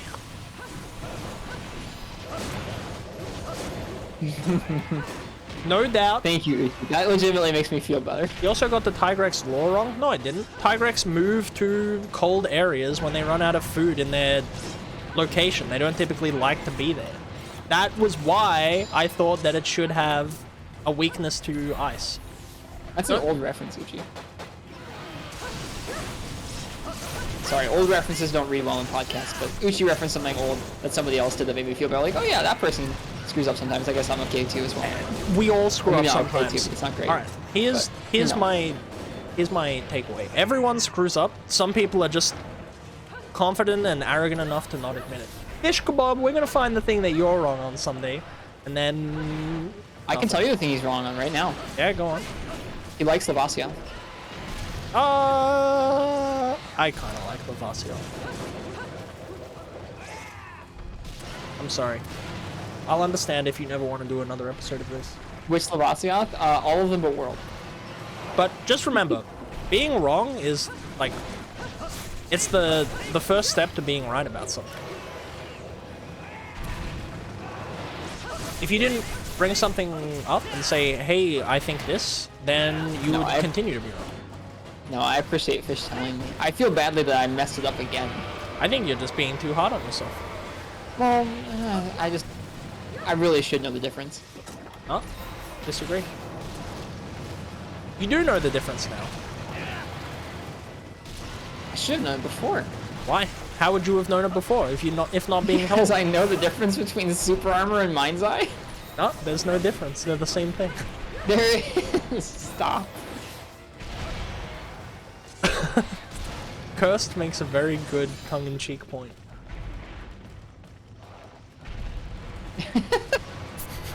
I appreciate it. Like, Fallison, before we got on tonight, was like... I rolled into it! I hate when that happens. Allison, before we got on tonight, we were talking about our tweets that we were using to go live with, and then I read mine out to him because he asked me about it. And he's like, I can't believe you put that you actually like advice about Monster Hunter in your tweet, because I think sometimes when people get really confident about, they want to tell you how to play the game, not like if information is wrong, but just people telling you need to make this specific weapon and use this specific armor right now. Why aren't you doing it? Why aren't you using the stuff that I think is the best? Didn't you know that Allison was quizzing me on why I use it. And I genuinely like learning. Like, I've learned more through streaming Monster Hunter than I probably ever could have learned on my own. Even with all the freaking guides that are out there. I want to be clear. I said that it's because I like being wrong until I work something out for myself. Not, fish kebab, please never help me.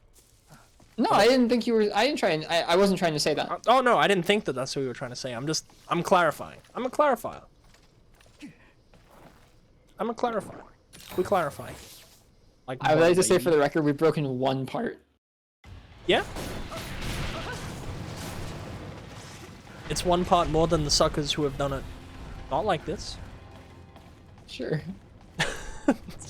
I'm sorry for roping you into something that you might not. No, it's okay. I did a freaking, I forget even what monster it was. Maybe a Magnum Mallow with only kunai or only dogs, only dog melee attack and kunai in Rise, and that was easily worse than this. I recall we did an entire hunt in Rise with 4 people just throwing kunais, and it took like 40 minutes. Ass. Yeah, it was awesome. No, it sucked. I love doing. At least now I get to use my weapon. That's way worse. You're just spamming the Y button with the dumpy little knife, or spamming the X button with the dumpy little dog attack. No nuance, no depth, just like freaking. Ugh, so bad. But we did it. It sucked. I love doing like awful, dumb things that make. Doing this game without armor is dumb. Like, nobody should do it. But, you know, we do it. Here we are. I do know about the aerial throwing kunai attack fish. Yeah, we actually worked that out in the midst of our quest. Yeah.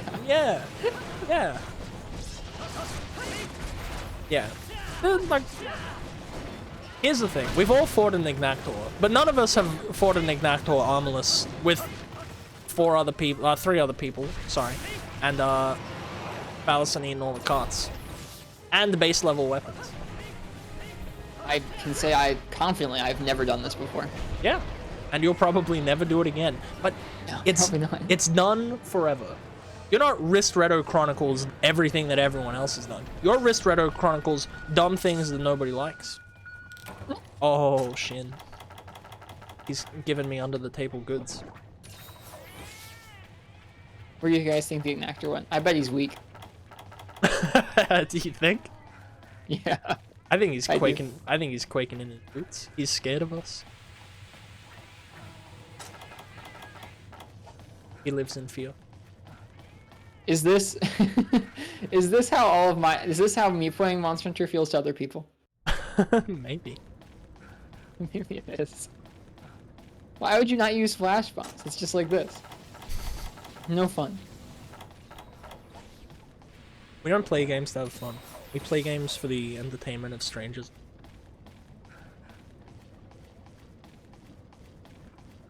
Rist, you're very good at this game. Don't be too concerned. It's a game based around harvesting monsters for their succulent monster meat. You can't play it wrong. You can't play it wrong. Except playing this. Except like this.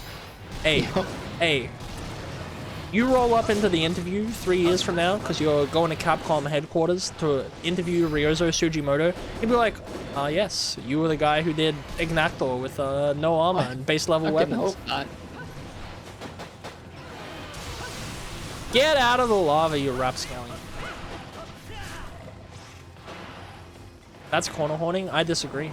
I love a good corner horn.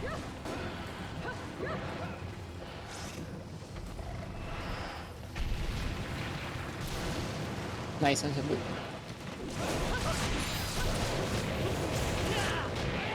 Let's face it, if you play with a horn, you're basically a corner horner. Oh yeah? Well, I love you too, Fish Kebab and RistrettoChronicles.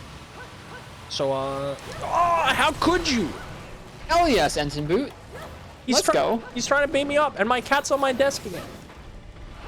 For like the 50th time this stream. I've made the mistake of spending more time with it. Now this is pod racing, indeed. Pod racing. No, pod racing. It's gotta be pod racing. Don't knock things off. You should get a pod racer emote. No, you should. You should get a emote from a good movie. No, not for our Twitch emotes. I mean like freaking. Oh wait, I missed the really good. This is podcasting. I said pod racing. I could have done podcasting. It would have been so much better. Oh my god. Watch you off. Banucci. That's the name. I still like something with the identity. We nearly went like most of the stream without it being brought up. We can rig the game. The podcast? No, That's not the podcast. No. The name is now this is podcasting. This is that's also too close to like the Yogs cast, and we don't play Minecraft here. I still liked the Monster Hunter Passion cast. Disaster of Passion cast. I kind of like, I kind of like something to the effect of the Haughty Hell Hunters, but without the Haughty. You could make it humble. You're allowed to call yourself humble, right? No. I don't know about that. No, you can't call yourself humble. That's the stuff. Monster Hunter Minecraft? Yeah, let's do it. Have you ever played Minecraft? I grew up with it, yeah. Yeah, nice. Like I played it in beta when it was coming out. I used it for school projects. I loved it so much. I would build my school projects in Minecraft and then pull them up back when you could still play it in like the web browser in Java mode. I'm sorry. Fault. No, it was my fault. It was not your fault. I dodged into that. It was actually because I ate the first 2 cards. Well, maybe, but the last card was my fault. Well, 1 out of 3, that ain't so bad. Alright, how are we feeling? Would you like to run that one back? Would you like to run it back with better weapons? No. Are you done for the evening? No. I want to run it back, but with similarly shitty weapons. Okay. Just a different weapon. I got this unlocked.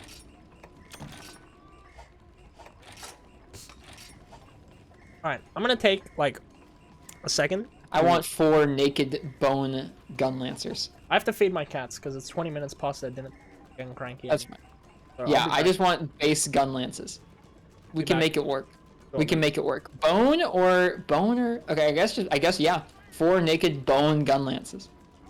Alright, just keep chatting. Cheers. See you soon.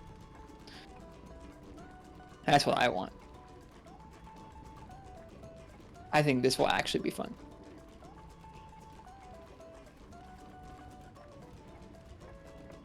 Oh, man. This game's good fun.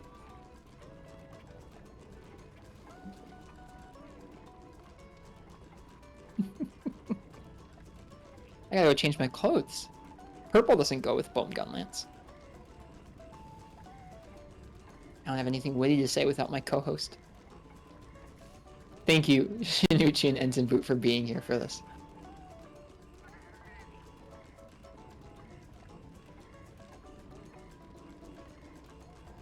Wait a second, did we unlock rainbow color and it didn't tell us? We totally did. I mean, at least for our undergarments, we did unlock rainbow pigment and it didn't tell us. Or not rainbow, but we can use any color we'd like. I don't think I can change armor color. Not yet. This is a good ending to the night, I think. This is the kind of goofy content you can expect towards the end of a multi-hour cast. I've started locally recording these as well as to running them to Twitch, and this is looking right about 24 gigabytes at this point, so we should probably end sometime soon. I've got space, but that's a big file. 4 hours of deteriorating mon hunting. I mean, that's just the usual, right?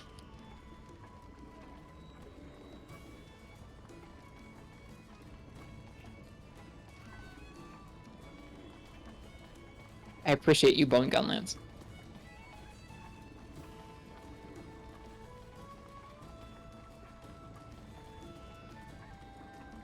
And now we wait and dance for Fallison.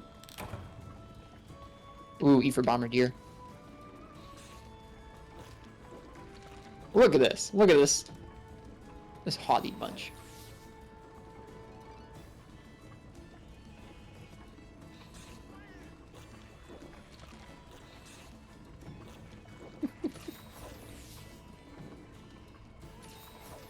And what could go wrong with this? I don't think anything. Alright, let's see. Which way do you go when you start prancing? You go... Oh, wait. Oops, that's prance. Which way do you... Okay, you go this way.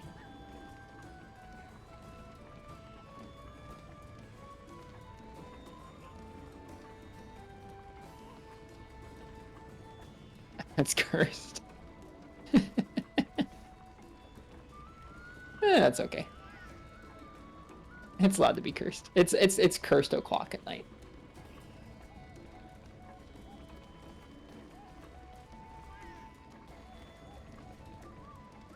On your screen's perfect? Oh, well, I'm glad it's perfect on somebody's screen. It's certainly not on mine. It's close. Yep, it's close.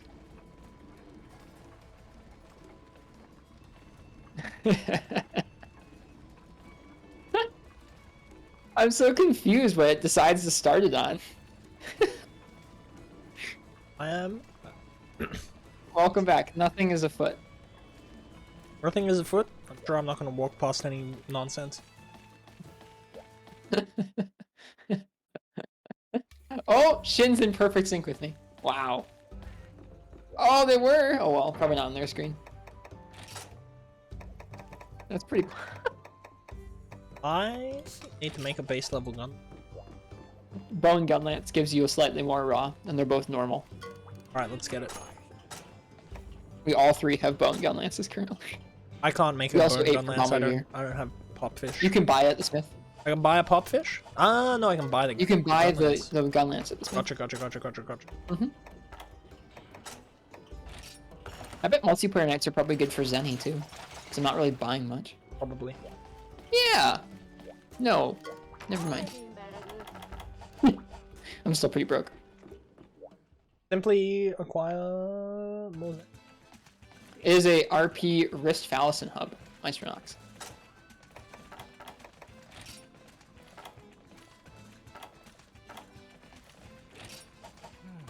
As long as the E in that Maestronox stands for explosive Nox. and Ristretto and Fallison. Nox plays 14. Nox knows what's up with Yeah. With They love 14. They love 14, but they won't come to my server. They should leave their server and come play with me all the time. I don't know what that means. It means that Nox and I can't play together because they're on their own.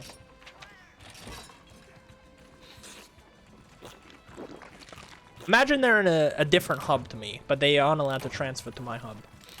Bummer. Yeah, total bummer. Right, I will post the Ignactor. Let's get this bread. We're gonna get it this time. What's this? This will go much better. What's this jerk's name? Denizen of the Molten Deep.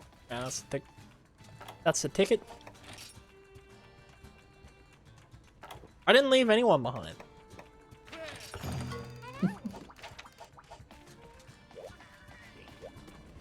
Like 3 weeks. Oh, in three weeks, are you gonna be able to play together? Yeah, maybe. But Nox still won't play with me. Just be patient? No.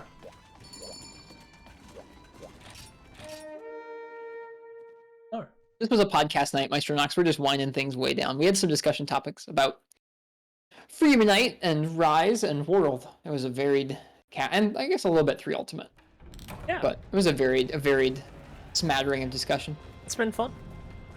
It's been nice to slow it down. Let's get some focus on the hunting portion. Because otherwise I'm gonna fall way behind. Oh, Nox, I was talking about Monster Hunter Twitter earlier and that I need to stop spending any time on Monster Hunter Twitter. Like, legitimately today, Nox, no joke, some interactions on Twitter, both from, like, interacting with people and then me noticing my brain just not being able to stop thinking about Monster Hunter Twitter. I was like, yep, that's it, Twitter, I'm done. No more. Like, I got rid of it on my phone. It's time. No more Twitter. Yeah, I think probably for the best. I don't know how I feel about mods on Twitter. I feel worried that it would impact my feelings on things. Oh no, I don't want to be standing there. Oh no, you don't want to be standing there.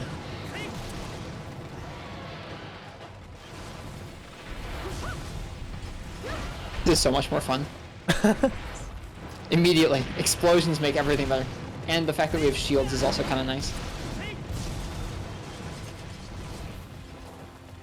I forget, I don't think you can slam after the quick reload in this game. I'm like trying to make world... Oh, wait, you can. Oh man, sick, I forgot. You can. They did, in fact, delay it, I believe. So, Nox, you should just move to Aether/Adamanthois. And we should start a Cool Guy FC. Anyway, enough about that.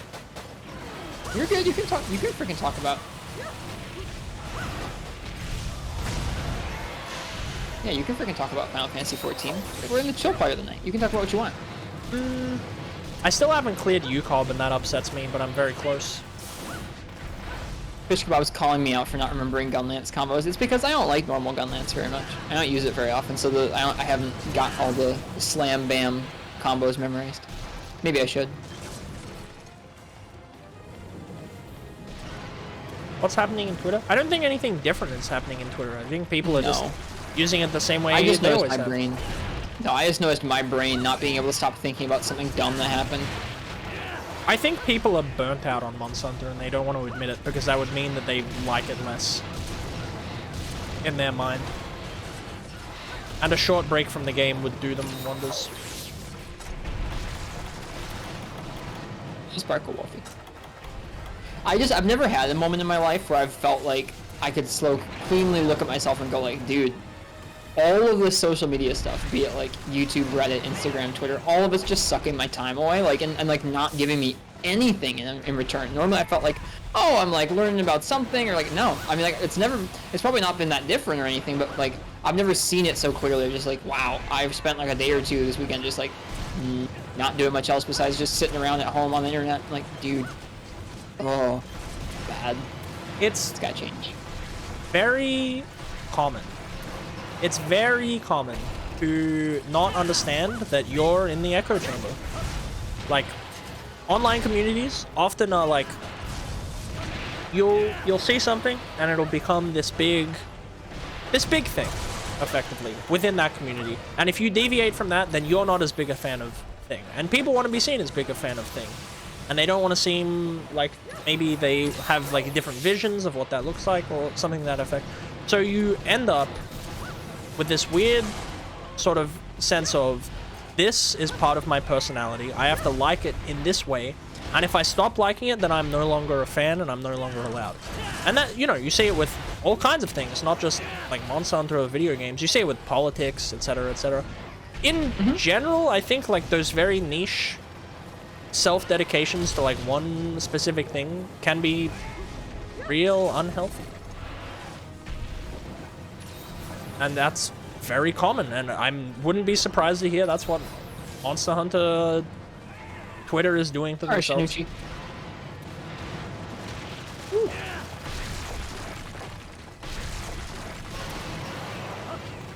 But yeah, I would say like these more niche online communities are not, they're not interested in proper discussion, at least not at large.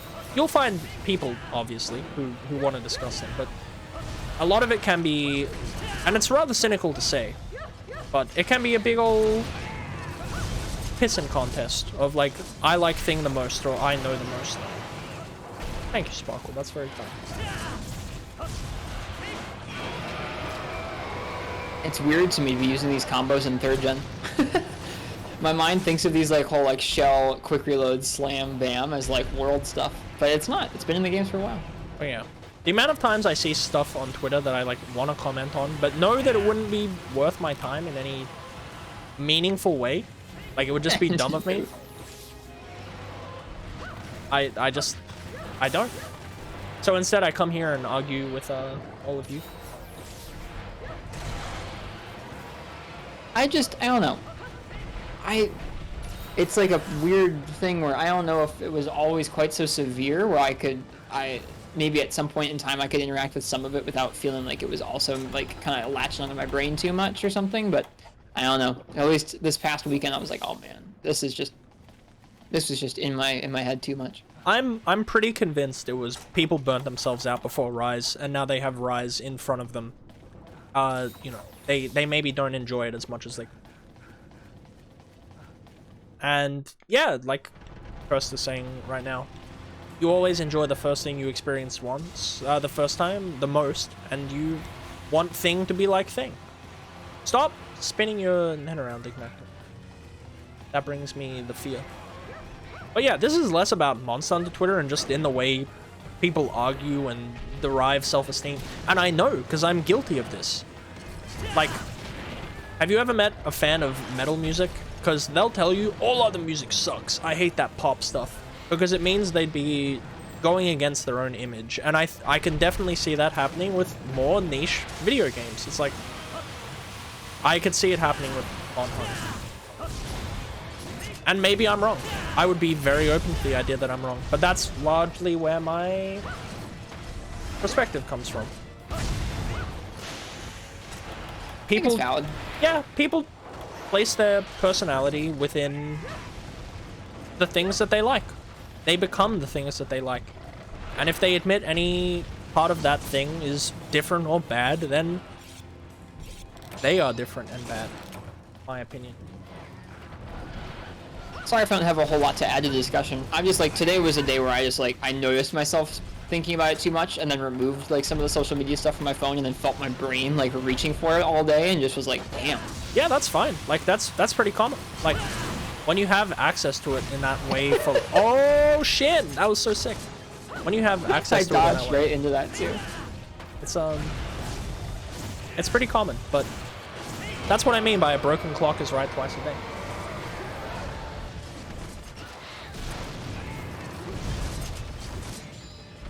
But yeah, like, ultimately, I guess my standpoint is, do you care what people on Twitter think of your opinion? Not particularly. Yeah. Do you care what... I don't know. How do you... not for me. I can tell where you're going with the second question, sorry. Yeah, second question? What? My second element to the question was going to be, do you want your opinion to be valued in that way? Probably not.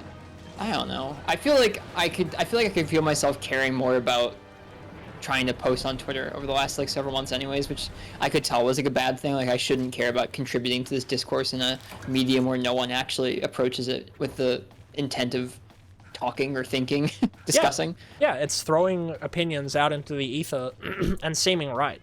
Yeah. Yeah, I felt my brain getting more sucked into that over the last few months. Yeah, it's definitely easy to get. Man, I got sucked into it all the time. Like, that sort of negative headspace, for sure. And, yeah, Nox, I agree. Caring what other people think is 100% normal. It's very, very normal, and it's not necessarily a bad thing either. But how you value other people's opinions and changing your own based off wanting to be more in line with folks and being more well-liked, I think that's where the issue comes. Like, understanding that people are going to have opinions that differ from yours is important, and you shouldn't just be negative to be different. But also, having, like, you know, you don't need to dig in your heels, but understanding why you hold your opinions and why not all constructive criticism is entirely valuable, that's also important.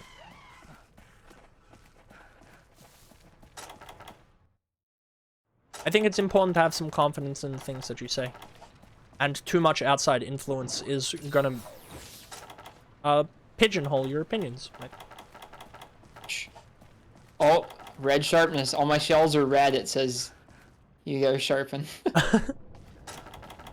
I've never seen that before. All my shells are red. Does it even let me shell? I think it lets you shell. No, I can't. No, you can't shell in red sharpness.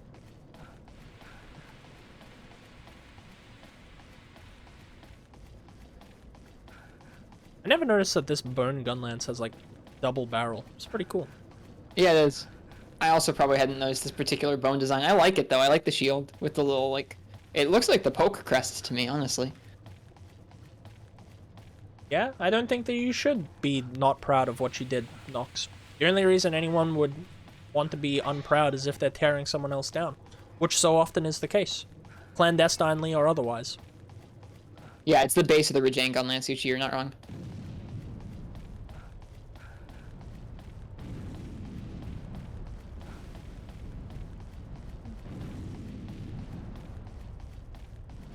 I mean, why be happy for someone else's achievements when you can, you know, do better and prove it to them? It caught me behind him.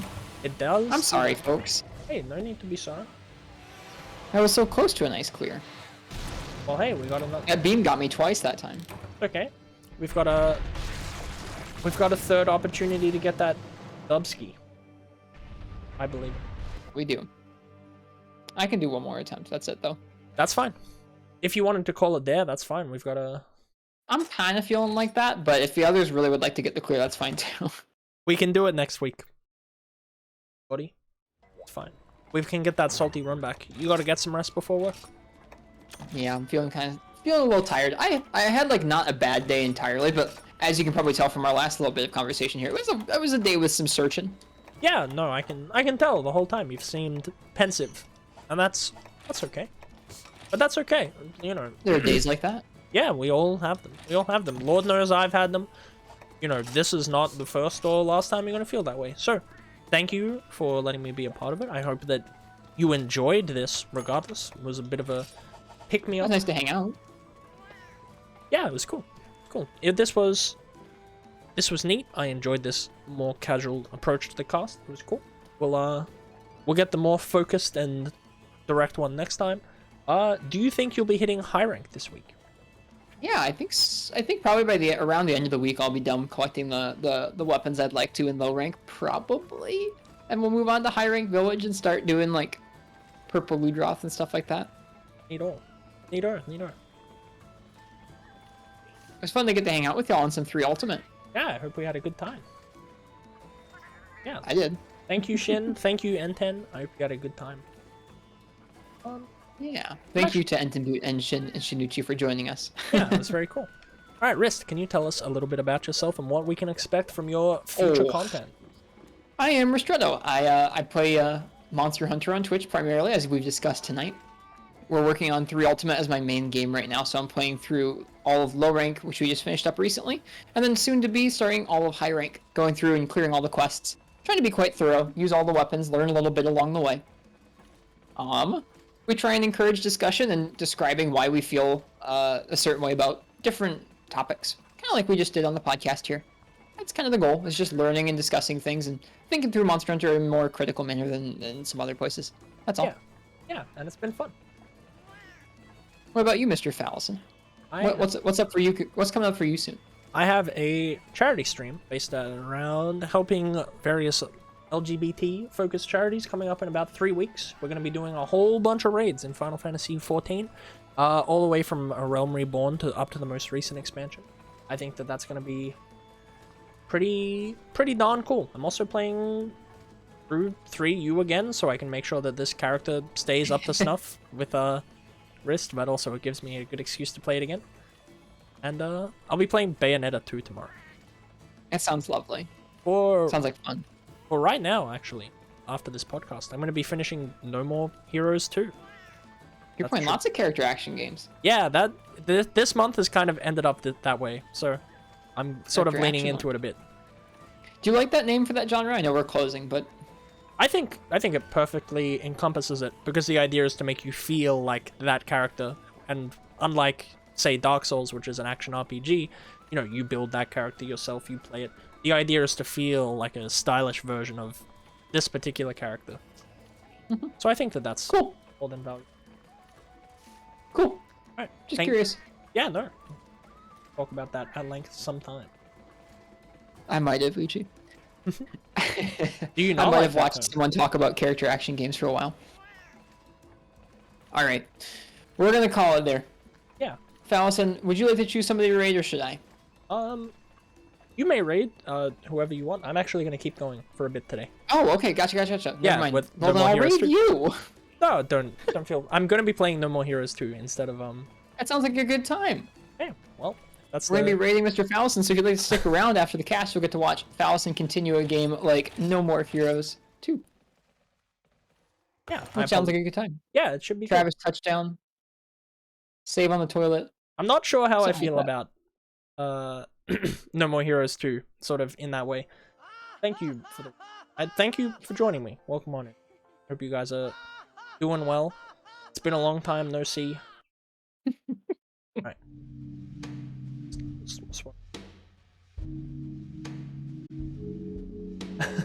Yeah, you get some good sleep. I will talk to you sometime very soon.